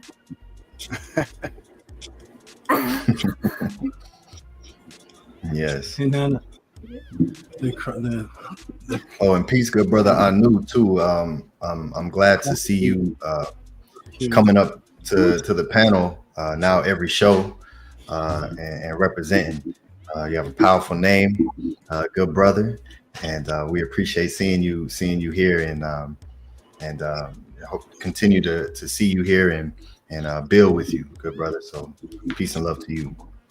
Well, very much, honey. Peace and love to you as well. Hotep, Saba, you okay? Yeah, yes, I'm okay. Just fixing the lighting, and one of the light fixtures fell, but I'm okay. I'm okay. Yeah, one of the light fixtures fell, and it could have started on one of the animals, but the animal is undisturbed. He's undisturbed. He's fine, so I'm good. All right, everybody. We're gonna go over the donations now, and then I'm gonna get into the next question. Let's go over to the supporters that keep me motivated and keep me going. And peace to all of you. The peace and love to all those who are the ones on the screen are the supporters. You all are supporters, and you all are great students, and you all have beautiful words to say. Let me see something. Let me see this. I don't want it shining on me.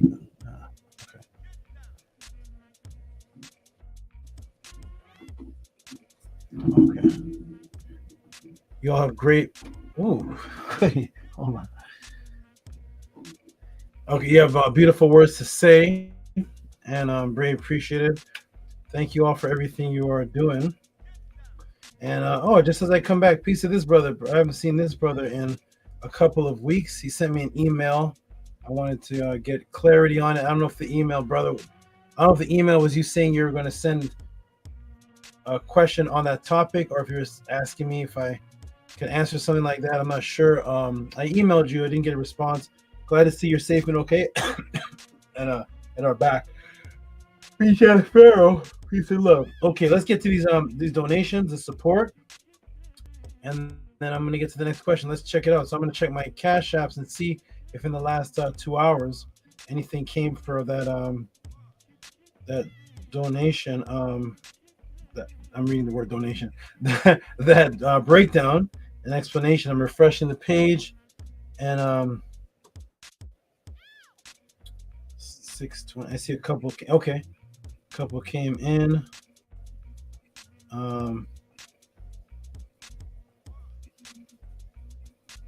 Okay, here we go. So let's go right down to the bottom, and let's see who started. Who was the first donator that I'm going to mention in the class today? I'm gonna go. Shout out to this person, Ohm1, who's been sending a lot of donations and has been actually looking at some of the classes that I did in the past and sending donations for those classes. So the very first donator of the Tehuti Podclass today is Lit Garms. I think this is the London brother. Let's see what this says here. I'm going to go ahead and put this on the screen. Lit Garms. And let me go ahead and save this and put it on the screen. What is this for?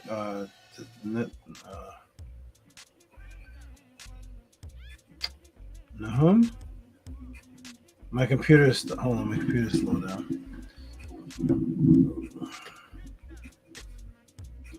Okay, is it still loading? Still loading. Okay. NAHUM's question, and let's go to the actual Podclass. So this is one from DSEM 2, and let me go ahead and put this on the screen here. Get ready to give this brother some big noise. I think this is the brother from London, Lit Garms, who may be also known as Little London in the room. And shout out to him for this donation, first donation of the Podclass.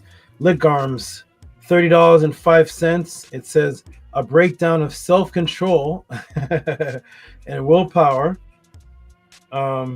Also has I live from Ma'at affirmation been broken down. So Lit Garms, I don't know your email off of memory, so go ahead and email me. Yes, the affirmation has been breakdown. The affirmation, I did a class on the affirmation. I can't tell you what it's called because I do so many classes. I remember Atef was looking for this class for a long time. Maybe Annie can find it. Maybe Atef can find it.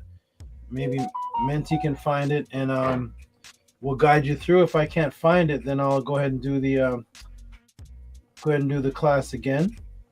But yes, we did that, and I'm not sure if the first thing you wrote was a question, but if it was,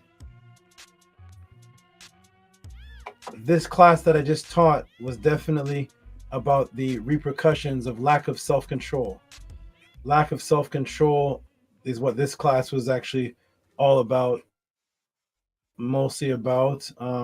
So tell me if you got your answer on, if this is even a question, breakdown on self-control and willpower, because I've done breakdown.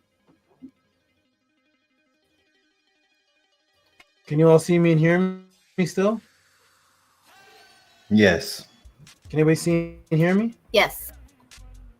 Yes. Okay. Okay. So Lit Garms, I don't know.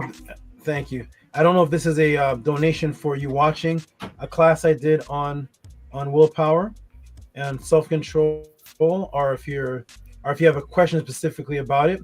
And also the affirmation has been broken down. Send me an email. I'll try to find out. Scribe can send me which class that was. And shout out to you. Shout out to you. So I did an explosive class on that everybody remembers And just for those who don't know what the brother's asking about, wow. Wait a minute. For those who don't know what the brother's asking about, he's asking about this. I did an entire class on this affirmation, and it was an entire class that led to the power of female reproduction.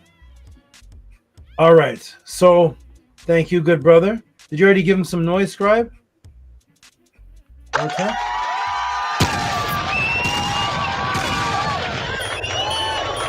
Mid-ground, $3.05.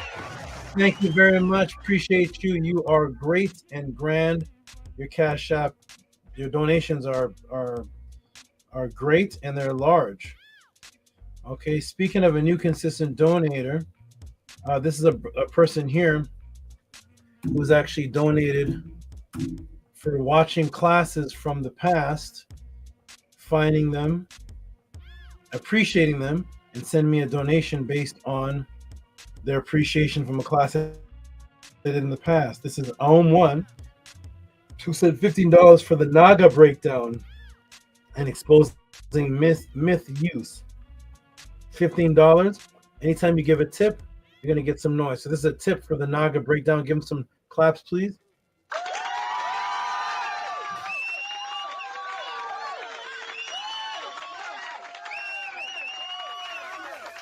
All right, wonderful, wonderful, wonderful. Beautiful, beautiful, beautiful support. Excelente. And now this is a good brother, Nathaniel Vivian, who always shows up each class. He's become another consistent supporter. And this one here, let's see what this one here is. This one here is donation for the emergency fund. Tell me when it's showing up on the screen.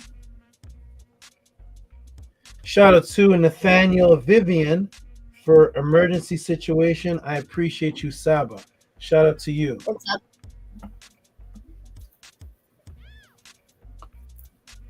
Did somebody say something?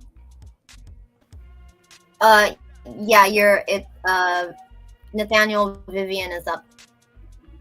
Oh, thank you. Shout out to Nathaniel Vivian. Okay, give him a clap. Usually $20 and up gets a clap, but I think he put 1999 for the 999 symbolism.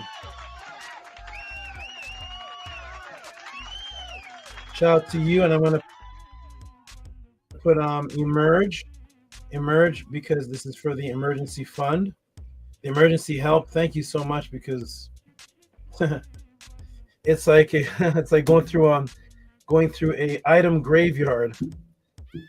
So many things that are being found and crushed. I had to step on. It's crazy, man. To walk through the hallway, I had to step on items and belongings, and I could hear them crushing. And I'm like, what did we lose now? But I can't step over it because they're being knocked down. I don't know if it's by the workers or if it's by all the pounding and what it is, but it's very interesting.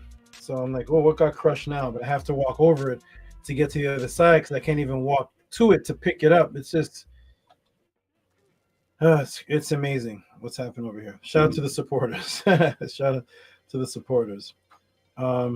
Next one here is, here's a new consistent supporter. Actually, I don't think this person is new. Maybe it's another name. Monotint.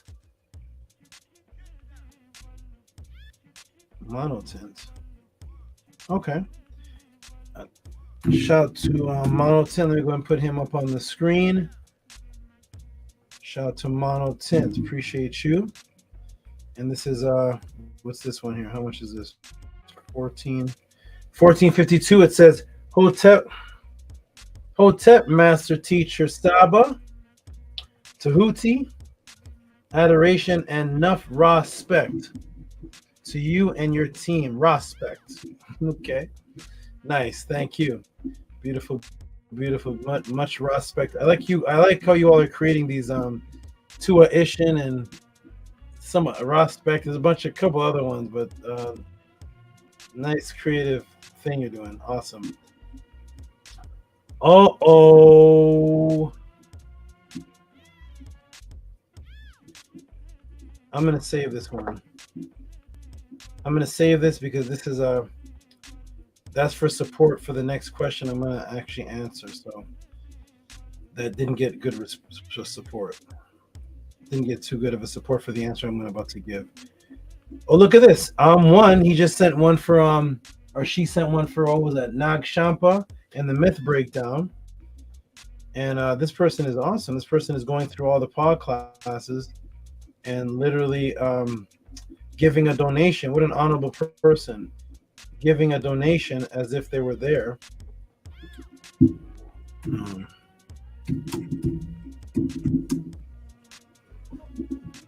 As if they were there. And you know that you can go back and watch pod classes and get the information, not see it live, and just go back to a couple weeks, a couple months, a couple years ago. Nobody will know you watched it. So you can literally just feed off the pod classes. Nobody's knowing you're watching it. You don't have to give a donation. Nobody would even know you watched it. Most people are actually doing that right now. This person here is so honorable. They're going back and watching the pod class and saying, you know what, I watched it, I gained from it, and even though I wasn't there live, I'm going to still give this support. So there's a tip for the Karma is Real breakdown. Give this person one some big noise, please.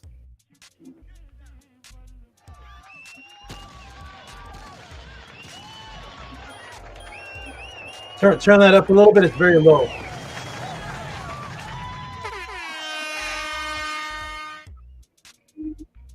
There we go. Is that you, Atef? Yes, Saba. Who's doing the noise? Yes, that's Atef. Yes, Saba. Atef, your microphone is really low. We barely hear good. you.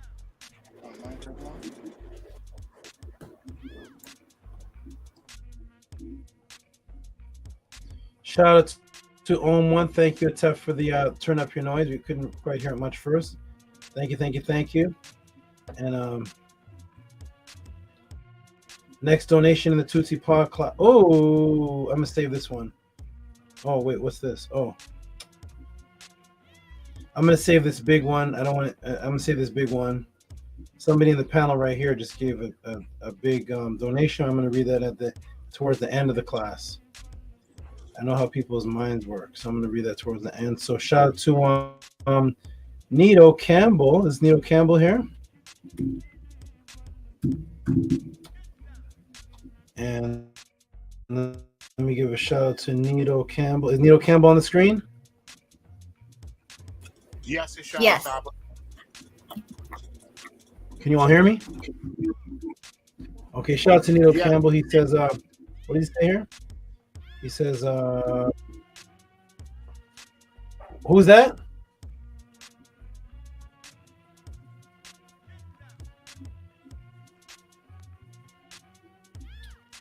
I think Atef may have a lag. Mankura, could you say something for me, please? I don't know if you're hearing me in real time. Yeah, I can hear you loud and clear, Saba. I think Atef's mic's a little low, or it's going in and out.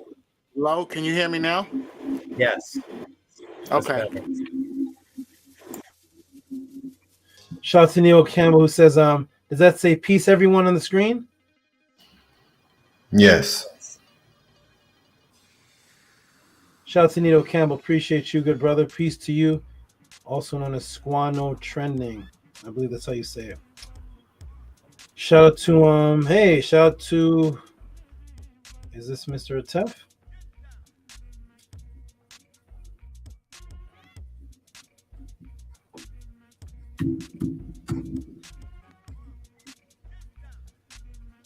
How's the music volume, Scribe, on my side? It sounds good. Okay, good. Shout out to Atef, $20.23. Give him some noise, please.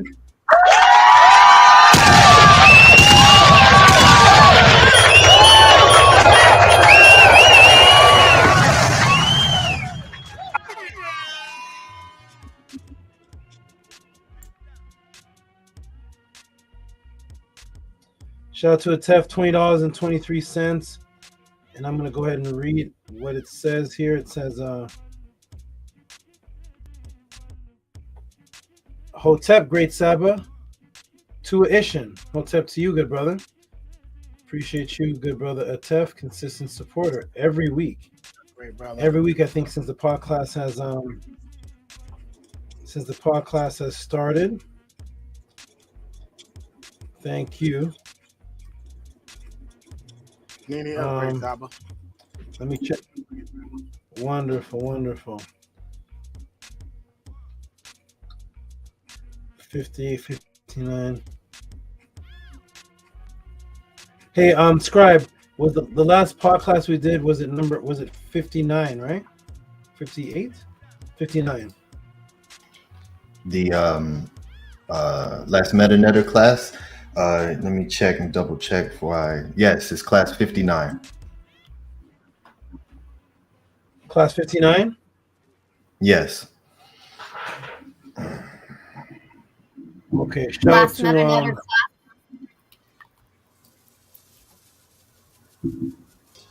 SABA last MetaNetter class was so good. Oh, thank you. Thank you. One second. Let me check.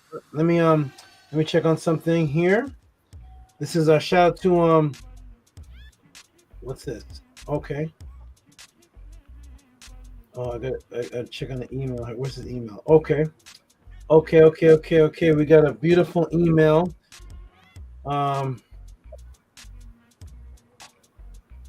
This is a long, beautiful email. I'm gonna go ahead and put this on the screen here. So first, I'm gonna put the donation on the screen. And this is a donation for, this is a support for $60 from Robert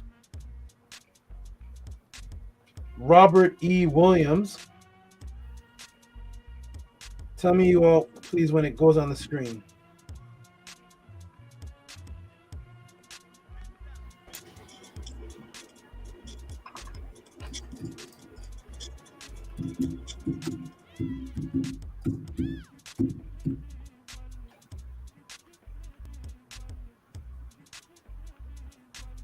Nothing on the screen. Okay, let me do this. Shout out to Robert E. Williams, who sends $60. Give him some big noise, please. As soon as it comes on the screen, give him some big noise.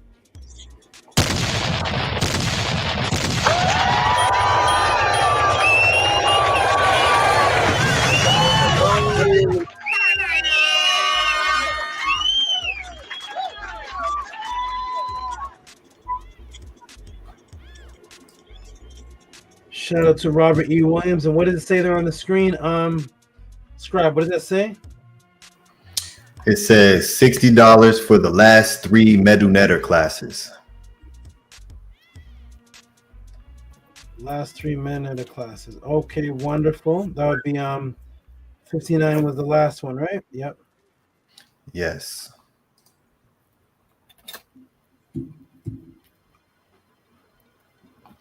Okay, shout out to Robert. Is Robert Williams in the room right now at all? Yes, he was in the room 13 minutes ago, so we'll see if he comments now. Okay. Shout out Robert Williams. Thank you for your great support and ordering 3 MetaNetter classes. And I want you to know that if you check your email, wait, is this right? If you check your email right now, you should have all 3 classes. All 3 classes to Robert E. Williams. Shout out to you. Appreciate your great support. You are awesome. Shout out to you. Okay, next one here is I don't believe this is a real book of Earth. I don't believe that. Cash App, no. Shout out to hey Bella. Shout out to Bella.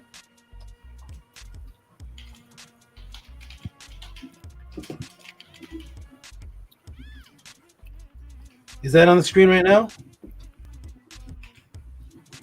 Yes, I'll be showing. Hopefully soon we can get Bella.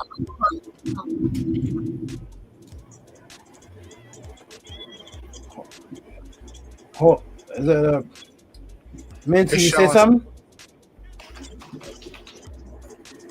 Yeah, I said hopefully we can get Bella to join us on the panel soon as well.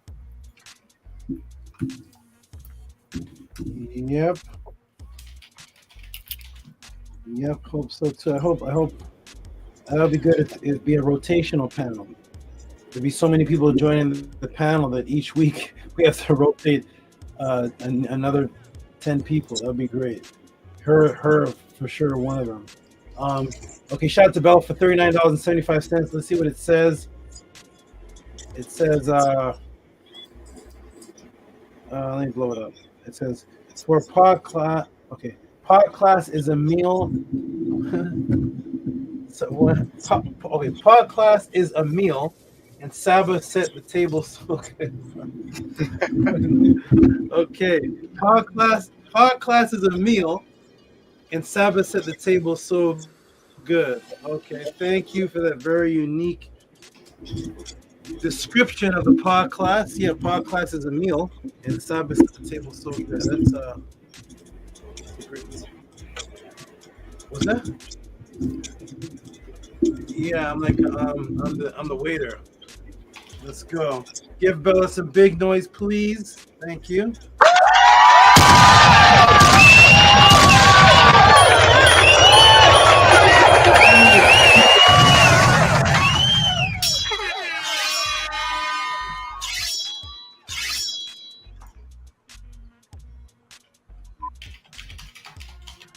Wonderful, wonderful, wonderful. Let's get to the next supporter, next awesome supporter. We'll do about 4 more, then we'll get into the next question. And the next supporter is Primordial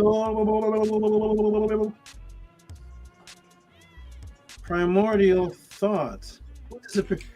Menti, did you send me any Cash App or anything? I thought I saw your name just now and it disappeared. Yeah, I sent for the Sheena's parents earlier today. Huh. Let me go back and check. Around what time would you say that it was? 2:22. Oh, okay, right when the pot. Okay, see, okay, I know what happened. It's up at it moved up to the top because that's around the time. That's around the beginning of the Podclass, and I think these are prior to. Okay, wonderful, wonderful, Menti. I'll scroll up and get there. I know I saw it when it clicked. Okay. Let's see. Who is this now? This is hey, Primordial. Where's Primordial Thought? Something happened to the screen. Why does my screen say my screen is a big 65 viewers on the screen in a big block. Do you all see that, or is that just me? No, we don't see anything. Oh, it disappeared. Okay, something's definitely happening. Minty's Cash App appeared and disappeared. Then on my screen it just said 65 viewers in a big black and white box, and that just disappeared. It's the AI world. Okay. That's gone now. Okay, I fixed that. I don't know if it was I that fixed it. It's gone. Shout out to Primordial Thought. $25. Give him some noise. To SABA for all you do for me.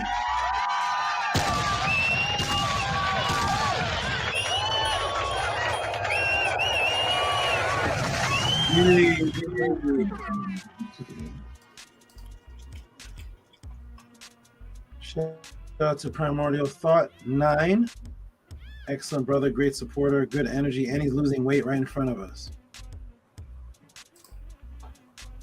Minty, I see it now. Thank you, I see it. Good. Okay, thank you. That was very interesting. Okay. Did you say something, Minty? It kind of chopped up. Oh yeah, Tua Saba, Tua for the opportunity for me to have those beautiful serpents.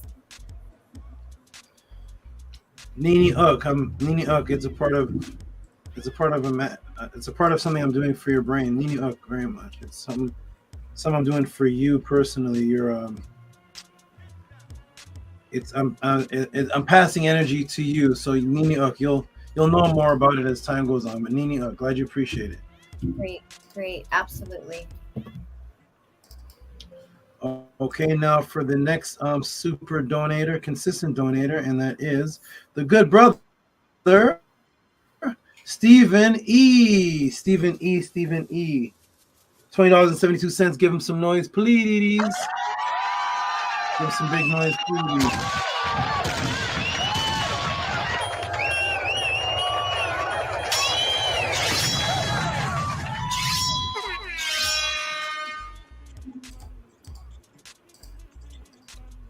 And I'm going to do 2 more than the class. Oh, so this must be.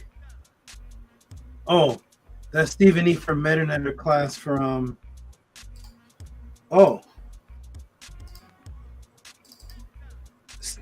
Sorry, I'm not going to call you Stephen E. anymore.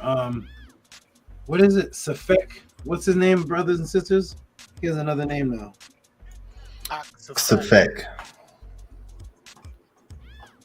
They want to fix. Okay. Okay. Asafek?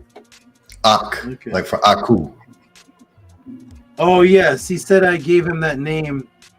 I did a naming ceremony for him in the Upesh realm. I remember that now. Yeah, he said I gave him that name. Okay, beautiful, beautiful, and 12 Medu last. Is he in the room right now, ladies and gentlemen, at all? I don't think I have seen him in the chat. I think he was here earlier, but I don't know.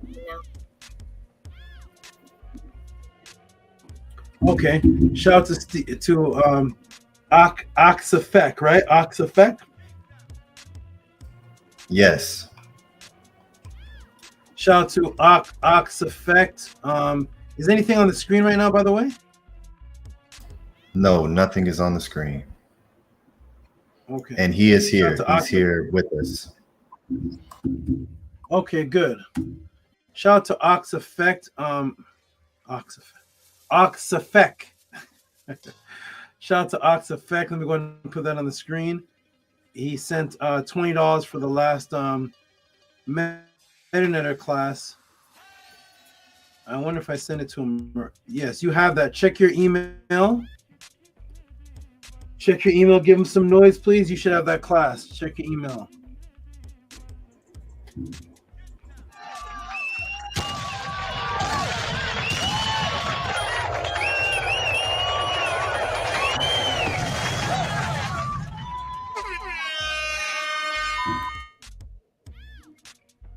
Let me see some real quick. I have to go on solo screen. Hold on, everybody.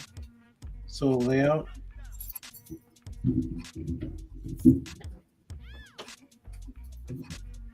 That's not doing much.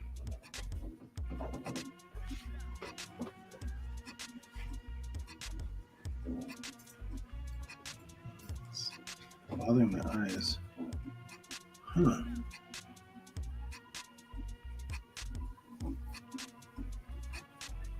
That's strange. I need, okay. This thing is bad. I need to come right up on it. Okay, shout out to Oxafect. Appreciate you, good brother. Good support. Let me do one thing here, gentlemen and lady.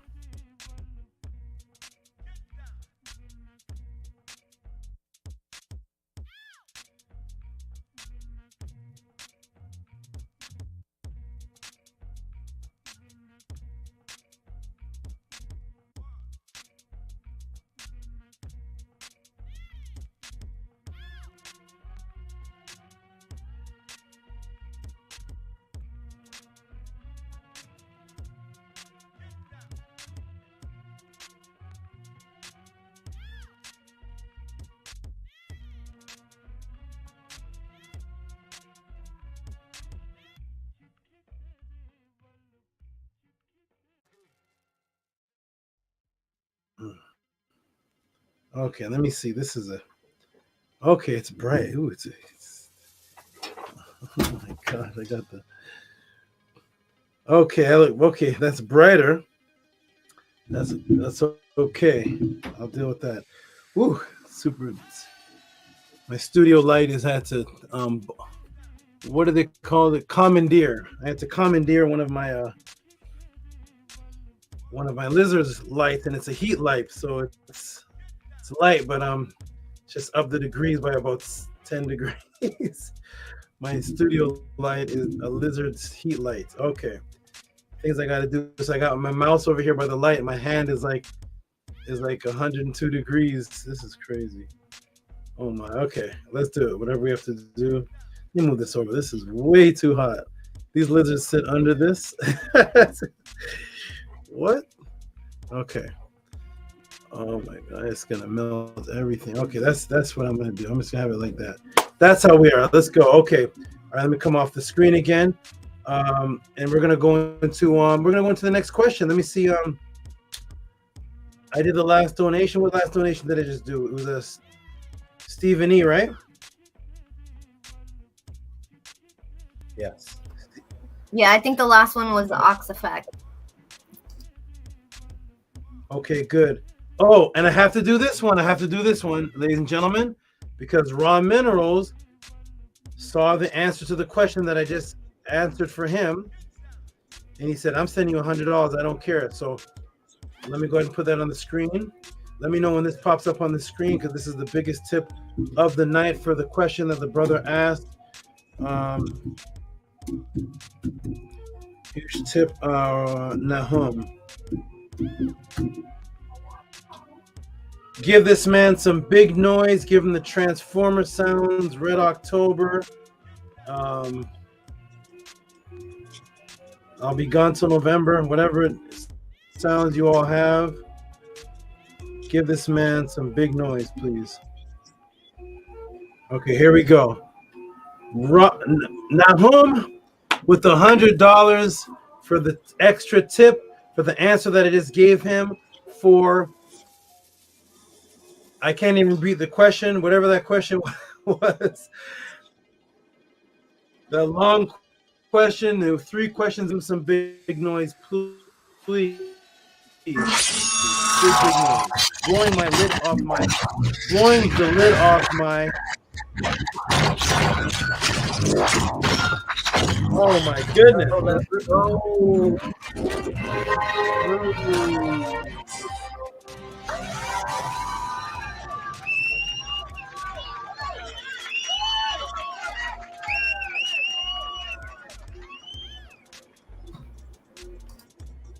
I had to put a question mark because it wasn't gonna fit my whole thing.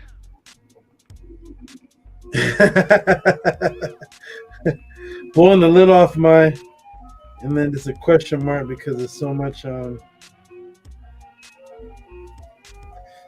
to write. Okay. Thank you, good brother. Great supporter as always. Excellent. And with that, ladies and gentlemen, we are going to go into the next question of the Tehuti Pod class. And that question is, that question is, let me go ahead and put it on the screen. Oh my. I need an official studio light. These lights are just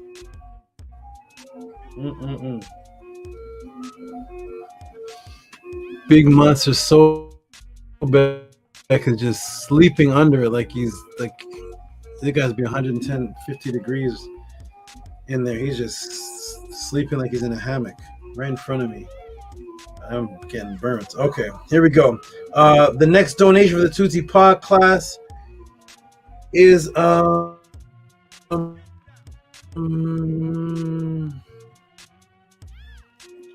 bear with me, the hard drive plugged out with the donation, so let me put here it is, everybody. The next question here is,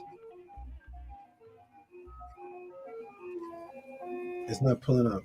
Let me patiently wait.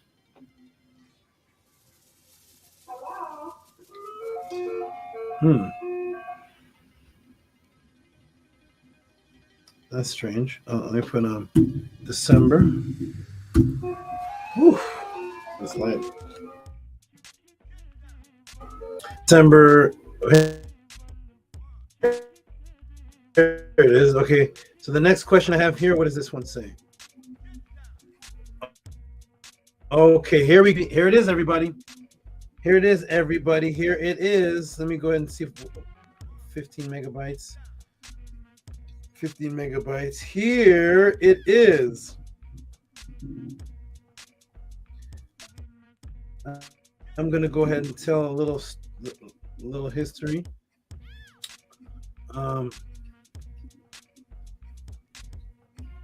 So here it is. Okay, everybody. If you all remember, on the did somebody drop off? Did we lose somebody on the panel? 1, 2, 3, 4. That's it. NAHUM. Yes, brother NAHUM. Oh, okay. Thank you. Thank you, everybody. Okay.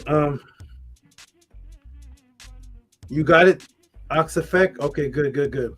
Wonderful. Bijan Ferris says he hasn't heard this in a while.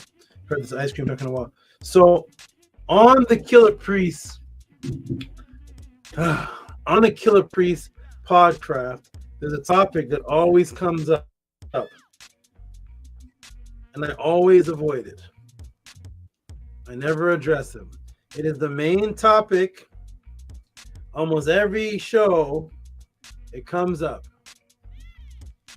and I don't talk about it because I said I only talk about this if somebody named Sanchos Bonacci comes on, who's Brother AD's master teacher in astrology and flat earth. He's actually in the Flat Earth movie. I never talked about it. Even when Lord Jamar came up, I never mentioned anything about a flat earth.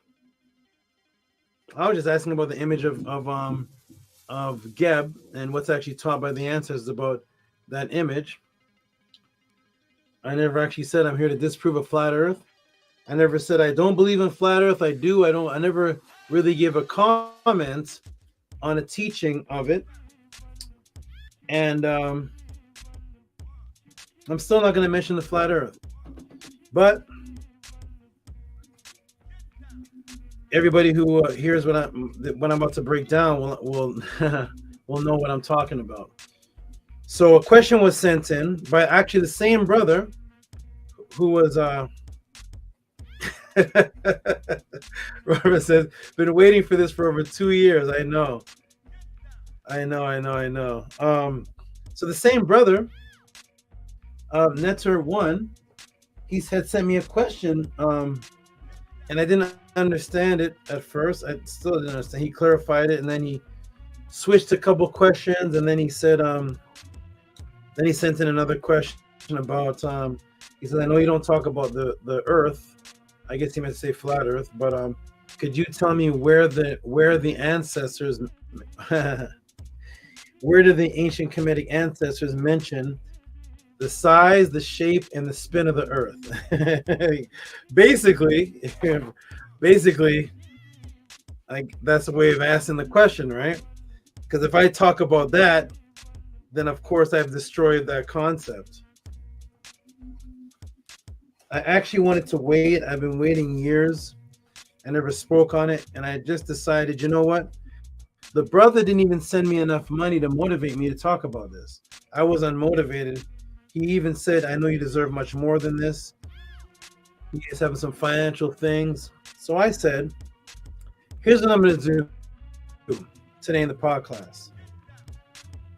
I know that everybody here is from Killer Priest, basically. So everybody knows what's going on. He did not send much money at all. So I'm going to tell everybody in the Podclass right now that if you want to hear this breakdown, I want a few people to send me right now. I don't care if it's $5. I don't care what it is. But it has to add on to what he sent. What he sent is not enough. I already mentioned it to Stranger. Stranger has said he sent something. He said apologize, Saba, for not answering earlier, because I know Stranger of all people loved this topic and he loves the architect topic. So I said, Stranger, go ahead and just send some extra, and I'm going to ask you on the podcast. Send a little extra something so I can add it on top, so I can actually answer this question, because I can't answer this question comfortably with the amount that he sent. And no disrespect to the brother, because everybody's in their own financial situation. But I said, you know what? We're about to have a 2-year anniversary.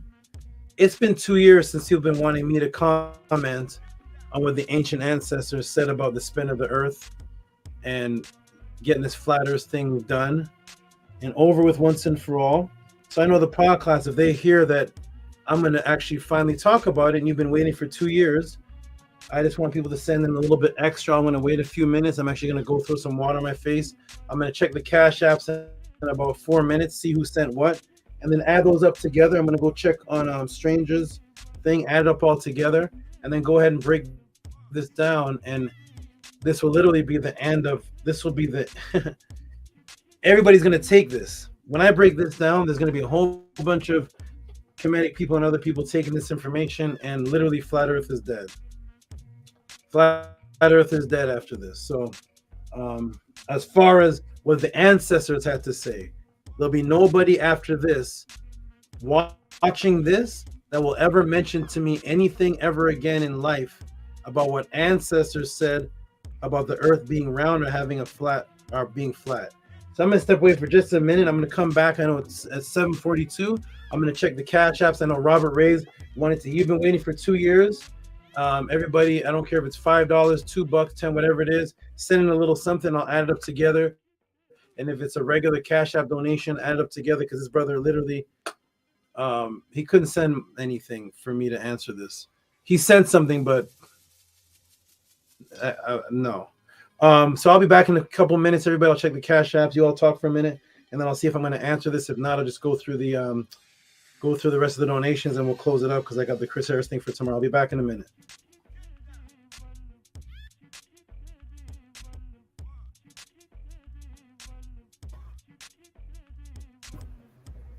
This is going to be really interesting. I think you're on mute, Ani.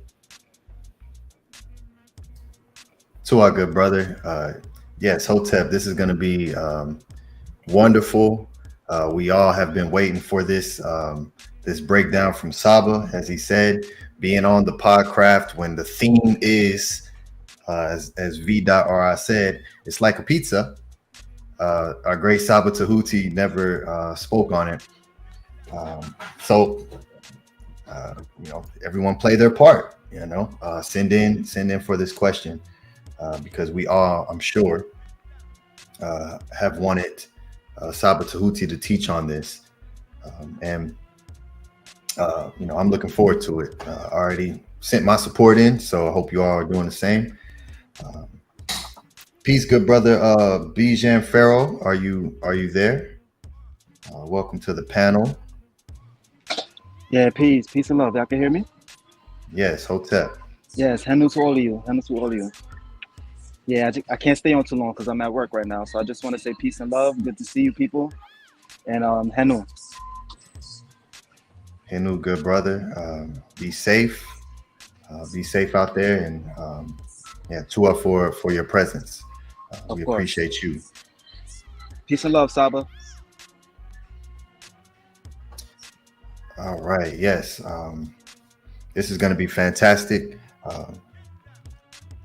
I have no idea what this answer is gonna be at all. So I'm looking forward to this. It's going to be excellent. houseofatten.org. Cash App TT Amun, support our great Saba and what he's doing. So this is a beautiful thing that we're doing, that we're being a part of. We're actually a part of a ritual in itself, and rebuilding up, supporting each other, and representing Ma'at and Reciprocity. So the good brother Roberto Reyes, Ma'akaru Amun Ray, asked a wonderful question. So Saba said he was waiting on a particular person. to have the conversation with, but people do not want to have conversations with SABA and be on the opposing end of what he teaches. So it's difficult to get people to, unless they come into it, not ignorant of who SABA is. That's probably the only way we can get someone to have a conversation with SABA. So yeah, this is going to be great. What do you all think about this question here? Have you ever posed this question and wondered about what the ancestors brought forth and said about, where we're at?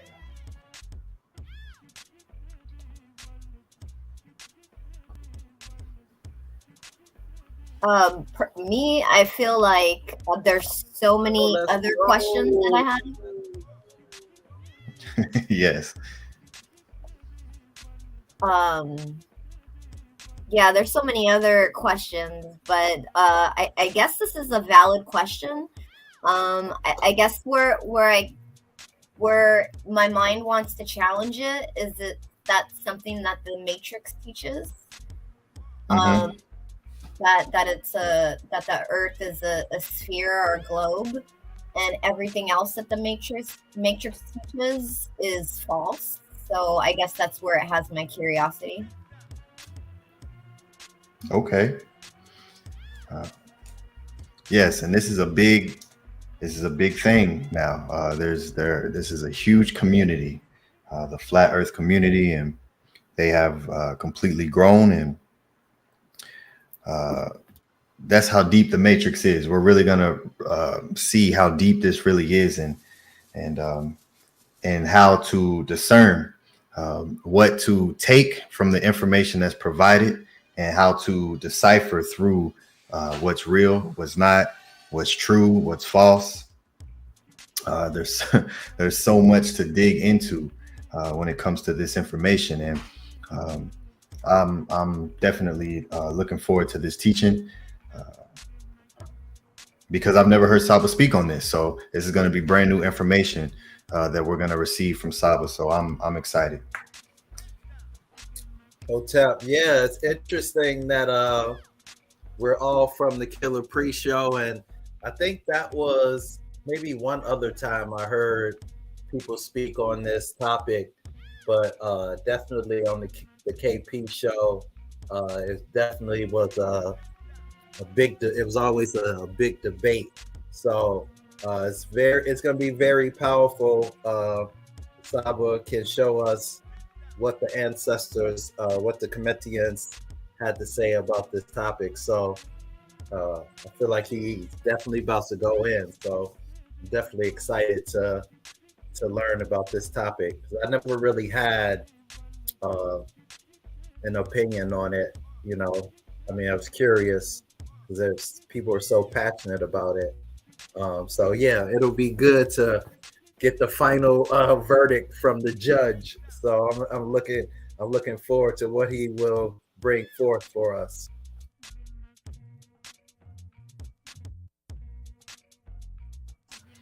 Yes, when he spoke about it on the Killer Priest show, and it's in the intro of the Podclass when he's speaking to Lord Jamar, and when they it's just so funny watching these playbacks, because everyone wants to move so fast in that show. It's like he's popping up images every 2 seconds, like, wow. And Saba's like, no, slow down. What is that? It's just so funny, and it really goes to show the difference between slowing things down, slowing time down, and looking at things step by step instead of just, it was funny. It's like a machine gun just through pictures. Look at this. This is this. And coming in through and correcting it through the culture of the Cometians and the Kiengi as well. So it's a wonderful thing that we have this information that they left for us, and the ones who brought forth the information, and the reason why certain mathematics exist is because of specific things. And this is going to be wonderful. Great Saba is going to put this is going to be a class where we can direct people to, for sure, when it comes to this topic here. So welcome back, Great Saba. You got to start juggling. Is that a globe? You juggling globes? You got the blue Solar sun. Can you juggle, Saba? Yeah, I can juggle. I only have one globe though.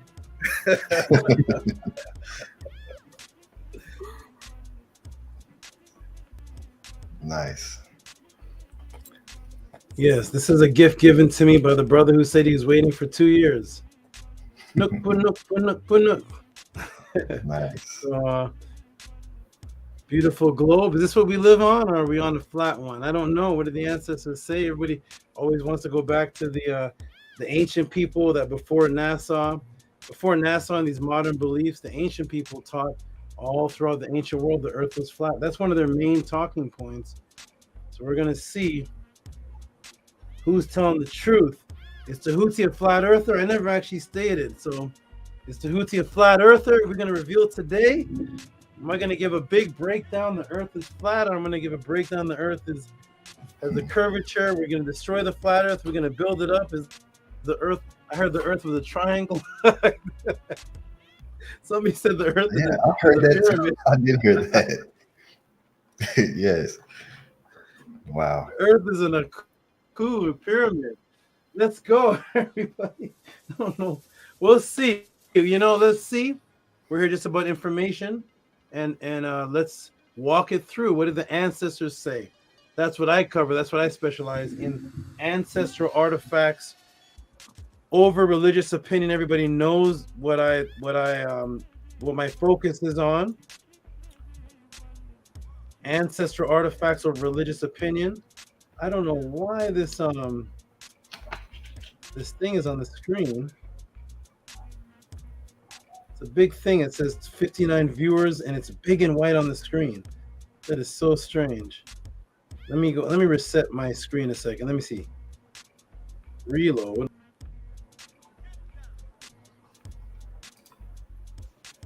I've somewhat been interested in this question because our ancestors had a civilization on Mars too. So if they think the Earth is flat, then is Mars flat too? And then you have the Sugagi with their depictions of the planets as well, which is very interesting. So this is going to be a good one. Okay, good. I'm back. Can you see and hear me pretty clear? Am I okay? Yes, yes, you look crystal you're clear. good. I'm great. Oh, thank you. Whew. Okay, let's go, everybody. I'm gonna go check my Gmails now. We're gonna see. Should I talk about this after 2 years, or should I save it for another 2, or maybe wait to debate what's his name, David Weiss, or wait another 2 years for Sancho's Bonacci, or trap Lord Jamar in the room with me? I'm not sure what to do, but I'm gonna check the cash apps, and I'm gonna see. I know Stranger already sent from a little while ago because I got an indication. So thank you, Stranger. I'm gonna go see what was sent from everybody. So let's go see in the next 7:43. Let's go see what everybody. What was oh, some disappeared. Okay. Oh wow. Wow. Everybody donated. Almost everybody donated. Let me go back and see where this started from. Stephen Austin, Bijan Farrell, that's from before. Hey, Annie. Yes. I like your new donations now. Are both of you at once now? I don't know if you changed it to that. Yeah. It's both in the same donation. That's I like that. Nice, very nice. Okay, let's go check and see everybody who wants to hear about the flat Earth. The flat Earth. I don't know, and I'm not even going to mention flat Earth at all. Flat Earth, round Earth. Let's see. So we have everybody came through. This is worth it for me now. This is worth it for me. because everybody wants to know what is Tehuti's final. I think Minkura said, "What is the final verdict? What does Tehuti have to say on this topic that he's never spoken about for the 3 years it's been confronted to him?" So let's go, everybody. This is hot, boy. Oh my gosh, fingers are melting off. Okay, so here we go, everybody. So the first one who gave a donation for this question is which Robert is this?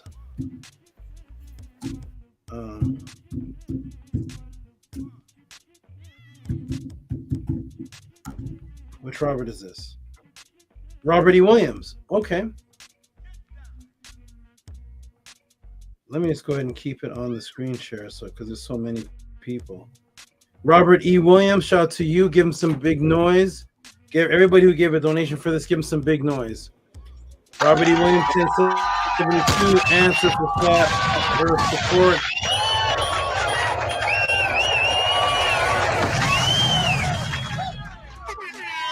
My students always manifest. My students always come through. There's a unity, there's a harmony that goes on here. Chris Harris was like, "Am I in heaven? Did I go to heaven already?" Shout out to Stephen Escalar, Flat Earth Breakdown pre-tip. Okay, good. I see that people want it. Is that on the screen right now? No, it's showing on your screen. Oh, there you go. Okay, give him some big noise. Stephen Escalar, $10, Flat Earth Breakdown. Reach out to you. Reach out to you. Wonderful. These are going to be all Killer Priest people. Watch this. This is all Killer Priest people. All Killer Priest people have been waiting for 2 years for what does Tehuti have to say that the ancestors said about the flat earth. This is Anu and Antu for obliteration. Is that on the screen yet? Hold on. No. Oh my gosh, this is a violent donation. Hold on.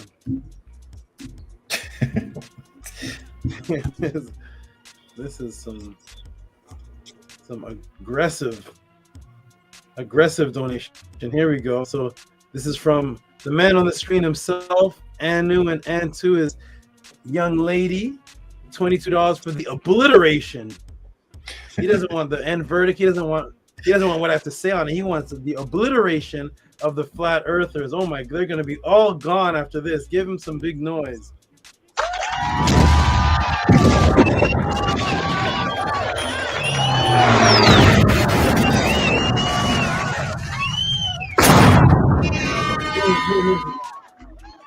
You know what's interesting about this is that if you look at the thumbnail is actually the image I have in the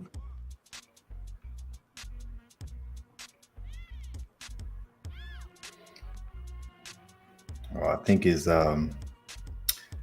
computer may be overheating. He has that light over it. Yeah. He needs a fan. fan. That could be dangerous for his It's already 98 in his house and he got a heat lamp on him. He need a fan. What, Saba, what is you doing? Yeah. This table is gonna melt.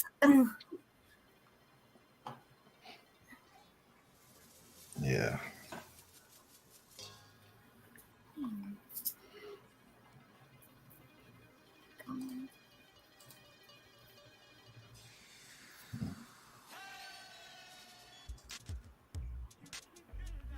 Yeah, he's gonna have to. Ani, your background is fire.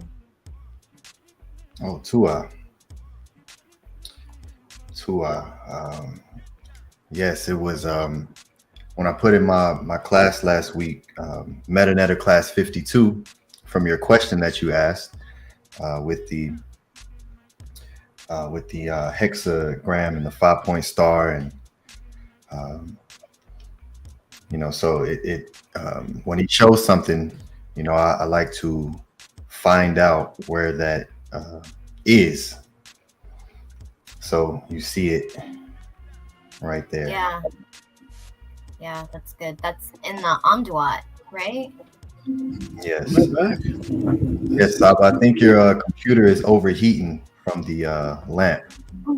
Man, I was gonna say the flat earthers hacked the my satellite connection, cut me off, but then I said, oh yeah, flat earthers don't believe in satellites. Interesting. Okay. What was that? What did you say? I said interesting because there's definitely just a lot of satellites and is orbiting. They don't think those are satellites. Wait, And what they tell us are satellites are not satellites? And the planets are light light fixtures. Yes. Right. And the sun is and below the whole clouds. firmament dome. Yeah, the sun is below the clouds. You know, being a flat earther is actually not being a flat earther anymore. Before it was, you just believe the earth was flat. Actually, you can't. You have to have a bunch of names. You're not a flat earther. You're a flat earther, a non-planet believer, a non-satellite believer. There's so many, a non-gravity believer. It's not just flat earth. There's a whole bunch of things they believe in other than just the earth is flat. There's a whole bunch of other things, and if they call themselves those things, nobody would follow them. So call yourself the other things too. Say I'm a non-satellite believer. See how many followers you can get off of that. We're the non-gravity believers. See how crazy you sound. We're the non-planet believers. There are no planets. And watch how crazy you look. So they just have to keep it as flat earther because they can't actually say the other things. They don't have equations or formulas. It's just a distraction. It is. You see this, right? Here we go, everybody. So the last one I gave was that Anu? Yes, Anu and Antu. Anu and Antu. Thank you, Anu and Antu. Let me go see if that's saved in the. That's saved. Yeah, it's saved. Okay. Next supporters. This is a lot of support. This is all Killer Priest people. All Killer Priest people that have waited for 2 years. And wait a minute, I didn't even scroll down to see Stranger. Stranger was the first. I didn't even go scroll down to see. I just told him throw a donation. I know he sent some massive. I gotta scroll down. 17. Who is this? The Bull. Pata Bull. Big Vapes. Shout out to Big Vapes. $5 for Earth Spin. Maharu is laughing. Which Maharu is this? I'm gonna think this is Maharu Chris Harris because he has the it looks like the Ramesses arrow. I'm not sure, but shout out to Maharu who's laughing. Commit HERU Hancock. Everybody from Killer Priest. Construction on Giza uses measurements of the earth. It's a replica. So we're gonna see. Jamie Alex says just foolishness. Isn't it strange that everybody over here from Killer Priest, that's the main teaching over there, and nobody here believes in it. Shout out to you, Bull. Shout out to you, Big Vapes. Okay, next one here. $2.22. I'm gonna assume it's for the flat Earth, and I'm not even gonna talk about the flat Earth. That's a beautiful thing. I'm not gonna talk about flat Earth. Yep. I'm gonna find out that the Earth spin. Shout out to Eric G. Is that on the screen right there? Yes. 18. Shout out to Eric G. 2022 cents. Who else is next? Emmanuel. Wait. Nook Punuk says he's donating for a well-rounded answer. That's funny. You all are creative. Give him some big noise. $13.75 for a well-rounded. Hey.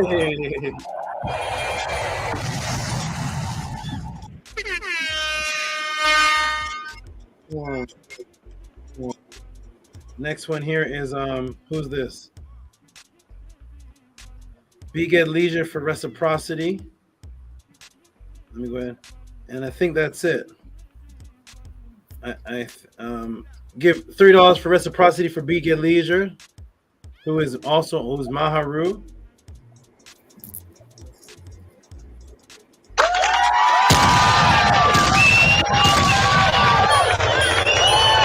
And of course, let me.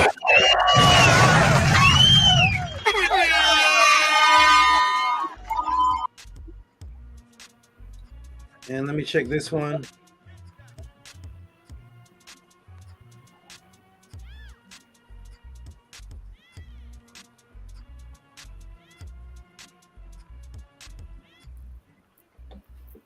Oh, the brother, I don't know if he wants to be in, I'm not sure, but he said, Netzer one said $6.05. I was always going to send you more once you broke it down. Good luck ending flat earth. Okay. I don't think, he never said he wanted to be anonymous. I'm just going to go ahead and, for the first one he did. Shout out to the brother who originally asked this question. He sent another $6.05. Give him some noise, please.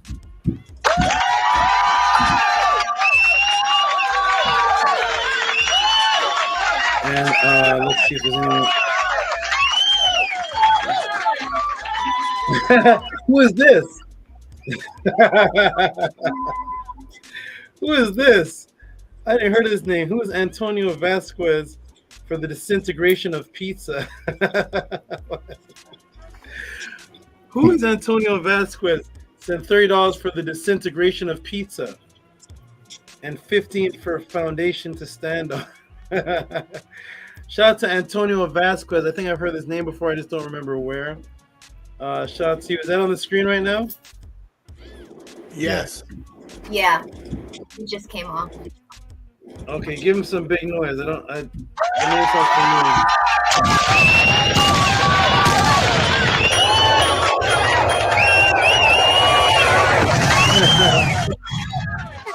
That's what they meant by pizza. Oh. Somebody typed in room pizza. That's what they meant. Because they said we live on a pizza type. On a pizza. Looking planet. Yeah. Shout out to Raw Minerals, $11.72 for flat. Give him some noise, please.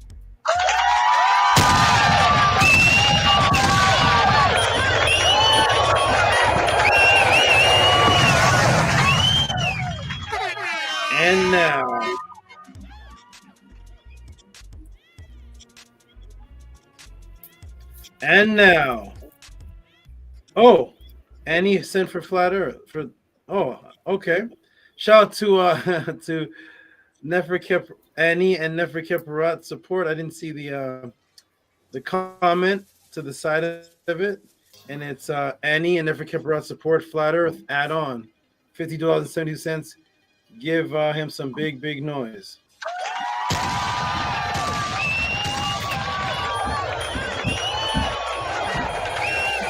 Okay. And now.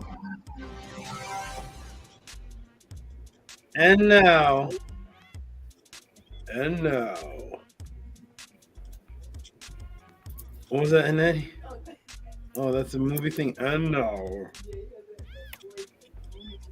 now, for the biggest donation for the Flat Earth support, which I'm not going to talk about the Flat Earth, but for the support, Steven, I'm looking at it now, stranger. Oh my goodness, $85. Pyramid Aku revealing Earth planetary information. Is that on the screen? This isn't on the screen. Yeah. Give him I want Megatron talk. Everybody, give him all the noise. Oh my goodness, that's what you said? The monster. Peace.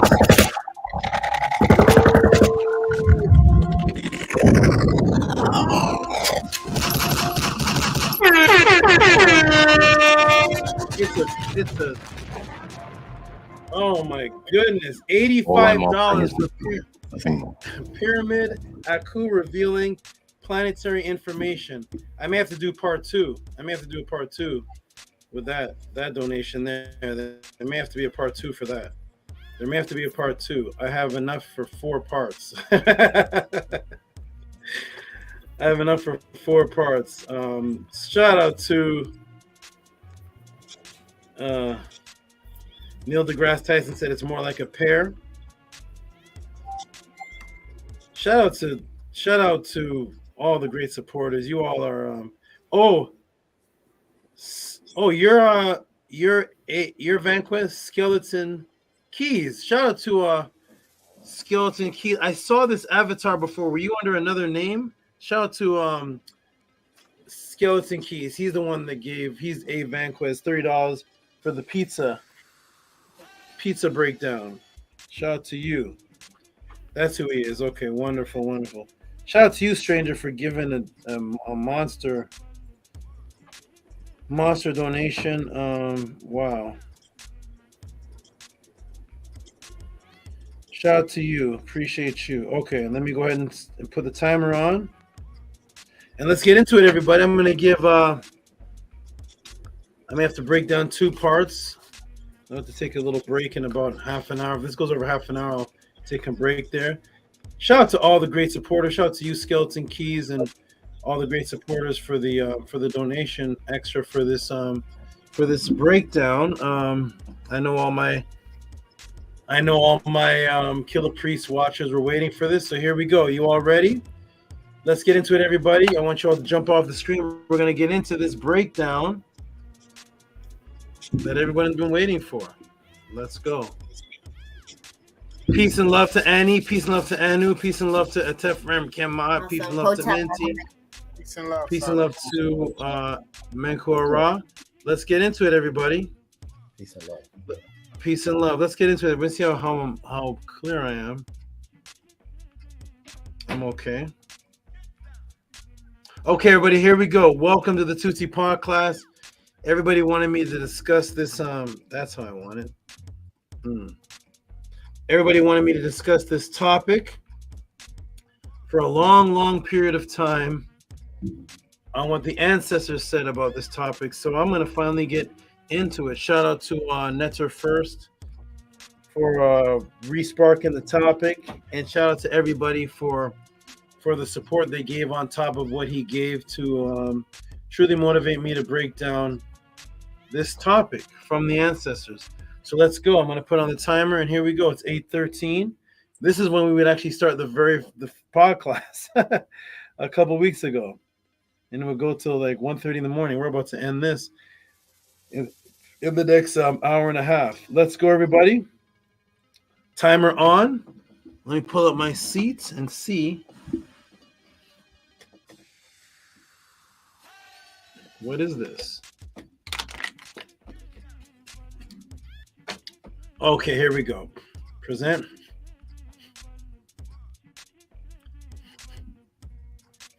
Actually, let me do one thing. Nana, I'm going to give you something, and bring 1 second, everybody. Hold on.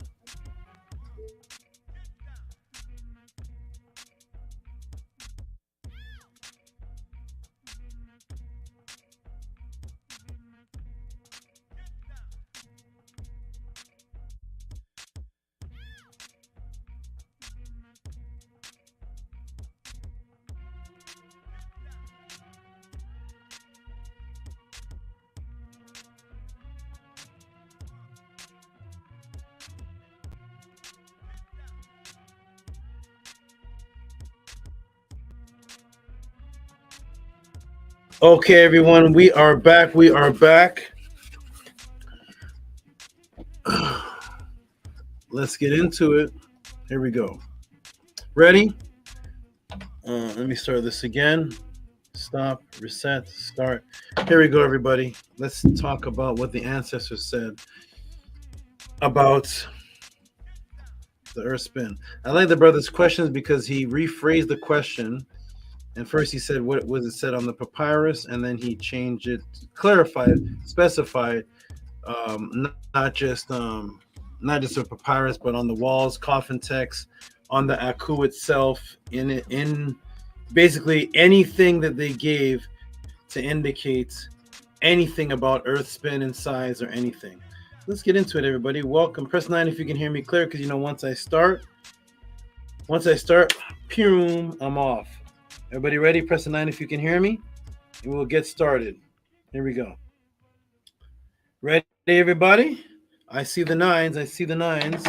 And here we go. Okay, good. Am I screen sharing the whole screen? Okay, there we go. ETT Ox Effect. Hey, Celeb is here. Okay, good. Skeleton Keys. Everybody can hear me. Net to the Greatest can hear me. Wonderful. Minty Hotep can hear me. Okay, here we go. Everybody ready? Here we go. Stop, reset, and start. Here we go. All right. Welcome again to another question. And this time, a set of questions sent into the Tehuti Podclass and the House of ATTON, the only platform on the planet where you can send in a plethora of diverse questions with reciprocity, of course, and of appreciation, reciprocity of appreciation, of course. So this is the only place. This is the House of ATTON. For those who don't know, who are just tuning in, I want to welcome you. This is the question and answer session, the question section. So welcome again to another question. Welcome again to another question, and this time a set of questions sent to the Tehuti Podclass and the House of ATTON, the only platform on the planet where you can send in a plethora of diverse questions with reciprocity of appreciation, of course, and value for the question on any subject matter or subject matters of upliftment, of consciousness, from ancient archaeology, origins of religion, UFO, out-of-body experiences, the Anunnaki, the Netiru, health, diet, immortality, contacting your deceased loved ones, telepathy, remote viewing, symbolism and architecture of ancient times, the origin of the matrix, how to break out of the matrix, quadrupling your income through magic, questions only limited by your mind's imagination and personal quest, thus invaluable. And now the questions are: Blessings MT, which is Master Teacher Tehuti, can you tell us what the ancestors wrote about the earth? Spin, tilt, shape, size, makeup, etc. And can you tell us what papyrus this information can be found in? So again, Blessings Master Teacher Tehuti, can you tell us what the ancestors wrote about the earth? Spin, tilt, shape, size, makeup, etc. And can you tell us what papyrus this information can be found on? Thanks. Then there was a clarification, a beautiful clarification, because it made it less limited, which was Master Teacher Tehuti, I just sent a new question which in retrospect needs adjusting. So instead of papyrus, I should have said pyramid, coffin text, aku, etc. Also, I forgot to put my name on it. So being that he forgot to put the name on it, beautiful question. And the brother said he forgot to put his name. I found his name, and here it is right here. And it is Netzer the First. So thank you, respect to Netzer the First, for sending the question. And Netzer the First, you can thank everybody for having your back to give the donations to actually get this this answer, which I knew they would. So I put the answer knowing that my students would support. Could it be possible for the followers of Ma'at to have calculated these things without any sign of proven compass, any sign of telescope, any sign of aerial flights, to look downward on the planet? Could the Nile Valley followers of the Netaru have been that advanced? I will teach you in this class. The answer to that question will be yes. If they were guided by beings who knew these things and passed them on had perception from outside of the planet and within. Let us continue. Here we go. So first, let's establish these numbers by today's science, step by step, pertaining to the Earth and information pertaining to with shapes, spin, size. So here, 2 typo TO with size, shape, spin, and speed. We're going to refer to modern science and what it says, and then move backwards to what the ancestors say. See, it cooperates. So first, let's establish one of the scientifically proven sizes. We'll deal with the polar radius of the Earth to establish that we will go to the World Grid Survey, also known as the World Geodetic System. But first, let's define what the polar radius even is. What is the polar radius? First of all, let's find out what the polar radius even is. So the polar radius is the distance from the center of Earth to a point on its near surface, near its surface. So here's the polar radius. So they have 6,371 kilometers, inner core, and then we go up to the mantle above 2,890 kilometers, and then we get into 100 kilometers and 8 kilometers, and 10 to 75 kilometers, and now we're at the Earth's polar radius, which is from Ra and Dios. Okay, so we're gonna go to the WGS, or the World Grid Survey, also known as the WGS, World Geodetic System, to get the polar radius. Let's see what modern scientists say about this information. This is World Geodetic System.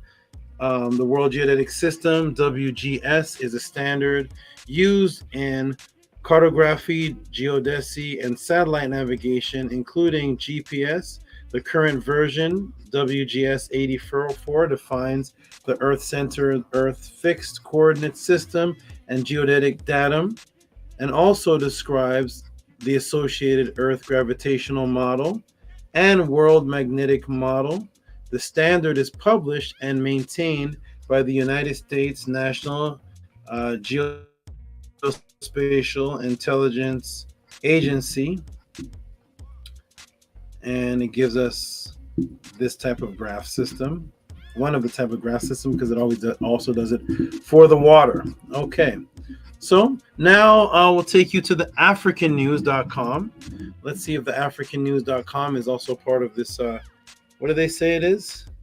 They say it's a conspiracy, but we'll find out. We're going to take you to Africa, to the africannews.com, to talk about and show the contributions of space geodetic technologies, keeping its understanding to the Earth's spin and ocean monitoring in Africa.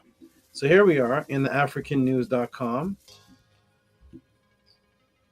So space in Africa, africannews.com, the contribution of space geodetic technologies to ocean monitoring and forecasting in Africa.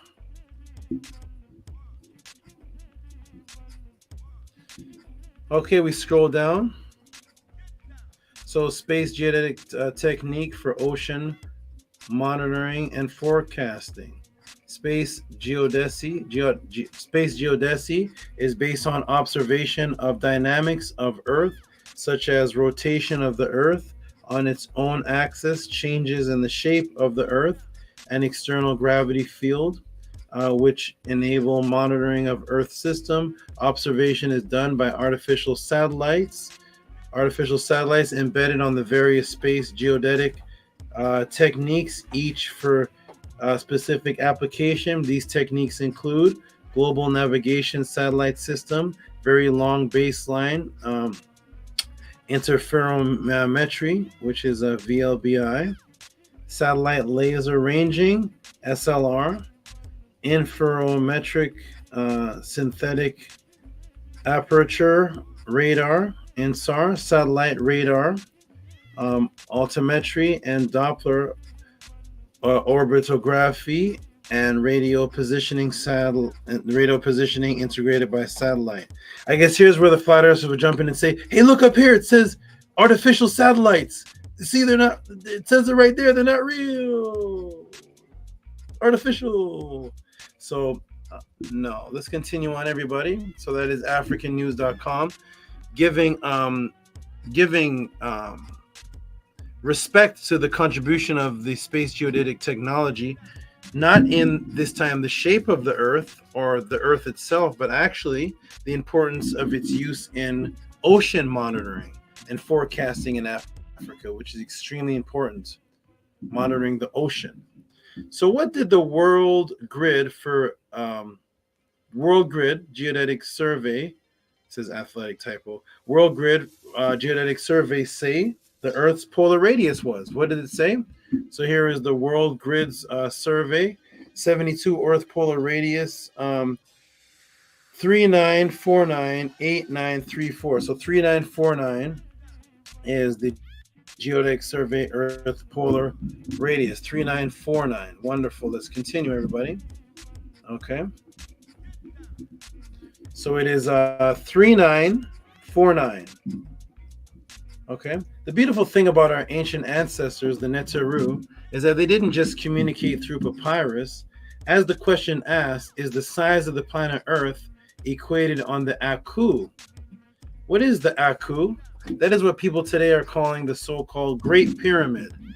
Guess what the mathematics Great Aku communicate, taking by the height and multiplying it by a specific number. So we're going to take the Aku because the Aku is a mathematical device. And if you take the actual Aku and you take these two numbers here, which I'm going to explain in a moment, you take 482.7575 feet by 43,200, and it equals 20,855.124 feet. What is the relevance of that? Okay, Tehuti, 20,855.124 feet. What is the relevance of that number? Let me put that info into a foot-to-mile calculator for you. Let's see what it communicates. So we get the foot-to-mile calculator, and we get the foot-to-mile calculator. It's 20,855.944. And what is the miles we get? 39,498. 39,498. Boom. That's the polar radius, 39,498 of the Earth size. Aku equation communicates equals 39,498 of the Earth size on a microcosm scale. So the mathematical equivalence of that number, we're going to get into why that particular number and how it ties into the Aku. Why is it that 482.7575 by 43,200 gives us 20,855 feet, which actually in the miles gives us the polar radius by the Earth Grid Geodetic Survey, 39,498, the Earth size on a microcosm scale, which is 39,498 and 39,498, which is the same thing as the Earth Grid Geodetic Survey. Same number right there in miles. Okay, there's the size. So we have the Earth size calculated precisely by the Aku with these two specific numbers. When you find out what those two specific numbers are, your mind's going to be blown again. So, okay, there's the Earth size. So we got the size. What else was asked in the question? The spin. What about the spin of the Earth? Is that communicated by our ancestors?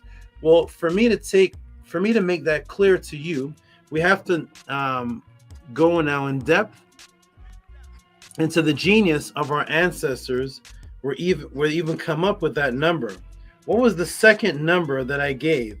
The first was the height of the actual Aku. So this was not just an arbitrary number at 482.75. So the first one I gave was actually the height of the Aku. So you would take the height of the Aku, which is the 482.75, and you times it by 43,200, and it gives you the foot equation, which gives you the exact polar radius of 39,498, verified in modern times by the geodetic system that they use for Earth and ocean monitoring today. 39,498. So that's actually the height. Okay, the feature goes to another number. So what's the other number that it was multiplied by? That was 43,200. What's the relevance of that? To comprehend the depth, you must understand what the word pyramid was, or aku or ku, where you ascended as a double light being. So we go to now page 25, and we see that the aku, which is a word for the pyramid, the original word, is actually the same word for the light beings. So the akuti, which I spoke about in the last class, is a word for light beings, which is what you become when you supersede the so-called electron fermion physical realm and you go into the other physical realm of quantum physics. Then you become the light being in the house of Nesser. So the Aku's name was light. One was light beings and one was the building of light. So it's a double light being that you actually become. This is also verified in the Purim HERU of 1250 BC on page 113, when it says right here, we have the word for ku, light. He has carried away my soul, my consciousness, and that's the word for ku, the same word for pyramid, which ku-e, my intelligence. So the word ku is also the word not just for regular light, but the type of light you would need to exist in the afterlife, which is a conscious light. My triumph with him to place, my makaru, for him to place, which is place every, which is it there, seeth the form of the guardians of the pet, may come forth, and it goes on to say, the house of the Pa-Osar, which is the other name for the pyramid, or the realm of Osiris. May he speak with you, may he be a glorified soul. So the word aku or ku is the same word for consciousness, which is actually what people are calling your soul. That is the conscious aspect of you that survives past the electron fermion physical realm. And that is the aku right there. That is the oldest word that I taught, the oldest word on the planet for your spirit being or your conscious being. It's in the Purim HERU 1250 BC, and also is found in 3400 BC in the tomb of Scorpion 1 of the same place we discussed, the same area we discussed in the last class, which was Apti, which is to the east, which was a microcosm of the Apti you go to in the afterlife, which is the oldest place on the planet where you find the word for spirit ever on the entire planet. How you doing? You okay? Okay, so here we go. So that of the hacker, the separation of the dead, good spirits. So there's the word for good spirits again, and it's the same thing. Spirit, soul, and consciousness is the word aku, ku, which is the same word for pyramid. Where you would come forth by day, which is HERU, as a pure energetic projectable double. Thus, the scroll of resurrection was called what? So you would come forth as a HERU or as a light being. So thus the first scroll on the planet for resurrection, what was it called?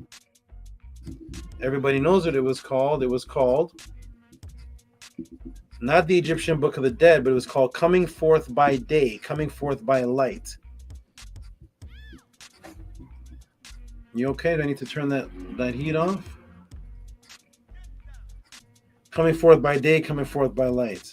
Okay, you know what? Let's get right into Tehuti Overdrive. Let's go right into it. Here we go, everybody. So we're going to go to the section here where it says Au F per FM HERU, which is he shall come forth by day. So you're coming forth as a daylight or daytime or a light being, symbolized by the same word for day. Why is it using that word for day as the same word as what you are when you come forth? So it's called coming forth as a complete day, while simultaneously focusing on the aspects of the day that is light, or as we call it, daytime, representing consciousness as a double body bilocating, as the microcosm of the day is composed of what? 2 12-hour periods. So the day is actually composed of 24 hours, which is a double of 12, 2 12-hour periods, creating a complete 24-hour periods. And how many seconds are there in a 24-hour period that make up a day, which is a HERU,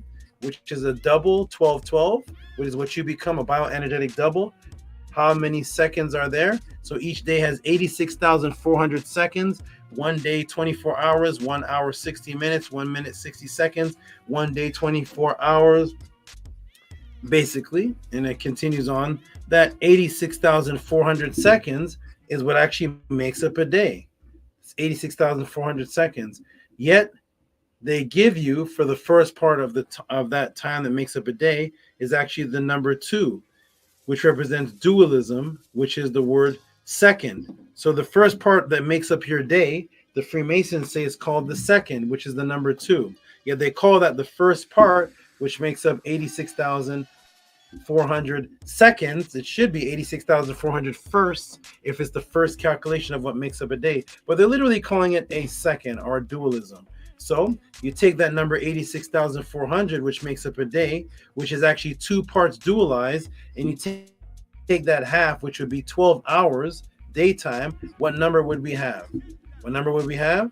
That half is 43,200, the same number used to calculate the height of the pyramid that gives you the radius of the planet, the polar radius of the planet. So that number 43,200 is actually the daytime number. That is a day. That is a HERU, because the Aku represents that you're per M HERU coming forth as a HERU, but there's 2 12-hour periods. So the complete day, 86,400, includes the nighttime too. But the word ku means light. So they're not focusing on you coming forth as a dark being. They're focusing on you coming forth as a day. So that's half of the 86,400, which is 43,200. That's what represents the daytime that is actually the light. You see? So boom. So we can clearly get the number of the earth. But we can only get that number if the earth is spinning at 67,100 miles per hour. So the only way, you see how this is? The only way that you can have 86,400, oh, this is hot. Oh my, everything's heating up. The only way that you can have 86,400 seconds in a day and 43,200 and the half the day that makes up daytime, the earth has to be spinning at a certain speed. So if it's spun any slower than that or faster than that, then you wouldn't get this precise number of 86,400 or 43,200. It would be another number. So in order to get that number, the earth would have to be spinning at 67,100 miles per hour. Thus the Aku, or the Great Pyramid, just gave us the calculation of the exact speed of the spin of the earth. So there's your spin. Understand, in order to have a spin, you have to have 43,200 seconds being half of a day, which represents the HERU, the daylight period, and then the other period, the night, combined, doubling that would give you 83,400. But in order to even come up with that number that the great Aku came up with, you'd have to have the earth spinning. The earth has to spin in order for it to create seconds. It has to be rotating to give that number. So Cairo, what they did is they hired a man named J.H. Cole to do an official survey measurements of what they call the Great Pyramid. And here are the numbers that they officially came up with. These are the numbers that they officially came up with. Okay, so there's different numbers of the height and the scale of the pyramid because there's different calculations. Some calculate the width by the actual pyramid, the actual triangle itself. Some calculate it, including what's called the socle, which is actually a base at the bottom of it, which is why you may see different heights and shapes of the pyramid, because it's actually composed of 2 parts. And that's why when you go back to the word for Aku right over here, you will actually see clearly that the Aku is composed of 2 parts. Here's the base, and here's the triangle on top of the base. So if you calculate it from the base up, you're going to get one calculation, but if you calculate to where the Aku sits on the base, you'll get another one. If you calculate it from the base sideways to the actual base of the socle, 2 socle sides, you'll get a little bit height difference, and that's why they did an official one, because there was different heights and there was different sizes being given. So one is by the socle, one is not. So if you see me with different numbers, it's because one measurement is by the socle, including the base as a part of the Aku, and one is actually just going by the the JH survey in feet, JH Cole survey in feet. So there's actually two calculations. So here we go. All right. So now for the shape of the Earth. Now for the shape of the Earth, at 1/4 precisely degree of latitude and 1/4 precisely degree of longitude. So if you actually take the shape of the Earth at 1/4 of a minute of latitude, you're going to get 3,022.9 feet. And if you go 1/4 degree minute of longitude, you're going to get 3,443.5 feet. Guess what the perimeter of the Aku is with and without the socle? Because remember I said the base of the socle. So guess what the Aku is with and without the socle? What is it? The parameter of the Aku without the socle is 3,022.9 feet, and the parameter length of the Aku with the socle is 3,043 feet. That is the exact 1/4 of the 1 minute latitude at the equator at 3,022.9 feet, and the exact 1/4 of a minute of longitude at 3,043.5 feet of the shape of the Earth has to be in that shape in order to get those latitude and longitude lines, which is the exact parameter of the Aku with the socle and without the socle. That's why there's two different numbers there, but they perfectly made this where with the socle, the parameter matched the latitude at the equator, 3322, with even the 0.9, and without the socle, and with the socle, it matches exactly the longitude at the equator at 3043. Exactly. The pyramid is a communication of the Earth's shape, size, and spin. Most people know they're using a 365-day calendar. Most don't know that it was created by the followers of Ma'at, the builders of the Aku, which told the story of the orbit size and shape of the Earth. Originally, the Earth was the year was originally 360. The ancients through the ancient Natiru added the 5 extra days to create the perfect 365.24 day tropical year to represent the circle spin orbit around of Re, the sun, which is why today you say in order to go in a circle or redo something, you put Re in front of it, which I covered in the last class, such as rewind, redo, replay, etc. So here is the actual for those who acknowledge the orbital spin. The Earth would have to be orbitably spinning for a tropical year of 365.242 days to make up a tropical year. Okay. Well, if you don't believe in the Earth spinning and a flat Earth that sits in one redundant space or doesn't move and sits there, then of course there is no number 365.24 that has any relevance, because the flat Earth is not spinning around anything. Okay, so guess what the length of the base of the Aku is based on the Kemetic cubit. The length of the Aku Mer, the exact orbit of the tropical year down to the exact quarter day. So the cubits of the base is 365.242.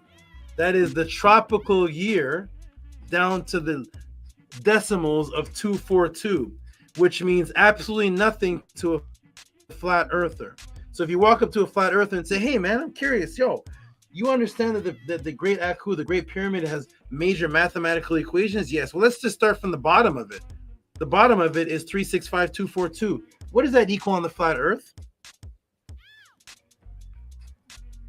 What does that equal? The 342, I'm just trying to, the 365.242 flat earth. I mean, forget about all the mathematics as you go upwards, because you acknowledge the great Aku is a mathematical equation. Let's start at the base before we go up to the top and the sides. The base, why is the base in cubits the exact? Oh, what is the? I'm not even gonna tell you what it is. What is the base of the cubits, sir? The mathematical. The ancient people made it to be an exact number of cubits, but every number had a significance in the Aku. Well, the first number before you go anywhere around the ATTON, the very first number is 365.242. What is that on? Is that where you fall off into the ice layer, the height of the wall? Is that the temperature? The ice, the moon. So we can't go anywhere in the ATTON until we get off the base. You can include the socle or not include the socle, because if you include the socle, then you're going to get the perimeter equaling the exact latitude at the equator. If you take off the socle, you're going to get the longitude. So what is it without the latitude and longitude? It has to be that exact spot, because the latitude and longitude that we acknowledge on the circle can't be the same thing on a flat. So what do these numbers here mean to the flat Earth?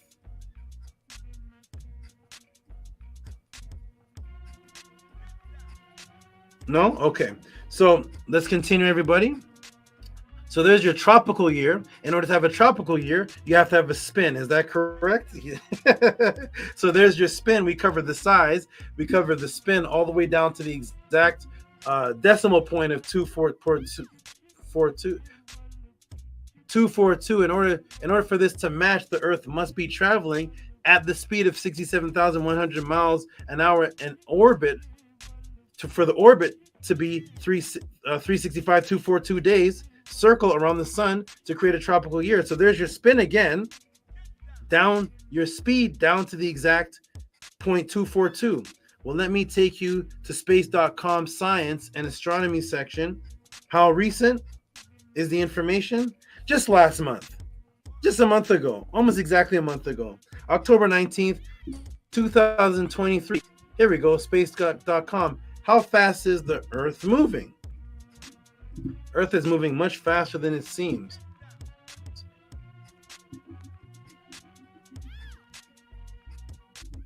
So how fast is it moving? Here it is. Let's see what space.com says. Remember, this is October 19th, 2023. This is over 10,000 years ago. This is given the calculation that the Earth is spinning. Oh, let me shrink it down for everybody to see. This is given the calculation that the Earth is spinning in order to create a tropical year to match the qubits of 365.242. It has to be spinning at 67,100 miles an hour. That's the only way you can get 365.242. This is over 10,000 years ago. We're going to go to last month, 2023. How fast is the Earth moving? As an Earthling, it's easy to believe we're standing still. After all, we don't feel like we're hurtling through space, yet we are. How fast exactly is the Earth moving around the sun? How fast is the Earth's orbit around the sun? The Earth's orbit around the sun at the speed of 67,100 miles an hour. How is that, sir? They're telling you in 2023, October 19th, that 67,100 is a significant number. That significant number gives us the second of the day, which is calculated in the ATTON, and also gives you the tropical year, which is calculated in the ATTON, which gives us 67,100, which happens to be what today's science says the Earth is spinning 67,200. It's all a coincidence because the Cometians were a part of the conspiracy.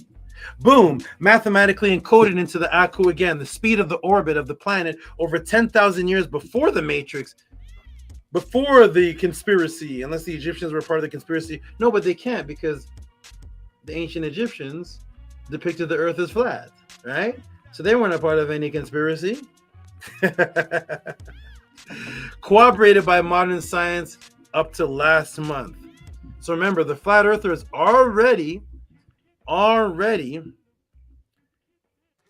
confirmed within their teachings that the ancient Egyptians are not a part of the conspiracy. So how do they have the exact calculation of 67,100?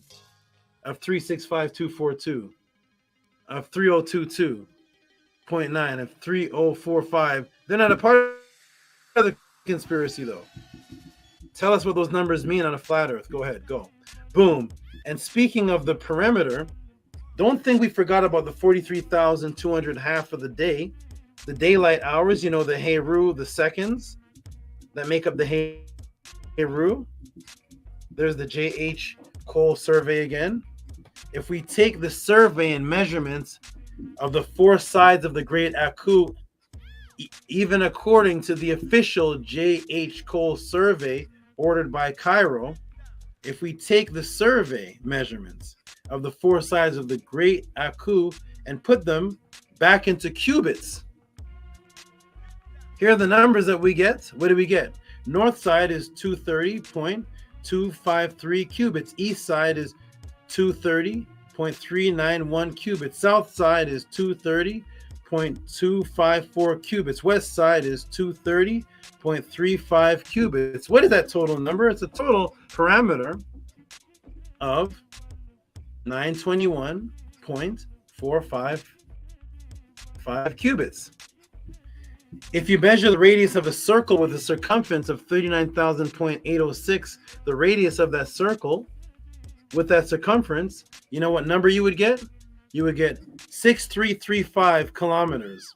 So if you took the 39,804, the radius of that circle, the circumference would be 6335 kilometers. Okay. Remember the World Geodetic Survey I taught on earlier in class? Well, that is the radius of the curvature of the meridian plane of at the equator. You know, the curvature where it curves. You know, the curves.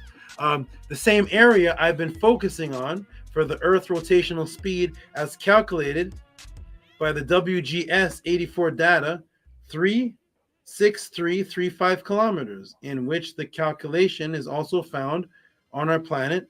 Answers for, if we go to the Planet Today, answers for geologists and scientists. Let's go to it right now. Here we go. Our planet today. How do you calculate the equatorial radius, polar and equatorial radius of curvature? B2 over 8. Sorry, B2 over A equals 6335 kilometers. Earth's prime vertical radius of curvature at the equator equals radius, n equals A. So it's 6335. Okay. What is the relevance of Earth's curvature at 6335 kilometers? Remember the Great Aku's perimeter? Remember that? Remember the north side is 230 cubits, 0.253. East side, 230 cubits, 0.391. South side, 230 cubits, 0.454. West side, 230 cubits, 0.357. Total parameter, 921 cubits, 0.455. Remember that? Well, guess what number you have to times 92145 to get 39,806.743 kilometers, which is the radius of an exact circle that would yield the kilometer number of the curvature of the meridian plane at the equator of Earth. What number would you have to calculate to get that number that equals a curvature? 43,200, huh?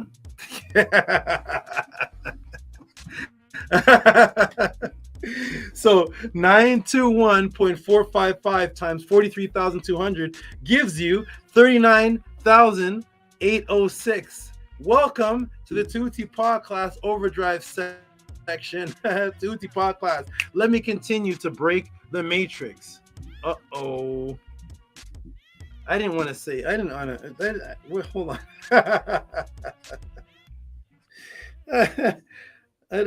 Wait a minute. Where are we? I didn't want to say all this to Lord Jamar that day. I just wanted to ask about Geb. I'm just the guy. I don't know much. I just want to know what the Geb is on his back. I'm the guy like this. I'm the retarded guy just asking questions. I just want to know if Geb is on his back. just want to know something. I'm not trying to destroy Killer pre-show. I'm not trying to run off every guest he has, but I just want to ask a couple questions. When he sets up for me and Lord Jamar to speak, of course, we couldn't even get to that. Tehuti, you made this up. You made it all up. You and J.H. Cole, you're part of the conspiracy. So when people say that the ancient people in Kemet were the inventors of geometry, everybody heard of geometry? That is exactly right. And that is because most people don't know what geometry is. And that of the Natiru, they don't know what the geometry is. That the Natiru know the size, shape of the earth. As I've shown clearly, they're the ones that brought the size, spin, and shape of the earth's awareness to the rest of the world. Nobody else had this calculation in any other structure, which was a communication structure. Why? Because the communication structure meant consciousness itself. That's what the structure meant. It meant consciousness. What does the word geometry mean? Hey, geometry. The measurement of the earth. That's what geometry means from the old word geo or gia and metry. Geometry. It means the measurement of the earth. So when they say the Egyptians were the inventors of geometry, they were the inventors of the measurement of the earth, which we're showing you the first to ever reveal what the actual measurement of the earth size, shape, and speed is, because of course you need to know the measurement, size, and speed of the earth in order to tell time today based on 60 seconds to make a minute and 60 minutes to make an hour. So in order to have 60 seconds to make a minute, 60 minutes to make an hour, you'd have to have the size, shape of the earth and the speed of the spin, or else it wouldn't be 60. It could be 62 or it could be 898. The earth has to be a specific size, shape with a spin in order to go around, in order to be 60 seconds to make a minute and 60 minutes an hour, because all of these have to equal up to the 24-hour period, which actually has to equal up backwards to 86,400, would actually have to equal forward to 365.242. These numbers have to be exact and match. Well, not only did the followers of the Natiru know the earth was spinning, also that it makes a larger spin point through the 12 constellations that takes a certain amount of time. So not only did the ancient ancestors know that the earth was spinning in an orbit, but actually there's a larger spin point pointing to constellations of 12 that takes a certain amount of time, and it can only be done if one thing exists. Here it is right here. Here's the larger one. So the original name of the Sphinx is called Ra-Harakuti Tem. The Sphinx true name, Ra-Harakuti Tem, which means the sun horizon and completion, which signifies the completion of Re, which is what is called today Leo, facing the horizon at the exact alignment of its mirrored image of 25,920 years, making a complete precession. So what's called the Ra-Harakuti Tem that the Europeans are calling the Sphinx, it has to point at the beginning of a time called the Zep Tepi, which is the beginning of the precession period of 25,920 years. How does it point there? It's significant to the Natiru, but how is it pointing there? It's the Earth's year precession of 25,920 year precession. You see that? In order for point there, in order for the Harakuti or the Sphinx to point there, now not only is the Earth has to be spinning at 67,100 miles, not only does it have to be in a particular shape and size to move to create a tropical year of 365.242 in order to create 86,400 seconds, it also has to be on an axis of around 23.3 or so for this to occur, for the Natiru to have the Ra-Harakuti Tem to point to the Leo star constellation to complete the precession every 25,920 years. All this has to be spinning and happening for this to take place, for the echoed effect of why this is even called the Leo star constellation, because the Greeks came in and turned the letter R into the letter L. It was originally called Re, and Re became Rio, as in, Rio, and then Rio became El Leo, and then Leo became Lion, and Lionel then became the Leo star constellation. And it's the shape of the Ra Harakuti Tem, what's called the Sphinx, which points there exactly every 25,920 years, but it can only point there if the Earth is on a 23 degree or so axis, also spinning on its axis as it also spins. All this has to exist.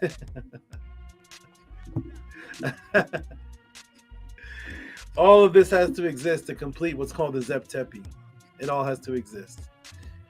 What does the Earth need to be spinning on in order to create the phenomenon of 25,920 years in order for the ancient followers of the Nibiru to have what is called the Sphinx to tell the date of the Zep Tepi and the point exactly at the exact year here to tell you what today is the Leo star constellation?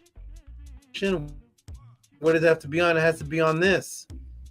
Okay, because it has to represent completion. Also, the number 72, which is Tehuti's number. How does it equal the number 72? That also calculates to equal, to equal 25,920 years. So let me come to the screen. Hey, why is the Septuagint called 72? Why did they put him in?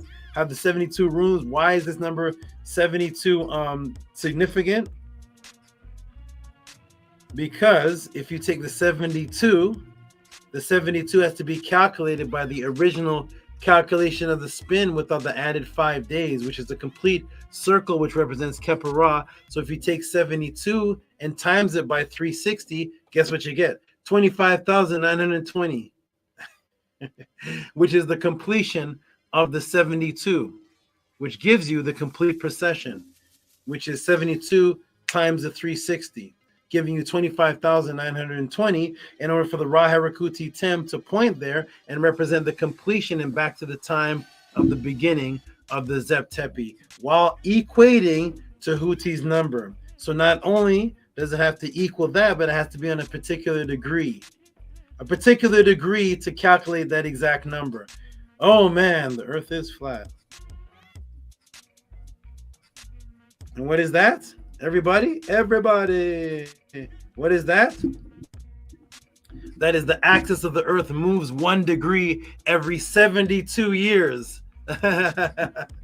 So in order to get 25,920 years, which is 72 times 360, the Earth actually has to be moving at 1 degree every 72 years on a 23.4 so degree axis for the Leo star constellation to point and match the mirror image of the Ra Harakuti Tem, which means Ra Harakuti Tem, which means the completion, because it's the completion of the great year called the precession that's not happening on a pizza.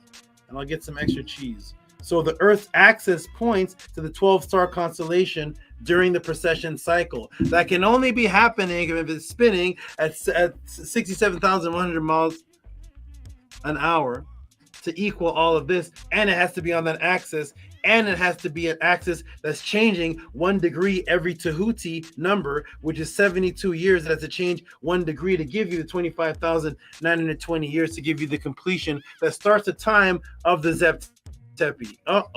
Boom. There's your 23-degree axis. Oh, remember the sacred number 432? Remember the 432 number? Echoed throughout the great Aku I've been teaching on in this class, which consistently displays the size, shape, spin of the Earth. And what's the time you use today? How many minutes are in a second? How many minutes does a second make up? How many minutes are in an hour? How many is that, everybody? 60? Oh, well, let's take the 432 number that is consistently echoed through what is called the Aku, the Great Pyramid, Aku, and put it into the precession of 23-degree axis needed for the followers of the Nibiru to calculate the most sacred time of the Zep Tepi. And what do we get? We get 25,920 20-year precession times the sacred number of 432, which is echoed throughout the Aku. And what does that give us? 60! 60, the amount of seconds to make up minutes, the amount of minutes to make up an hour is equated by the 25,922 complete procession divided by the 432 number that's echoed through the AKU, which gives you your 60 seconds to create a minute and 60 minutes to create an hour. That is the 60. We wouldn't have that if the earth wasn't spinning at that precise speed. Boom, Hotep, I'm done. Matrix broken. And that's just part one. Boom. Woo! Hallelujah. Oh my, everybody. That was about 50 minutes. 48 minutes, 24 seconds. There it is, everybody. That's what the ancestors made. Take all those numbers and put it on a flat earth and see what we get. I'm gonna put the link in the room for the team to jump in. I'm gonna see what everybody thought of that answer. Boom, here we go, everybody. They put that in the room. Link in the room for the team to jump in. We're gonna go over that. I'm gonna take another break, water, come back, see what everybody thought. Let me check the room, see what everybody thought. Oh my goodness, oh my goodness. Here we go, everybody. Robert Williams says Tehuti's on fire. Tehuti's on fire tonight. Saba is just different. Big Vase put fire, fire, fire, fire, fire. Ooh, yep. Robert Vase put fire, fire, fire, fire. Snake style. And to put fire, fire, fire, fire, fire. And all the flat earthers can do is they can come in and just ask questions. Nobody's going to address any number I mentioned. You see, because math doesn't lie. So they're gonna come and say, "Oh, what about this?" And they'll be saying that the big dick Trump would say, "What about it? Are you saying that people swimming upside down and the tadpoles moving?" That's all they're gonna do. Nobody's going to address one actual dimensional number that is echoed in the mathematics of the pyramid and say, "Oh, this number equals this." Let's X that off. This number equals this. Nobody can, and that is the end of my conversation. What's up, Anu? What's up, Annie, and Anu? What do you all think of that? That's what I have for Lord Jamal and Sancho. That's round one. It was a 3-round debate I had set up. That's the first round. Just elongated with jokes, making it that long. That's one 20-minute round. The other two are on deck waiting. That breakdown was phenomenal. So inspirational and beautiful to see how intertwined the ancestors were with the world we live in. There's Mancor Ra. We got facts. Wonderful, wonderful. Okay, there it is right there. Oh, hey, Mancor Ra. Greetings, Saba. What's that? Say greetings. Greetings, good brother. How are you? Doing good. I felt like that was not geometry. It felt like rocket science or calculus.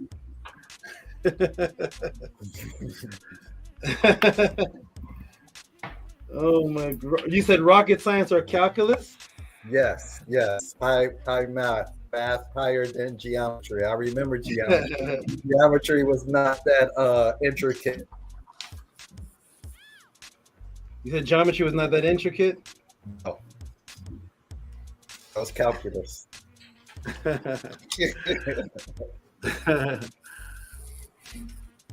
Wonderful. Who's this? Menti's coming in. There we go. And there it is, ladies and gentlemen. That is a mathematical breakdown, and that's what the ancestors put inside the Aku. Nobody on the planet Earth will address the numbers of the Aku. Whoops, where are you going? Yes, that was excellent, great Saba, and it's a beautiful thing, and because this is the last and the only wonder on the planet that's completely unexplainable, that's just built on top of these mathematics that give the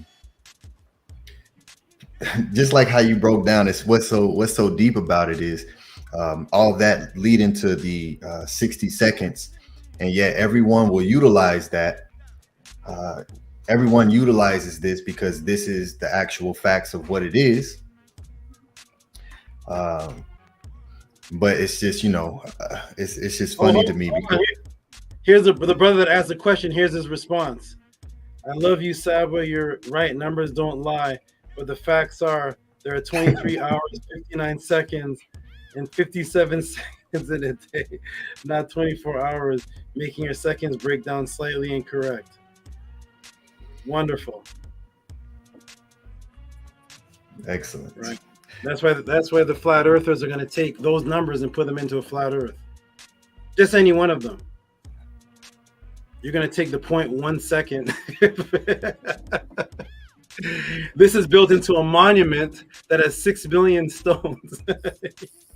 You're going to take the 0.1 second. So go ahead and put it into a flat earth. Nobody will take those numbers and put them into a flat earth. That's all there is to it. So wonderful. Well, thank you everybody for the support. But that's the brother. This is the brother's response to everything I just broke down. Every number and every mathematical code I just broke down. Everything that's inside the AKU, that's his response. That's his response to everything I just broke down. All right. So peace. I'm out of here. Yeah, it's this this matrix we exist in is pretty fascinating at times to watch and see how the perceptions of teachings begin to control the realities of you know, certain people. So the grandiose structure such as the AKU, as I was saying, which is completely unexplainable as to how it even exists before you even get to any mathematics.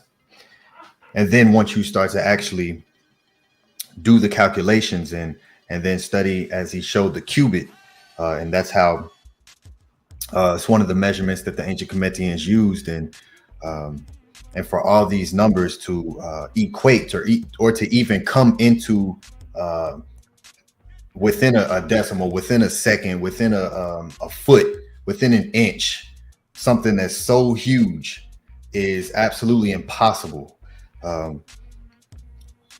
to conceive. So we understand why it can be difficult to grasp a hold of the mathematics that exist that controls our daily life. I mean, we all utilize it.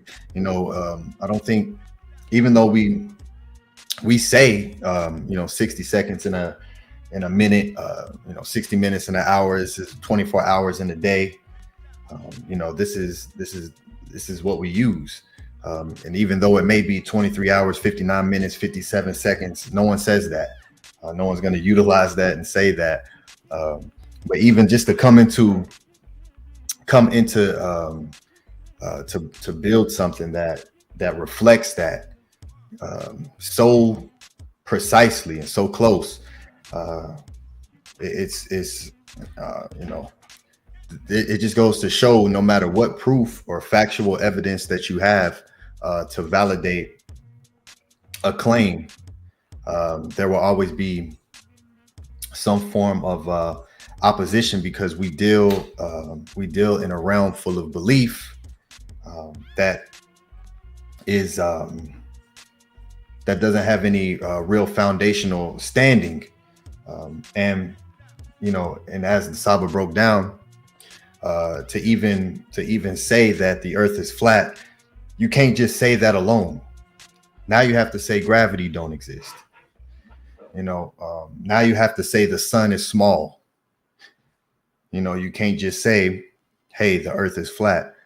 And so it's just like Christianity, when you start to go in and you start to break down certain verses in the Bible, to when there's contradictions, now you have to make sense of those contradictions. And then that's when you just start making things up, because now you have two opposing arguments against what you are saying. And now you have to make that make sense in your mind, because you're dealing with the belief. You want this to be real and true. And because the matrix is so full of lies everywhere you go, whenever something is presented as a more overall consensus, it's good to question that. It's good to question what the overall consensus is. But just because it is the consensus doesn't mean that it's incorrect. That's why you have to go in, you have to dig and do your research unbiasedly, and allow yourself to come across the information that, for one, with the mathematics, there's no belief. There's no belief associated with that. You're just counting. It's numbers. And that's what everything is built and constructed around. So the great Saba did a fantastic job of showing that, and sometimes when you get to talk, you really start to get to talking mathematics and actually doing the calculations and looking at it, it tends to go beyond some people's ability to understand what's really happening through the numbers. And it's just a wonderful thing that that the great Saba, the way that he's broken down the Aku through multiple classes multiple times, and each time there's a new calculation that he presents that goes alongside what the Aku is, and to even give context as to why it's called the Aku. Right, we have to understand that, and why the word is a representation of light, right, and how that even exists, and how you can even come up with a number. Something else has to occur for you to come up with that, it's a beautiful thing. But because of NASA and all of the things that are brought forth that are not true. Now it becomes more difficult to be able to discern, what is true, what's not, what's ma'at, and what's isfet. But that's what's so beautiful about the ancestors, and teaching us to dig, right? Teaching us that the whole thing is ma'at, to get to the truth, to dig to the root, to find out what the actual facts are. And it's not really necessarily based on what you want it to be, what you believe it to be.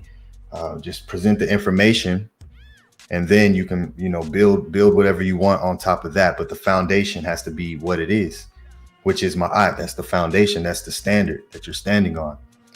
So Henu to the great Saba. Continue to support.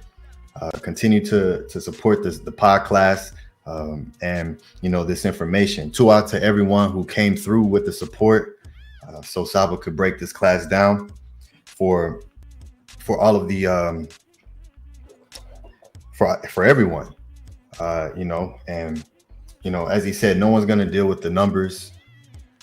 No one's going to deal with any number that was presented in his presentation, and it's just a beautiful thing. So I always love to observe perception and mindsets that exist in this day and time, and sometimes you get so deep into a belief that no matter what's presented, you're gonna fight that, and it's a religious mindset, and so it's wonderful. So Tua to the great Saba, Henu to the great Saba Tehuti, for continuing to give these breakdowns on the Aku. In itself, because it's information that you won't necessarily find anywhere else when going into the actual Medunetter and validating what mathematics we have today, and correlating it with the ancient mathematics of what we brung forth and what the Natiru brought forth. So Hotep and Henu, and I'll pass the mic to either one of you brothers or sister to speak. Hotep.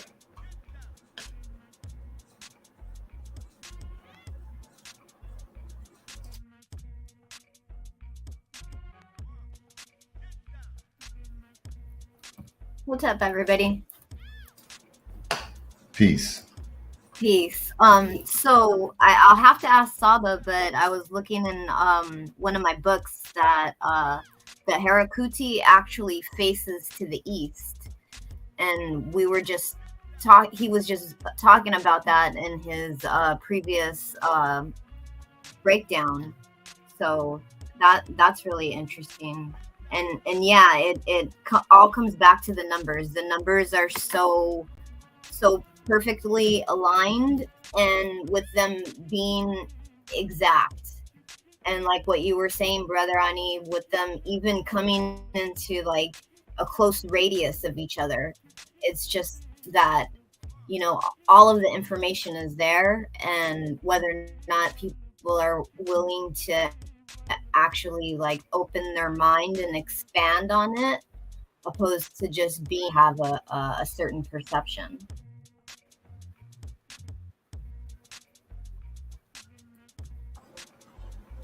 Yes, absolutely. You know, it's all a big story, as you said.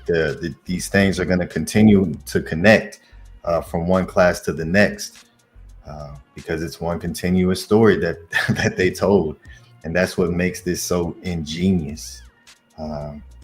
Everything that encompasses what was left, what was created, and what was left for us to now study and look at. You know, it's wonderful. And, you know, one thing I had to start to reprogram myself with from being within the matrix the entire time is to when you start to understand that, you know, where the sources of these things come from, these have to be the superior intellects. These have to be the minds of the superior people to bring forth. First, to even bring forth mathematics in the first place, the oldest mathematical papyrus, the Rhiine mathematical papyrus, to teach people how to even add. But we're going to argue with them about what they built and the mathematics that they utilized to tell a story about light, and which goes into everything. What we're doing is to become the Akus. It's so deep, right? And absolutely, it's just a beautiful thing. It's very technical and it's very intricate. And it's very beautiful once your consciousness opens up to that as a possibility. Yes. Because then you can tap into that frequency and see where that takes you. I agree, 1000%. What's really powerful, and I can imagine how terrified people and their little illusions in their worlds, when that starts to get chopped down by the facts with the Netter acts of the followers of Ma'at and the Netteru, that has to be terrifying for people to lose their little worlds. Because once the truth comes into place and people have to make a choice, and when you want to hold on to the lie so tight, you know, when people are about to lose what they think is reality, a lot of people can't handle that, because then they have to change everything. And a lot of people aren't willing to do that. Like Saba said, once he starts to teach, and once you come to understand that the world that you thought was real is not real, and you have to become a baby, most people, the Isfet won't allow them to come into a new truth. And so that's terrifying for them. I had a new realization of the definition of a hacker. And the Netter Acts chops so many lies down that that's my new definition of a hacker, because Saba is able to decode and read and open up doors that other people cannot open. And so, you know, for me, it was very, I won't say easy, but it was too much truth to hold on to the lie. And so for some people, like when we talk about Christianity and these holidays and everything that this Masonic language has given people, everything has to change once when you admit the truth. When the judge makes that verdict, the case is closed and everything changes. And a lot of people don't want to deal with change because the unknown is very scary for a lot of people. And so I don't know why, but I'm loving the courage of everyone who's willing to step out of the matrix and not be a follower, because being a leader, it's a choice, right? It's a different lifestyle. When SABA when he points out in his intro all of the biological imperative things that he had to face, like life and death situations, he chose to continue to grow and evolve and not hold on to the past. He had to do what was necessary for him to take that next step. And for some people, they don't want to do that. So it's probably the most terrifying thing that most people will ever face, to know that everything that you believe is true is a lie. So then that's a lot to deal with. And so, shout out to everyone that is making the decision to not live in the lie any longer, because eventually it's going to all fall apart. And so it's a beautiful thing to be on the right side of history now, to be moving in the right direction, and to really look at yourself in the mirror and coming home to your true family and your true identity. It takes a lot of courage. So Henu to SABA, because he's just chopping down so many misconceptions and lies and all these false religions that people it's their everything. The matrix is their everything. And a lot of people will fight to keep what they think that they have. And so I will pass on that. Yeah, and even when you having to do that multiple times, right? So, but knowing that everything that you thought you knew is a lie, and then you build yourself back up into a new truth or reality, and then to come to find out that that's also a lie. Now you have to do it again. I have to start all over again. And as you said, that scares a lot of people. For me, I always jumped headfirst into it. Please point out whatever, give me the truth. And if I come across something that proves what this to be false, let it go. What am I holding on to it for? A negative ego, just to say, I don't know. I've never really understood that, but it is a real thing that exists in people, and it is the fear. That's the trauma bonding. Say again. That's the trauma bonding as well. People bond themselves to the trauma because that's all they know. All they know is ISFET and how to live and survive in the ISFET. So once that's removed, it's a whole new reality. And I think, when you have that choice to make, I think it's choosing yourself, choosing to heal yourself, because healing is always a choice. And so when you have the choice to, stay in the ISFET, or to overcome it, that's always the choice that you have. So I think it comes down to the personal choice if you really love yourself or not. Yes, it's and it is completely a distraction, because what is it? What does it? Okay, even if that was the facts, what's next? Like, what now? What do? We just run around and say, hey, the earth is flat.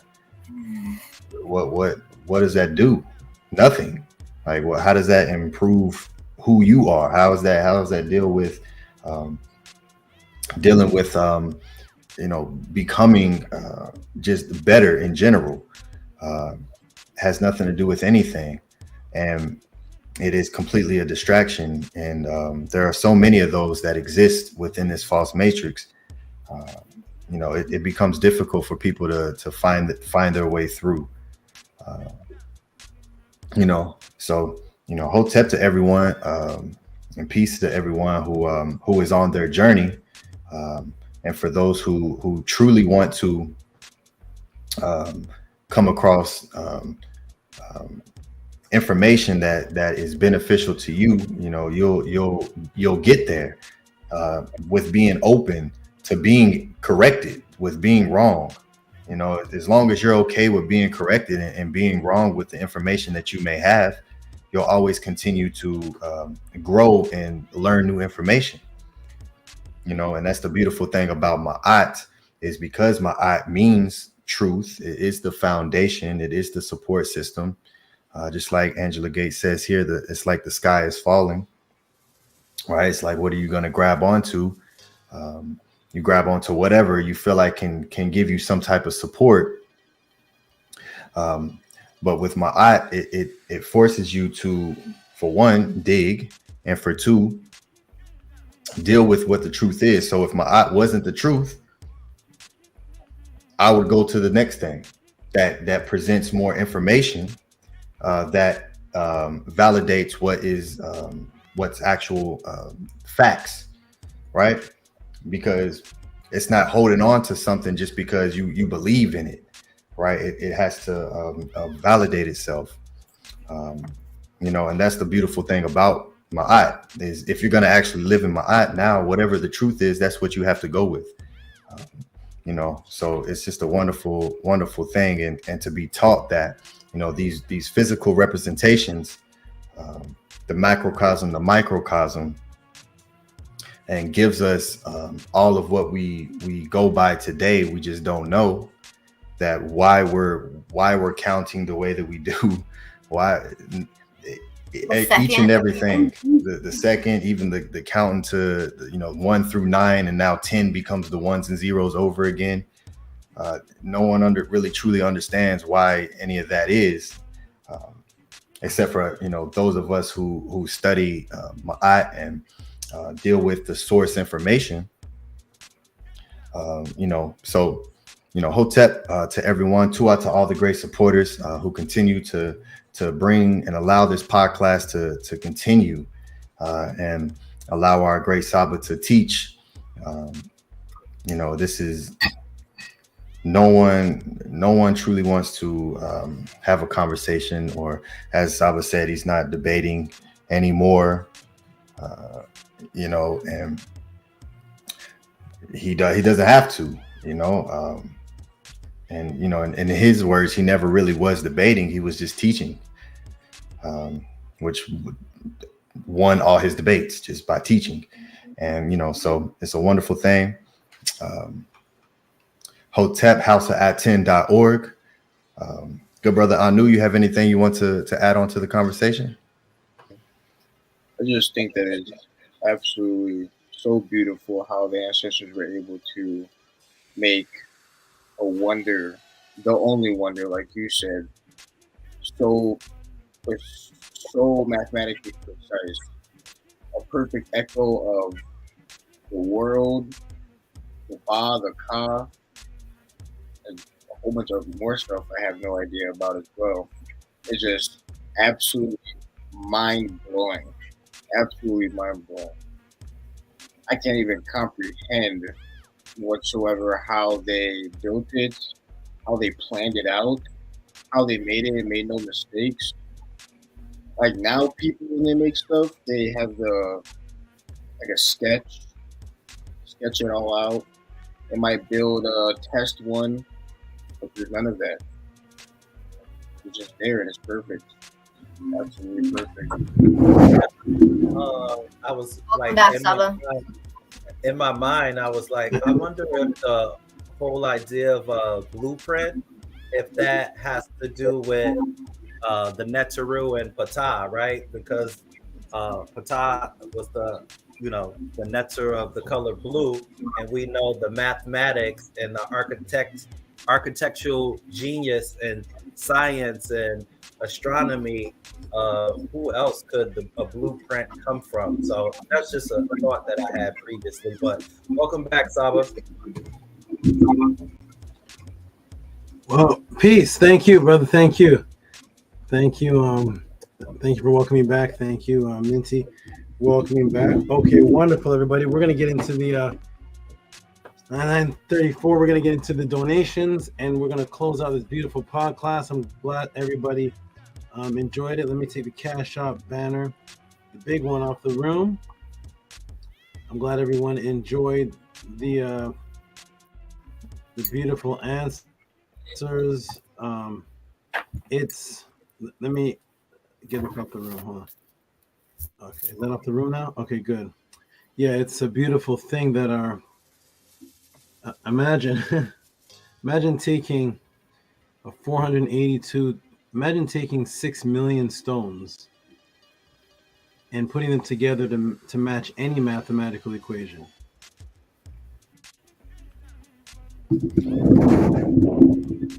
Cannot imagine that. Like, take one stone and move it. 6 million stones and having it match mathematical equations that tell the number system of the Earth.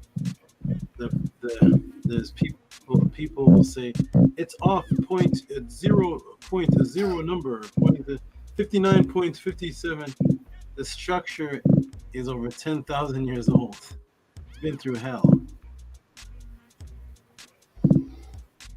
Arabs, Greeks have chipped off the stones, stealing the outer casings, chopping into it, stealing parts of it. Archaeologists grabbing chunks and parts of it. Wars taking place.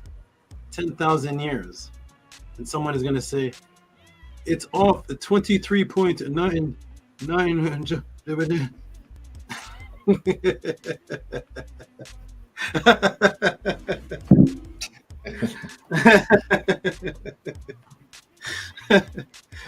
I'm finished. That's why I don't debate. I don't do none of that. It's all fine. I'm not interested in the topic whatsoever. I'm interested in how beautiful our ancestors are. The thing about what people saying when people try to refute what I do, they don't want to replace me. Don't refute me, just replace me. That's all. I don't want to be refuted anymore. I don't want to be refuted. I just want you to replace me. I want to be a student now. I give up. Forget about what I say forget about the mathematics. Forget about all that. I want to go into the audience. Teach me about the Aku. Go. Go. Your turn. Go. I'm gonna send. I want to send in the questions now. You see, because it's easy to take something and try to find a flaw, and you yourself have no teaching. That's the easiest life in the world. Tiger Woods, you could have moved your left foot a little bit, 2 inches to the right, and I think if you just moved the little golf head about a 5.5 centimeters, you would have had a perfect hit. Tiger Woods, just give the guy the golf club, please. Mike Tyson and Floyd Mayweather, if you made a punch and just you should have moved your left shoulder a little bit to the right, and I know you could have won. Just get in the ring and beat the guy. Just get in the bin. Just get in the ring. Take over. Just take over. Don't correct one little point millimeter of a second. Just teach on all the mathematics and how it equals a flat earth. That's all. I don't want to hear that anything is off 0.2 seconds. Just 2 millimeters. Just take over the class. You know, if somebody says 1 + 1 is 2, and somebody says no, you should have done it. No, just do the math and just show us what 1 + 1 is. Teach the math class. Take over the math class. I give it to you. Lead the people, because tomorrow, you know what you're going to see? You're going to see a bunch of that. When I go on Chris, I'm going to see Chris Angel. I'd rather be on Chris Angel. When I go on, when I shout out to Chris Harris, but I'd definitely rather spend the day with Chris Angel, where I know everybody's going to love the magic. than be attacked by all the people that are going to attack me. Not Chris Harris, but all the other people. But when I go on the show, you're going to see a bunch of people try to nitpick something, try to nitpick on me, but they don't want to take over. No. Leave me alone. Take over, Minty. Minty's all yours. She's all yours. Take over. Guide her. You know what? I got a brother named... What's that? Usually the thing that they're nitpicking at is so irrelevant. It has nothing to do with whatever you're trying to teach. Yeah, it's just take over. I got a brother named Atef. He wants to be a good father. He has a wife and he has several children. He wants guidance. Take him. Take Atef. I don't want him no more. Yeah, go ahead and take him. You got it from here. There's a brother named Annie. But he's not Annie Tehuti. We call him Lamar. Take him. Take Lamar. Raise him up from Lamar. There's a brother. There's my man. Take the Madison guy. Go ahead. Raise up Madison. Go quadruple his income for him, and go just take all these people and take over.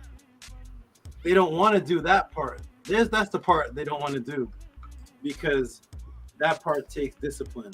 So they don't want to do that part. So I'm actually unconcerned with whether the earth could actually be. We could actually be living on Menti Hotep's cat head, and I wouldn't care. I actually wouldn't care. We could be living on a cat's head, and guess what? I'm going to teach the same thing about Ma'at tomorrow, and I'm going to do the same pod classes. We're not living on a square Mr. Potato Head mushroom. We're living on a who cares? The earth is a triangle shape. I promise you. And you know what? That is all distraction. While you don't learn about your culture. Yeah. While you have no way of life, but you've mastered the earth. You've mastered the shape of the earth, but you look like the shape of the Michelin Man. All right, so you look like the shape of Ted Bundy, but you mastered the shape of the earth. Good power to you, and I hope that everybody, whatever that means to you, and our ancestors, it meant nothing. It meant nothing other than the truth of what they taught about, and after they put it in there, they never spoke about it. There's no ancient papyrus with Ramesses having a conversation about the shape of the earth. Mentu Hotep could have cared less, because once it was in the Aku, which was there before they all got there, then it was just accepted, and the rest of the teachings were how to better yourself and become immortal. Nobody in Kemet had any conversation about the shape of the earth. Who cares? Other than we already know what it is. And that's a distraction. And 40 years of talking about that distracts you from what your ancestors taught. So we're going to get off that topic. I will never discuss any shape of the earth again in my life. I did that all for you all because the person asked the question, but I said, you know what? My Podclass Killer Priest family's been wondering for 2 years. Let me just give them what I was actually going to give Lord Jamar that day. And I'm finished with it. I have no interest. I'm not going to debate anybody on the topic. I could care less what that is because I have people to lead. And while I'm having a debate on that topic, that means I can't be having a one-on-one with Minty. That means at the time that I'm taking to discuss 4 hours of flat earth, I could be having Minty over here raising her. I could tell Atef and Annie, bring your family over here. Let's have personal classes. Oh, I can't do it. I got a 4-hour flat earth debate coming up. What? I'm going to give up Minty, Hotep, and Annie time for flat earth? I got Jada. Atef has to raise his daughter. I got to help him. I'm going to talk about the flat earth for 8 hours while Jada's out trying to watch Barbie or something. So, no, I'm not down. So we're going to go ahead and do the donations, and I'm going to show the people that actually support. Much respect and love to all the supporters, everybody. We're going to do the donations and close out. I got to spend time with my with the Vipers. I got to calm a crocodile. I have things to do that nobody could comprehend that could kill me, so I got to focus on that. So we're going to do the donations, and I got Chris Harris tomorrow. That's going to be fun. Everybody show up and support that. So here we go, everybody. Let's go to the next supporter, which is Custom Made Tees the wonderful I Am Kudzani. Hey, Saba. Yes. You said you have to calm a crocodile? I don't want to just skip past that. Like, you should just say that. Right, I thought the crocodile posting was for snakes, but you got a crocodile? What's going on? I have to so yeah, I have something I've been working on for a while, and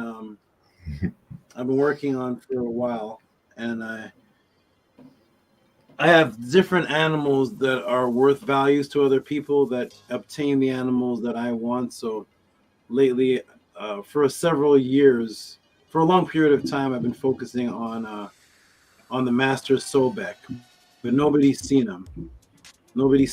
And there's been Sobek the younger, but you've actually never seen the big one, the actual crocodile one. So he'll be coming up in a Podclass soon, and he's one of the most dangerous creatures on earth. Me and Minty were talking about it last week. Minty didn't even know that I was talking about something that she could have on her shoulder when she sees me, but there's certain things that we'll see. But anyways, yeah. Okay. Yeah, this is a lot I have to deal with. What's that? I'm sorry. Sobek is a little feisty little guy. Yeah, that's the baby Sobek. You haven't seen Sobek the Elder yet. He'll pop up. His claws are like. Have you ever seen an eagle? Yes. Yeah, that's each of his hands are like an eagle. So they kill you by accident. Wow. Yep. Just when Annie was getting used to the viper, he's like, "Oh, wait, hold on, a croc." Oh my you gotta get those protective gloves. Oh, that's why you had that glove that looked like an eagle's glove, like a hawk glove. You saw that, right? Yeah. Yeah, that's for the nailed guys that they can kill you. So yeah, one of my guys, Sobek, he's designed as the ultimate killer, and it's more dangerous than the crocodile that you all know as a crocodile. It's much more dangerous than that.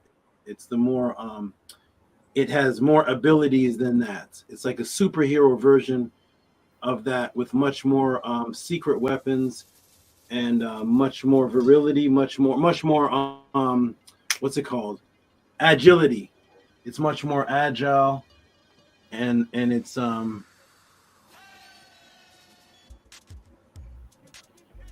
its teeth are more organized than a regular crocodile, so it's a much swifter kill.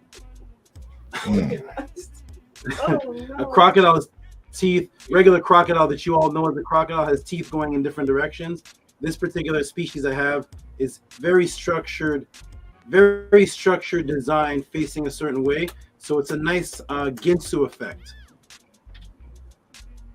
That's why I'm always like, is everybody accounted for? and it's almost as the size of you, Minty. Yeah. Wow. Okay, that's the next thing I'm shipping to you, Annie. Yeah, I heard you talking earlier about a 300-pound tank. I kind of let that one slide, and now you said it again. I was like, oh man, what's going on over there? I might have to take a trip. Oh my goodness. Okay, so here we go. Let's close out. Let's get the beautiful donations from the great, wonderful supporters. And the next one is I Am Kudzani. I Am Kudzani is also known as Custom Made Tees. He likes to send donations in sets of $6. And so let me see if this is him right here, 26. I think this is him right here, 26. Let me blow it up. No, I don't want to. Okay. I am Kudzani. Get ready to give this brother some big noise. Shout out to you for great support. Annie and Antu, I'm saving you for the very end. Hopefully you'll still be awake. Where did it go? Hold on. Something is wrong. Oh, I see. Cancel that. Here it is. I am Kudzani. Special respect to the good brother who donates in sets of 6s. And mostly it's just $6.66. But this time he has multiplied it by 4. And he sent his $24. Give him some big noise. I am Kudzani for entry-level meta never. Oh, he wants the meta class. Give him some noise. Okay. I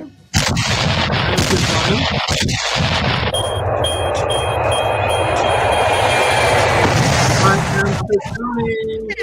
Shout out to you, good brother. Appreciate you. So I am Kudzani. I don't think I've corresponded with you in email. So if you're listening to this class right now, if you could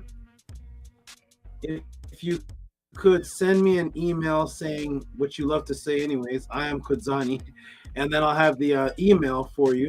I'm going to put a note beside your donation. I'll have an email for you, and then I'll be able to send you that. I'm going to put Meru1. And once I get that, then I'll send it to you within it'll be sent within a few minutes to a few hours or so. I am Kudzani. Thank you, good brother. Next support of energy is who? Is Lena Cuevas. I see you. Is Lena Cuevas in the room? Lena Cuevas, are you in the room? I'm going to go ahead and respond to you right now. Lena Cuevas. Greetings, Lena. Thank you for your inquiry. It is the Cash App TTAMUN. You can send $25 there and get both books. There are only 2 PDFs. One is 15, one is 10.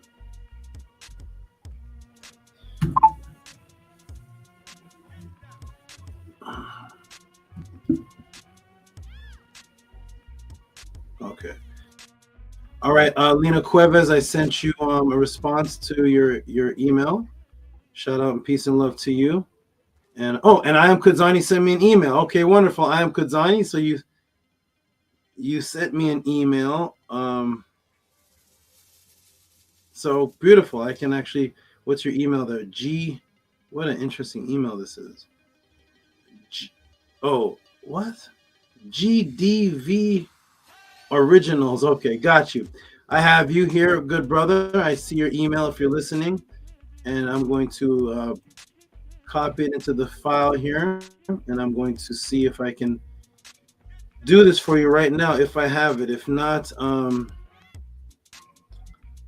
it looks like classes disappear. So Scribe, if you could send me Meta class number 1. I don't know if these files can only hold a certain amount of number and then it knocks one out or something. But go ahead, Scribe, send me Meta class number 1, and I'm going to get it to I am Kudzani. Thank you so much. All right, next one is the good brother HERU Hancock. Shout out to you, good brother HERU Hancock. Is that showing on the screen right now? Yes, it's showing. It showed for a second. It came off, right? Yes. There it goes. It's back. Shout out to the good. Thank you, Atef. Shout out to the good brother Kemet HERU Hancock. Good brother. He's been supporting every little while since the beginning of the Podclass. He pops up every once in a while, and he's been watching me since. Sorry. He's been watching me since the Killer pre-show. Shout out to Kemet HERU Hancock. Peace and love to you, good brother. Always appreciate the support that you do send. Shout out to Emmanuel Rodriguez. I emailed you the class for Tehuti. Oh, you did? Good. Is the sister Lena Cuevas typing it all in the room? Because I don't see the chat. I haven't seen her in a while. Okay, no problem. You did see her earlier today, though, right? Yes, I saw her earlier today.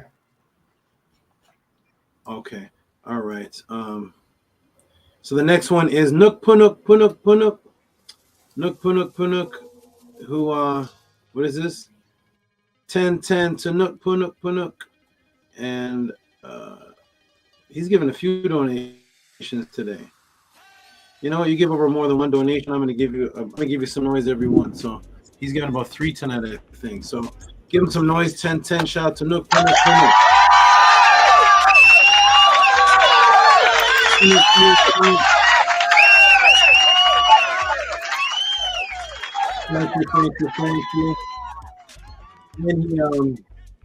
you. Any sent support for the Earth Spin breakdown? Shout out to you, Nook Punuk Punuk.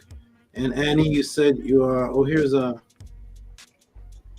shout out to Lena Cuevas. She gave a donation and.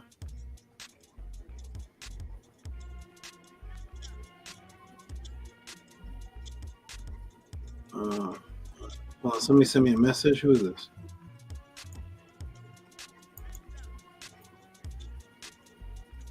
Oh, thank you. Thank you, TT Moon, for the message. Thank you very much.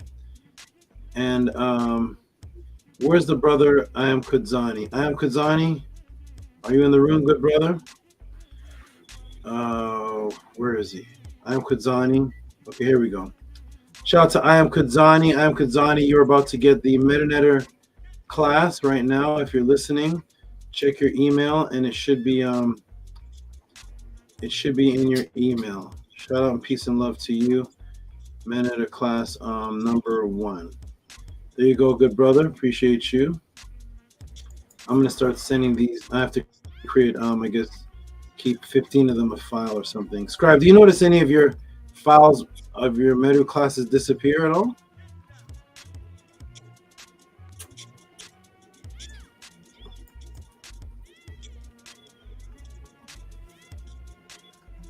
Oh, can I be heard? No. Yes, I can hear you. I was on mute.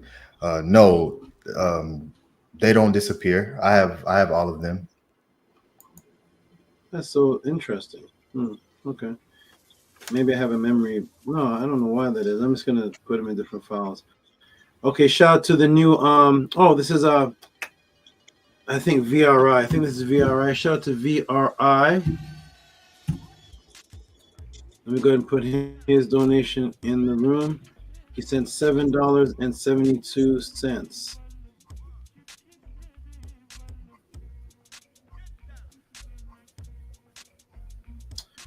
And Shannon, can you hear me, Shannon? I mean, Shannon, sorry. Menti Otep, can you hear me?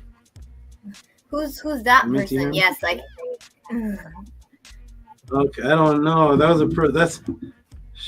person that was a beautiful little being and transformed into an even better one. Yes, I'm very grateful for her. Yeah, without her, you wouldn't have this new one, right? She led you with me for 11 years, and then the new one was born. So shout out to you. And I was gonna say to you, Menti. So as far as help wise, Nana doesn't need any help, but you can definitely come. We'll definitely set up a time where you can come through and get your new babies, baby adults. Yes. Perfect. Wait, they're not babies, are they? They're no, my babies. I call them babies. They're your babies. They're your babies. I may need some help though with the buckets again. I'll talk to you tomorrow about it. Okay, I would let's see, what time you brothers, you guys go on at 5 o'clock Pacific, correct? No, we're going at 2 o'clock our time. So you have one at 2, and then House of a 10 is at 5. So would it be better if I came? I'll just message you I'll message you. Yeah, We'll figure it out. message me. Message me. We'll see what's a good day, what's a good time, what's good. Okay, here we go. Let's get this donation in. So who is this? This is VRI, I believe it's 80 Thieves, $7.72 for the Tua Axe. Oh, it is VRI. Tua Axe, shout out to you for the Tua Axe. Appreciate you, good brother. 80 Thieves, appreciate you. I think he's all the way in London. Supporter all the way from London. And here is Netzer Unkotep L. Hey, Netzer Unkotep L, if you can hear me, good brother, I want you to change one of your questions. You have a question about Amun-Ra being, people calling Amun-Ra another deity in Sumer, and I want to leave that question alone for just a bit because I'm actually in the midst of setting something up with Billy Carson. So that question would have contained a lot of him in the answer. So I'm going to leave it be, and I'm going to talk to I'm going to set up something where I can possibly talk to him about something before I address that. If you can hear me. Okay. Shout out to Netzer Unkotep L. Appreciate you. Oh gosh. Okay, here we go. Netzer Unkotep L. Let me put his donation in the screen. And there you go. $15. Netzer Unkotep L. Appreciate you. He says, oh, tonight's tip. Give him some noise, please. Give him some noise. Give him some noise.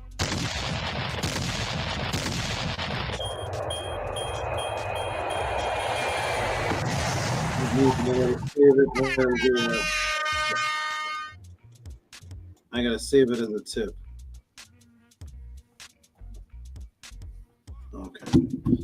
Thank you, Netzer Unkotep L. Appreciate your great support, consistent support. You support a lot and a lot. All right, next donation support is from the same Lena Cuevas, who said great class. Shout out to you, Lena Cuevas, if you can hear me. Appreciate you. You're definitely a new name. That is definitely coming up and evoluting. Shout out to Lena Cuevas. I'm going to go ahead and put that in the room here. And tell me when that pops up on the screen, beautiful people. I got to figure out a faster way to do this. Here we go. Okay, is that popping up on the screen? Lena Cuevas. She says, great class. Lena, shout out to you. Glad you appreciate.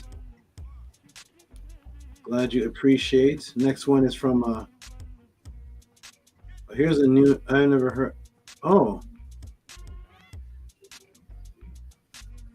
Shout out to this brand new person who gave a huge donation and said, what did she say? It's a second time here and already up there with the big monster donators. What is it? Who is it? Let me see something here. Emergency funds. Oh, emergency funds and a tip. Whoa. Emerge and tip. Get ready to give this new sister. I've never seen her name before. She said it's only her second time here, and she's already up there donating like she's one of the people who've been here for 2 years. Shout out to, let me see if I can say this name, Saheri Ma'at. Shout out to Saheri Ma'at, who says emergency funds, second time here. First time was with the Nightwalker, the Skinwalker, right? She put Nightwalker. So the first time her being here is from your question, Annie. And her second time here, she's donating $50. Give her some huge noise, please. Sahiri Ma'at.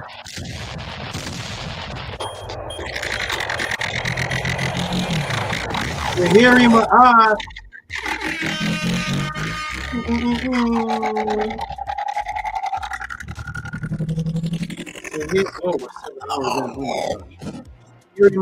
Sahiri Ma'at, shout out to you. Peace and love. Brand new name. And I hope to see more of you growing and learning. Shout out to you. And of course, one of the one of the consistent donators. Where's Higa Kepra? Higa Kepra, I hope you're okay. I don't know if anybody's seen him in the class. I know the last couple of times he said he was going through a situation. I hope the situation hasn't stopped him from attending the class or anything. And I hope the situation has him. I hope he's still good. So shout out to this person. Oh, Nicholas. Shout out to, I'm gonna put emerge. Nicholas Savendon. I like it when he comes to the panel. He gives a very good, different, fresh type of energy with his interesting New York, Norway accent. Shout out to Nicholas. Oh man, hold on. Why did it say this? This is very, very strange. Okay. Cancel. Here it is. Shout out to Nicholas Savendon. Wait a minute. There it is. Shout out to Nicholas Savendon all the way from Norway. Donating and supporting all the way from Norway. And this is a emergency funds. Give him some hand claps for giving emergency fund. I need to send more for emergency, having a challenge paying rent at the moment. So I have to do some heka, SABA for everything. Give them some noise for giving more money for the emergency fund.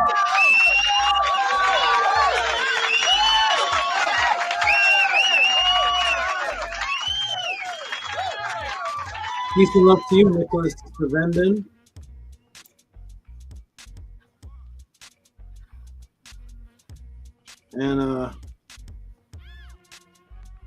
And to SABA.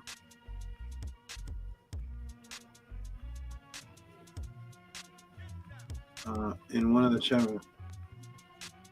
Oh, hey, here we go. This is nice. A nice one here. This is Vri 80 Thieves. Go ahead and read that for me, Scribe, please. I gotta rest my eyes a second. Can you see it? Okay. Yes. It says, Tua to the Podclass viewer for sending this question, and Tua SABA that you are about to break down. This was the question in my notes. I am truly thankful for the Podclass. In one of the chapters of the HERU, it says something about East bringing destruction and not being destroyed in the East. What does this mean? November 19th.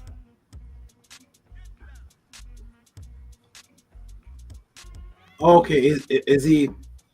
I guess he's saying his question that was similar. That what is? Tua, you're about to break down my notes.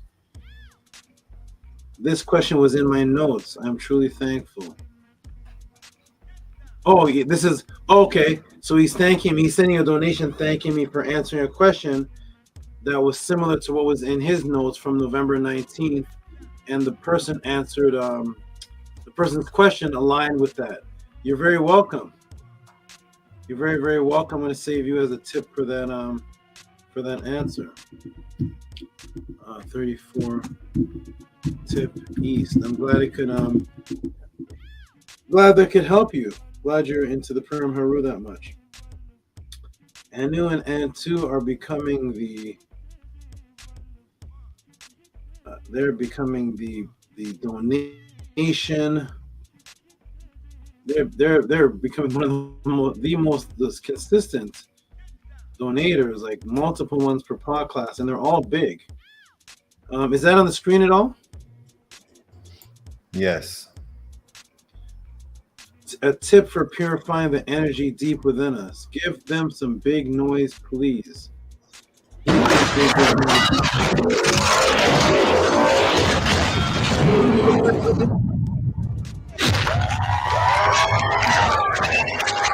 Shout out to Anu and Antu.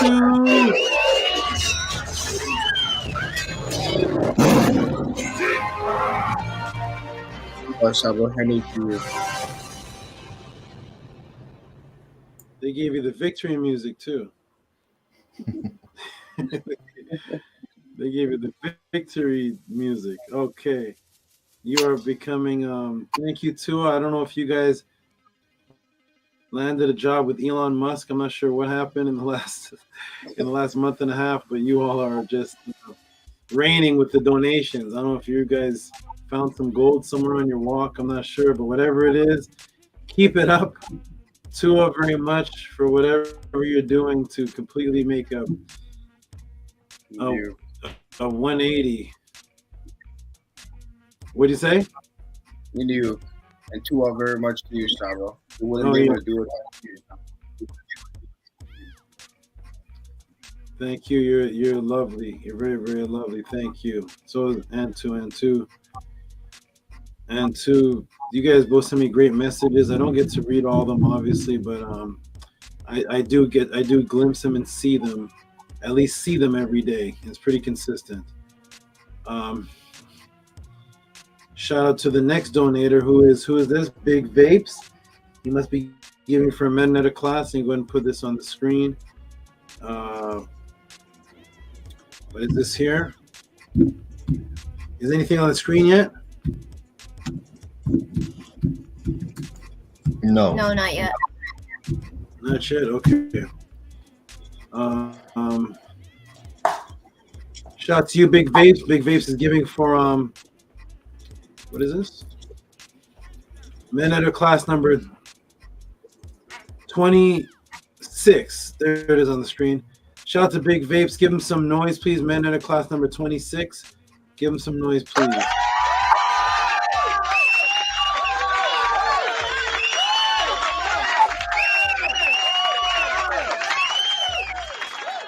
Saba, it says Metanetter class number 29. Oh, thank you. Thank you for that correction. Thank you. I'm here looking for 26. I don't have that either. I don't know what's going on here. Okay. So it says Metanetter class 29. Thank you. Yes. Thank you for that. So Big Vapes, you have it. It is sent out. You have Metanetter class number 29. Thank you. We have look at these interesting names.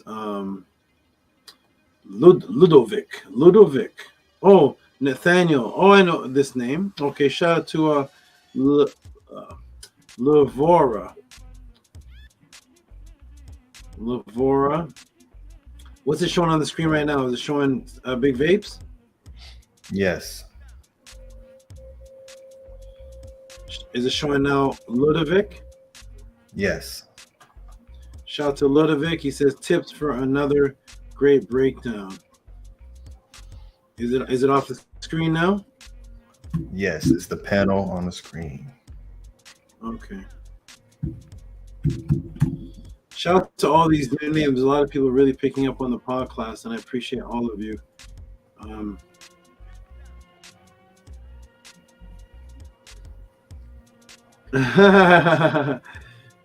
Okay. Shout out to this good brother here.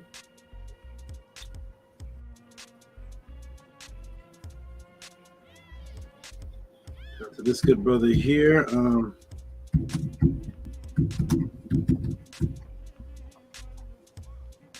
This is Robert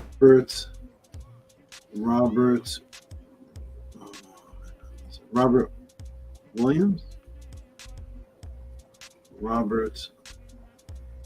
Robert Williams. Give him some big noise, please. Robert Williams Jr., give him some big noise, please. No, it's a tip for the impotency. Their East class. Shout out to you. Appreciate you. Wonderful.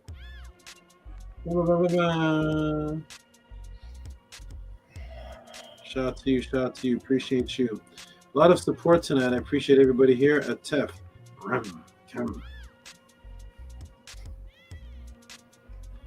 Here's an interesting wording from a TEF Ram Kem Ma'at. It says to add on. I'm going to put, I'll just put tip because you're adding on. To add on to the energy, reciprocity. Okay, wonderful. Do me a favor, Nanny. Nana? Oh, I can't hear music. Okay. Shout out to Atef Rem Kem Ma'at. And here's his donation right here. $15.55 for House of ATTON add-on energy. Shout out to you, good brother. I like that. Give him a hand clap for that. I like that. What's that? I said that was for the flat earth. Oh, nice. Okay. Great.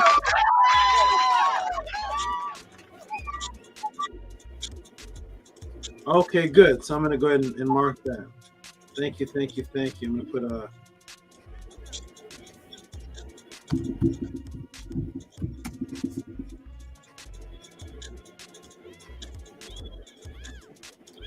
Shout out to you. Appreciate the support. And now the next donation coming up. A lot of support tonight. I appreciate all of you. The Nook Punuk Manuk with extra tip. Ladies and gentlemen, tell me when this pops up on the screen.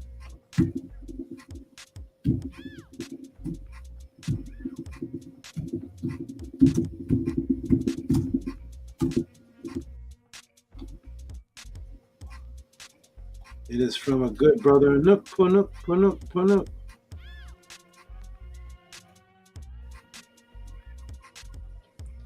$3.33 for a tip. Give him a hand clap. I think it's for the flat earth. I'm not sure, but any tip gets a hand clap.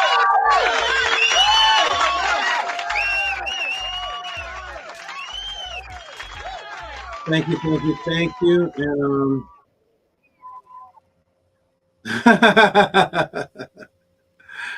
you all are so creative with these donations. I'm seeing it like a, hold on, what is this? Okay, let me do this. I'm seeing a donation here with what is a pizza on it. A pizza slice is inside of the Cash App. Tell me when this pops up on the screen. Why is it doing that? There's a pizza. I know this has to be flat earth because there's a pizza slice, but it's not showing up fully. Okay, let me see if I can do it like this. Shout out to. Hey, why is it doing that? It's not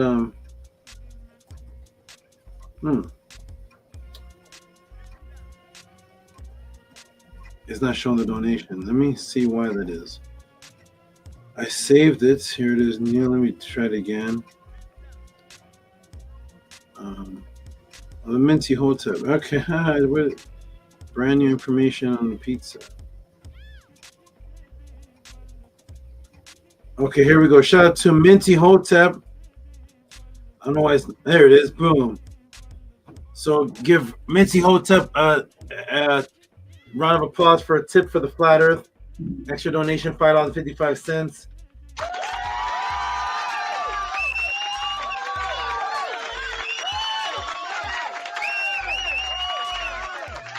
Cool, SABA. And it says,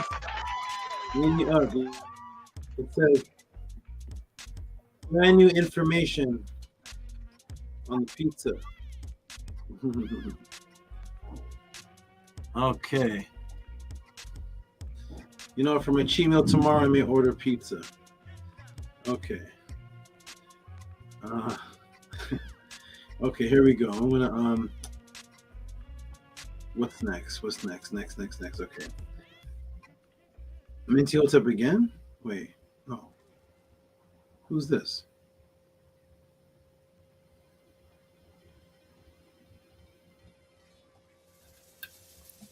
Yeah, I sent one for the new information, and I sent one for the tuition. Okay. I see it. I get it now. It's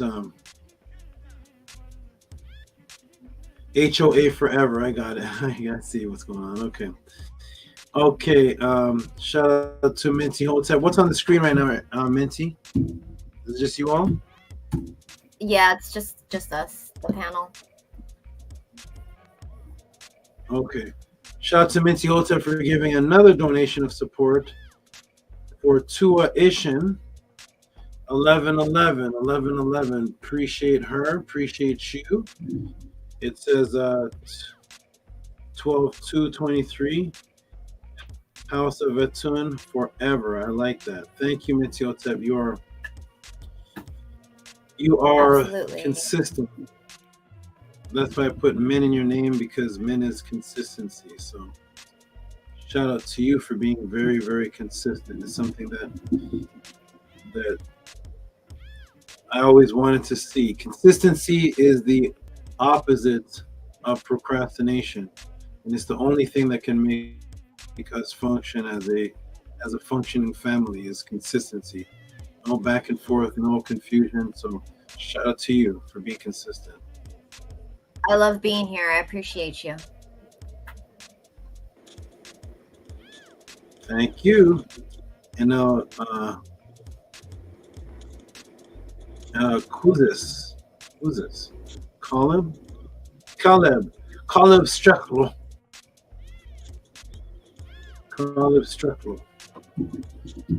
Who gave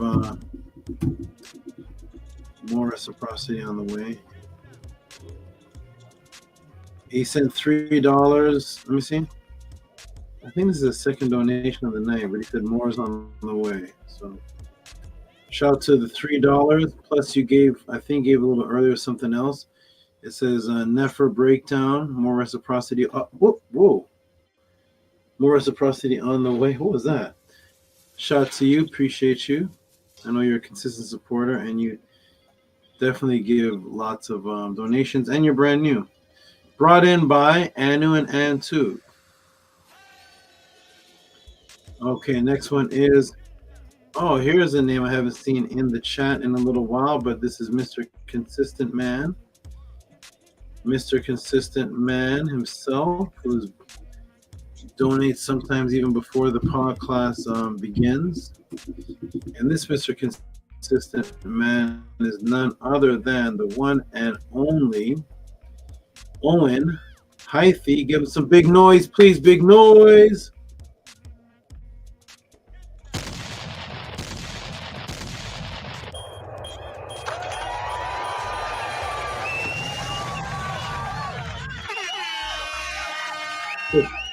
Oh, is it off the screen? It's off the screen. Yeah, it's off. Sorry. Okay, I want to read what it says. Thank you, Atef. It says, Ali supporting. Ali supporting. Shout out to Owen Hythe for Ali supporting. Shout out to you, good brother. Your support is wonderful. It is consistent. Speaking of the man who gave $3 and said more is on the way, well, he was telling the truth, because more is on the way. More has arrived from Celeb Strecklo. Celeb Strecklo. Why do I like that name? What is that name? Celeb Strecklo. Shout out to Celeb Strecklo. What is that? Is that German? I'm not sure what that is, but whatever it is, shout out to you and your great support consistently. Give him some big noise. $20 plus the $3, that's $23. Celeb Strecklo plus what he donated before. Give him some big noise. Celeb Strecklo.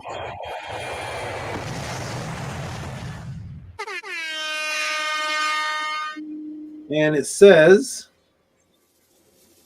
HERU SABA Tehuti granting us eternal knowledge.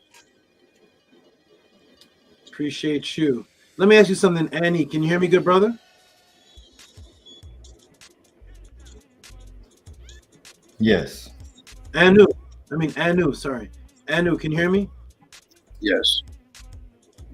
When you met Celeb, was he already into Kemet and you just let him to the podcast, or was he into nothing? He seems kind of advanced. He was into nothing. I've known him since he was into nothing, but I've known him since I was in 6th grade. That's pretty young. Oh, okay. He's just like you all. He's just like you and Antu. He seems like he's been watching for years. He's very interesting. Okay. All right. Wonderful. Good job. He's pretty advanced very advanced. All right. We're gonna give Nook Panook some noise because this must be his 4th donation of the night. Maybe 3rd to 4th donation of the night. And he just keeps on giving and giving and giving. Appreciate you, good brother. And let's see what he says. We're going to put it on the screen. And if you could, Menti Hotep, could you read this for me, please? Sure.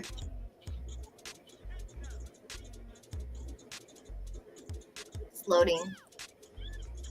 It says from Emmanuel Rodriguez. Nukunuk for Ma'at Aten Ma'at. Oh, is that a palindrome? Yeah. Yes. Even the pictures are. Give this man some noise. Did you already give him? Go ahead, Missy. I see what he did there.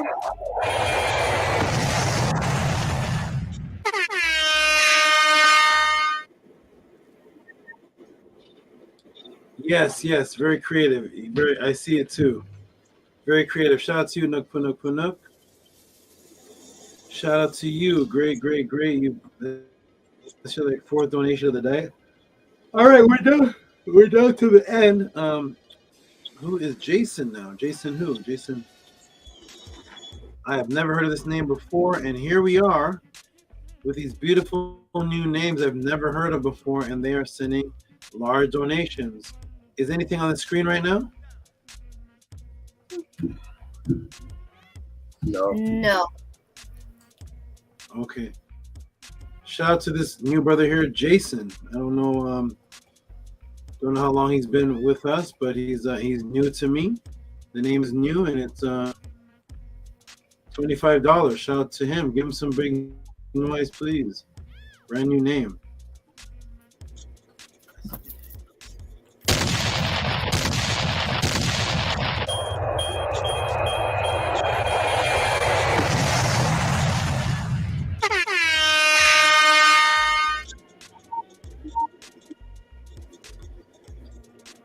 Shout out to Jason, Flight Tech. That's a new one. Appreciate all the new people. Thank you for being affected to the point that you want to be a part of the Reciprocity ebb and flow, which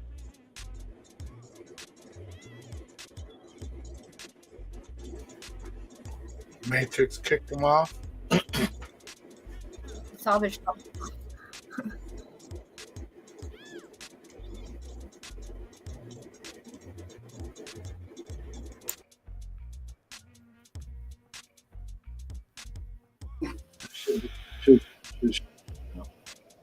Am I on the screen, everybody? Am I back on the screen? You're back. Yeah, welcome back. Oh, somebody says, that's me, Saba. Which one is you? Because I'm just seeing the screen for the first time in 15, 20 minutes. That's me, Oh, Sahari. Oh, I see. I read it. That's me, Saba Sahari. Okay. I would never have known. Thank you. Be your own peace. Be your own peace. Shout out to you. Now I can link the name with the chat. Wonderful, beautiful support and donation. Sahari and Nini Ook to you. Enjoy the podcast and many more breakdowns and matrices being broken to come. Okay, now we have one more donation. Terry Patty is back in effect. Back in effect. And let me go ahead and put this in here. Yeah, for sure. Be done in 10 minutes. Maybe less. Terry Patty, this is the last donation of the night. I hope not, but so far it is, and we can close out, and I can get some rest and roll around with the alligator before I go to bed, crocodile before I go to bed. All right, Terry Pat. Dude, how many people are doing a death row with a crocodile tonight? All right, so oh my, Terry Patty sent $35.37. Greetings, Saba. Came in late, but will replay in the AM nevertheless. And of course, it's a beautiful thing about having this on YouTube is that you can always do it on the replay. Appreciate you, Terry Petty. Good to have you back. Good to see you back. I was wondering for a few months. To you, Terry Patty. Appreciate you. Okay, I think that's it, everybody. Let me go ahead and check and refresh the screen. That is it. I'm going to refresh one more time. And there it is, everybody. There it is, everyone. What a wonderful, wonderful podcast. I'm going to let each of you give a minute closing, and then we'll do the affirmation and close out and get ready for me going on to Chris Harrison's show tomorrow. And we're going to start with, let's see who's on the screen. We'll start with Annie Pata Aten Tehuti. Hotep Ma'at, to our great Saba for another fantastic podcast. HERU to all the great supporters who support our Saba and the House of ATTON. May you all have a fantastic weekend. Tomorrow, for some of you, later this evening, the House of ATTON, we have our Study Guide Sunday show. So be sure that you all are subscribed to our channel, House of ATTON. And the great brother Atef Remkin Ma'at will be reading some literature from our ancestors. So tap in with us. Look forward to seeing you all. Continue to support our Saba. Metanetter Mondays, everyone be a part of that. Email our great Saba, mysticaltelevision@gmail.com. Get your Metanetter classes and continue to seek Ma'at and stand on truth. Hotep, peace and love, and we'll see you all tomorrow or later this evening for some of you. Peace. Thank you, Annie, for beautiful closing words. Appreciate you. See you tomorrow. And on to Anu, you made it. You made it through. What time is it there? 12:32. 12:32. I know you're holding on to your pillow in one of your hands, but you're making it. You're staying with us. You're staying with us. You're awake. All right. Very, very good. Where's Ann too? Is she watching or is she knocked out? She's watching. Okay. Shout out to you, Ann too, if you can hear me. And you made it. You stayed up through. Very good. Good job. Go ahead and give us a couple minute close out. To all very much Sabatini for the beautiful podcast. To all the beautiful supporters and all the people on the panel. I feel blessed to be able to come up here and be able to be in your virtual presence, Sabatini, and be able to speak and give adoration and thanks. I feel blessed to be able to come across your podcast in this life and know who you are. May all of you have a beautiful weekend and a beautiful week. And to all of you for being extremely inspirational. Hotep Ma'at. Hotep Ma'at, good brother. Let me turn this down. Hotep Ma'at, to you, and I love your appreciation. Oh, speaking of which, hold on. The night's not over. Wait a minute. Now that we're at the end of the night, get the transform. What's the name of the planet? The transform electron, whatever his name is. Get that guy ready. I almost forgot. Galvatron. Get Galvatron ready. I want. Oh my! Who's my favorite one? Get the little bumblebee bug or whatever, the yellow car and the one that's the tape cassette, not the one that shoots out the tape. Rumble. Get Rumble. Get all of them. Get all their noises ready because there's a major donation that was given for the support. Oh, wait. There's more donations. Hold on. Wait a minute. Where did these come from? Shout out to, there's more. There's more, everybody. These ones hid in the cut. I don't know where these were hiding. But shout out to these ones right here. Sarah Jean Harass did for you culture. Don't know where this was hiding, but let's go ahead and put this. There's 4 more. Okay. Thank you. Thank you. Give her some big noise. Harass did. Sarah Jean for 2552 at Palindrome for being the greatest. Thank you. Give her some big noise.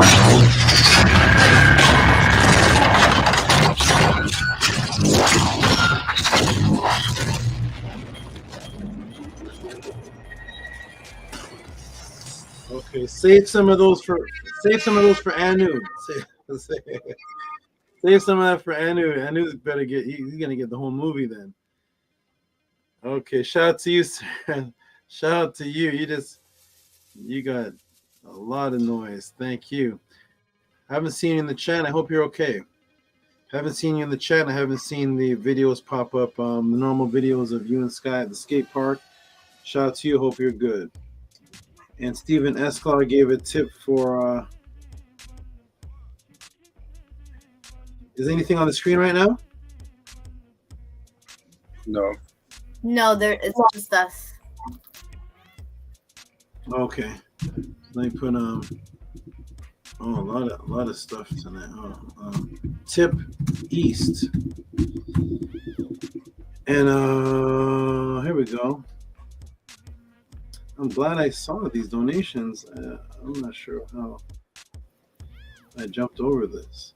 Shout out to give him some noise for the tip. Stephen E for the tip for ABT breakdown. That's for the East breakdown. Give him some noise.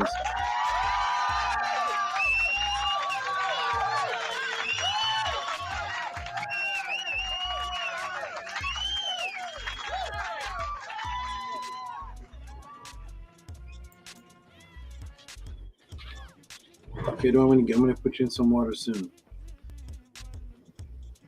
Put you in some water. Shout out to Stephen E, who's known as Ox Effect.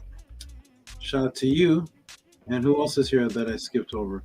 Of course, Sincere Austin. How did this get skipped over? Bijan Farrell. Bijan, good brother Farrell, who always gives the same amount every Podclass. Hope everything is well with you, Bijan. I know you're trying to send me an email. Still trying to figure out if the email. Send me another one because it got pushed down to the bottom and I couldn't quite understand that one. Shout out to Bijan Farrow who gave a nice big monster tip. There's Harassed for you culture. I hope where you moved is still in access to the skating park. All right. Now, who's this? Give this man some big noise. This is Bijan Farrow. Give him some big noise. Support, SABA.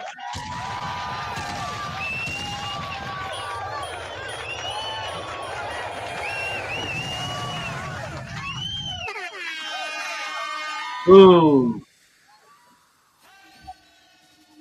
Very, very good. Very good. Very good. Let me drink some agua water. I have so much to do. So much to do. Okay.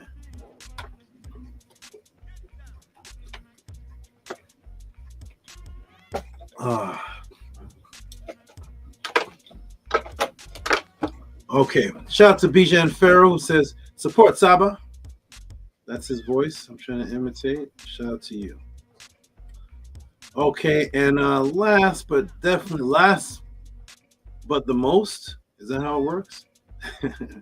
Not last but not least, but last but the most. I've saved this for the end because I didn't want this to intimidate people from donating and saying, oh, look at that donation. The House of ATTON will be all right. Everything will be fine. Annie and Antu will take care of everything. Let me see if I can find it. Where is that monster? Did it get pushed down to the next page? Let me go to the next page. Hold on. Oh my goodness. Okay, I found it. And I knew your donation was too big to fit on one page of the email. It pushed over to. Hold on. I got it. Here we go. Here we go. Shout out to who's already given a monster donation before this, but they're very concerned about my situation, the emergency fund. I want to give a shout out to Nanny for remember I was describing how things were chaotic and I had to step and trample on things to get through the hallway because things fell. She went out there in the meantime during the beginning of the Podclass or sometime before, and within the Podclass, within some time, she actually cleared out the area. She took time. The area is cleared out. I can actually walk through now and get from point A to point B without tripping and flying on whatever this pile of chaos. So shout out to Nanny Setmer. Shout out. All right, now coming to you live. Shout out to Nanny. She always does a great job. Yay. Here we go. Now for Anu. Coming to you live. He's been watching the Podclass for 2 years. His name Anu. Here it is, everybody. Are you ready for this? I don't know where this donation came from. This is just, let me go ahead and just, did I even save it? Let me put in a special, let me put it somewhere. This is shout out to, what a way to end the Podclass. What a way, this is beautiful. I'm going to put Anu and to emerge huge, emerge. That's what I'm doing. I'm emerging from this situation. It is not bad. I am not stressed out. This is good. Take chaos and make it good. Shout out to Anu and Antu for the largest donation of the Tehuti Podclass of the night for the emergency situation. $372. I want all the noise, every noise.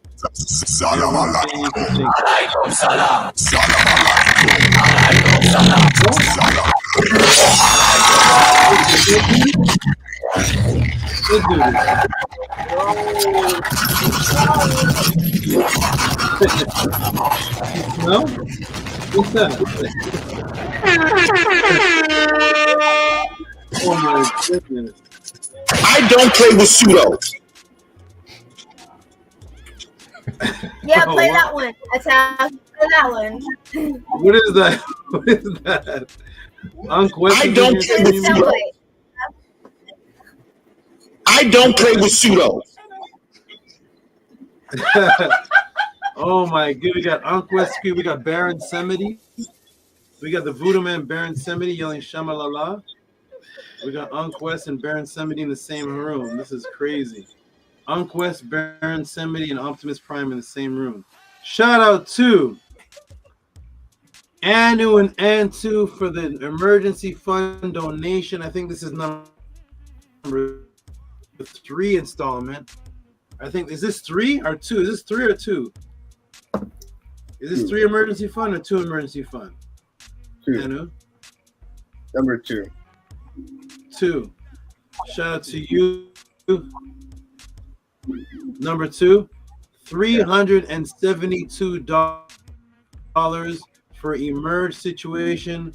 Tua for all your safety and health. That is the biggest donation of the night. Shout out to you. Peace and love. That is absolutely that's amazing. Shout out to you. Appreciate you. That's thank Tua for your appreciation of me. All right, I think that's it, everybody. Now we can get back to the now we can do the rest of the closeouts. Okay, so we did Annie. Who was next? Was it you, Anu? Did you go already? Yes, I went already. Okay, so that is Brother Atef. Haven't heard much from Brother Atef tonight. I want to hear him talk. I want to hear all his slogans, his trademarks. If it ain't fit, don't quit. I want to hear all the rhyming stuff, everything he says. Go ahead. Hey, to us, Saba. It was a great show. I don't got very much tonight. It's a lot to process. Just looking forward to seeing you on that platform. I like to see you in those types of environments. I love to learn new styles and techniques. when I'm talking to people from different schools of thought, so to speak. But yeah, I had a great day. I spent a lot of time with my family today, with my children. So just want to say Tua for everything that you do. Supreme adoration. Definitely looking forward to seeing you on more platforms and expanding, and waking up our people. I definitely look forward to that. And it's about time. So I got the soundbite from watching you on, one of those other platforms in rare form. And it's just beautiful to watch and learn. And I hope people really appreciate you as much as we do. So Tua for all that you do, and Henu to everyone on the panel. Thank you for the wonderful questions. Every question that is asked is valuable to me. And I'm slow to listen and, slow to speak. So I'm just learning so much. Nini Uk, thank you, good brother. Great opening and summary and appreciation. And how's Shante? Shante was Shante, was one of you a little under the weather at one time a week ago or so, or was everything fine? Nah, everything's fine. Yeah, Okay. Yes, sir. Everybody's good. Oh, okay, good to hear. Okay, thank you for that, my brother. Appreciate you, and I know I'll see you tomorrow in the I know I'll see you tomorrow. 1 second, everyone. Let me just fix something here. Whatever. Oh no. Oh, okay. Let me fix one thing here, then we can close out. Let me just fix this here. Lacey F, and this is set up, and Podclass set up. Oh gosh, Podclass set. Whoa! It's moving too fast. Hold on. Podclass set up. Okay, it's moving too fast. Where's Podclass? There is Podclass set up, and I'm gonna put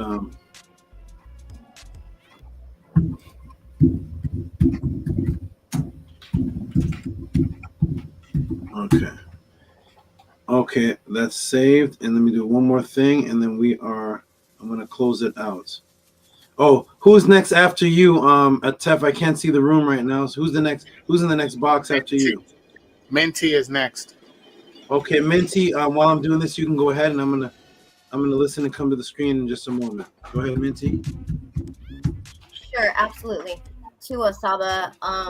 Today's class was great. I love that chapter of uniting the chapter from the Param HERU where it's the unification of the body and soul of the Ba and the Khat. So that was great. I need to revisit that chapter. That's a really good chapter. I love it anytime the Harakuti comes up. It was great. Probably gonna put this on instant replay and just put this into my subconscious like I always do, so I'm able to really dig into these teachings. So Tua SABA for your time and your attention that you spend with us. I appreciate it. Appreciate you, Tua, to you. And thank you, Minty. I want to give a shout out to Robert. Robert Williams, you gave me a nice email, and I was going to read it for the podcast, but I can't find it right now, but I read it, and it's a beautiful email. Shout out to you. Thank you. Thank you. And Tua for everybody that's watching and everybody that's here. Nice. Okay. Wonderful. And two says Nini Uksaba. That's okay. Nini Uksaba, peace and love. Anu and I appreciate you very much. May you and your family have a beautiful night. Black Heart Snake, and I don't know what that is. A star. Let me blow it up and see what it is. Black Heart Snake and some stars. Shout out to you, and to appreciate your love and energy. Appreciate everything that you do, and appreciate you helping Anu become stronger. Okay, on to Menkura. You had a classic. I need your last words to be a soundbite. I was watching over the podcast from last week, and I was like, "Oh, this is a quote." You said, what did you say? You said, "Who follows the fellow practitioner? Who's a fellow practitioner who practices what Tehuti practices?" I got it. That's a soundbite. Somebody, Annie, find that. A fellow practitioner of what? It's classic. A fellow practitioner of what? What is he practicing that Tehuti practice? That was classic. Get that soundbite. I wanted to tell you that I let one of my netters here that I told him about. It's been a classic through the house since you said that. To a great SABA for who you are and everything that you do for us. I was thinking throughout the course of the class, if somebody, didn't know about the Podclass and just, peeked in, they may hear someone talk. They may see you with a viper on Ankh and have no idea what that is. They could pop in and hear pizza analogies and be like, "Where am I?" Or they could peek in and be like, "Oh, this guy has a crocodile." Or they could pop in and be like, "Why is there transformer sounds on here?" Or they could pop in and be like, "Why are there gunshots on here?" And then they could pop in and be like, "Flat earthers, what are they talking about?" They could pop in and see a netter with a hat with a spider bigger than my hand, or it's just amazing. You just never know what's gonna happen on this universe that we're in, the solar system that we're in. Anything can happen on the Tehuti Podclass. So I couldn't imagine, 3 years ago being on KP, watching the KP Podcraft, and then being here and being in this magic and all this knowledge and being healed and transforming. So it's I can't sum it up, but it's really powerful. It's amazing. My life has changed.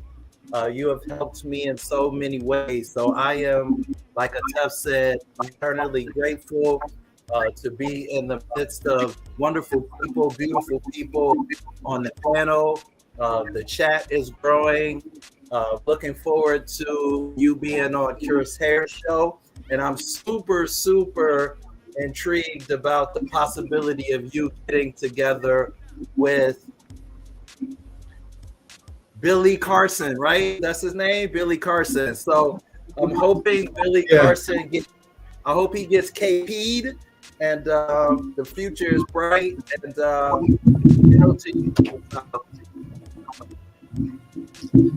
Yes, that'd be great if the people if the people that watch Billy Carson get a taste of me, we have to change this to Zoom or whatever can fit like 32 boxes on the panel, because there's going to be an overflow of people. That it's going to be like Killer Priest times 10. So let's look out for that.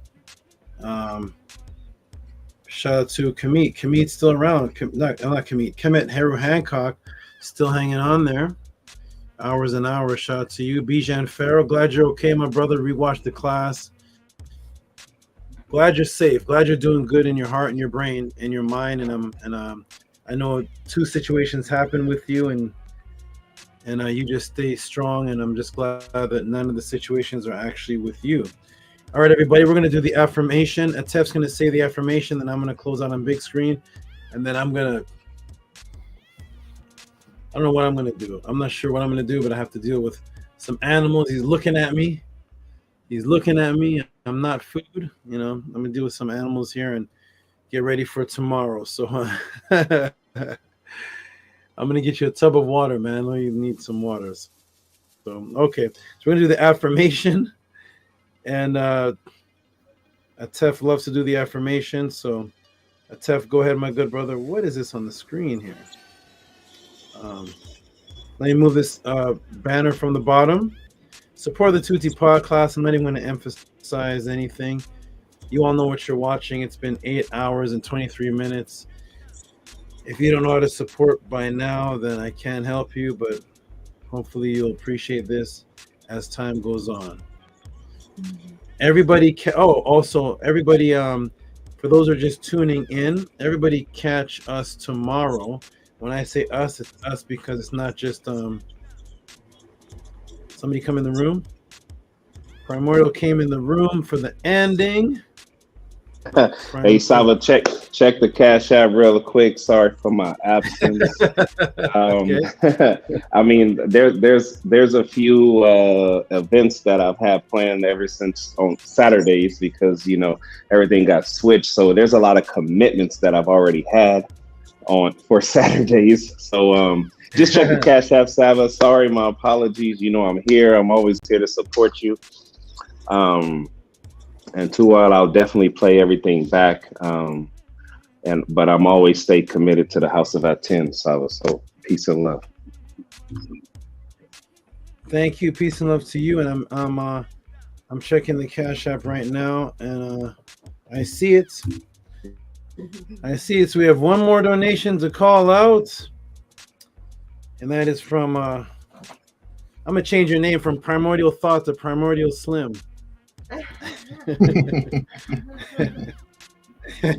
You're getting, I don't know what's happening. You lost 20 pounds since the last podcast. Okay. I appreciate you, Saba. You building, you molding and shaping me. Man, Primordial Slim, 9% body fat. That's what you're gonna be. Primordial Slim 9. Okay, so we have one more donation from the good brother Primordial Thought. Let's see what he says. Let's see what he gave.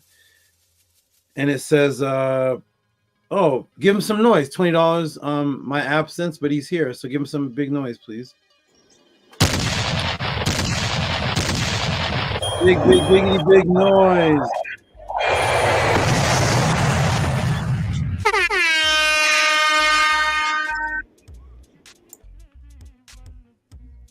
Okay, 1 second.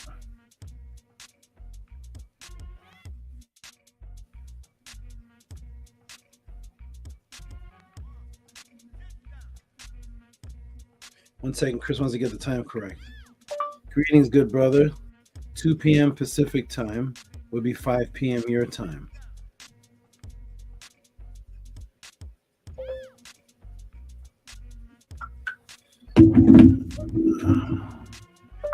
I am in California on Pacific time, so I'll be ready by 2 p.m., which is 5 p.m. Eastern, like it says on the flyer. Okay. All right, everybody. So we're going to stop sharing that. Thank you, Primordial Thought. Appreciate you. And let me go ahead and put the affirmation on so that Brother Atef can do the affirmation. And let me get this off the screen. I wonder what this is. This is a new thing that's popping up on my screen. And I don't know why that is. It's a big... Any or Atef or any of you, does any of you ever see a screen that says live viewers and it's big and white? I think I asked that before, but have you ever seen that even in any of your shows? Live viewers, and it's a big white thing. No. I wonder what that is. Let me refresh the page.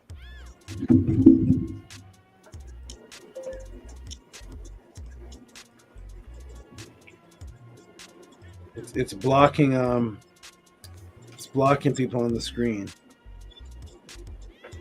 That's strange. I'm going to refresh the page to see if it fixes that problem. Let me reload the. I may disappear for a moment. Hold on.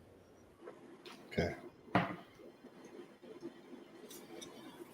Peace, great brother. Primordial Thought 9. Hey, you know what's funny, man? Yesterday when I got off of work, I found myself, I had no plans. My whole Friday night was open because everything has been so structured for Friday night. I found myself, I was like, oh man, I can do some rituals. I can spend some time doing my studies.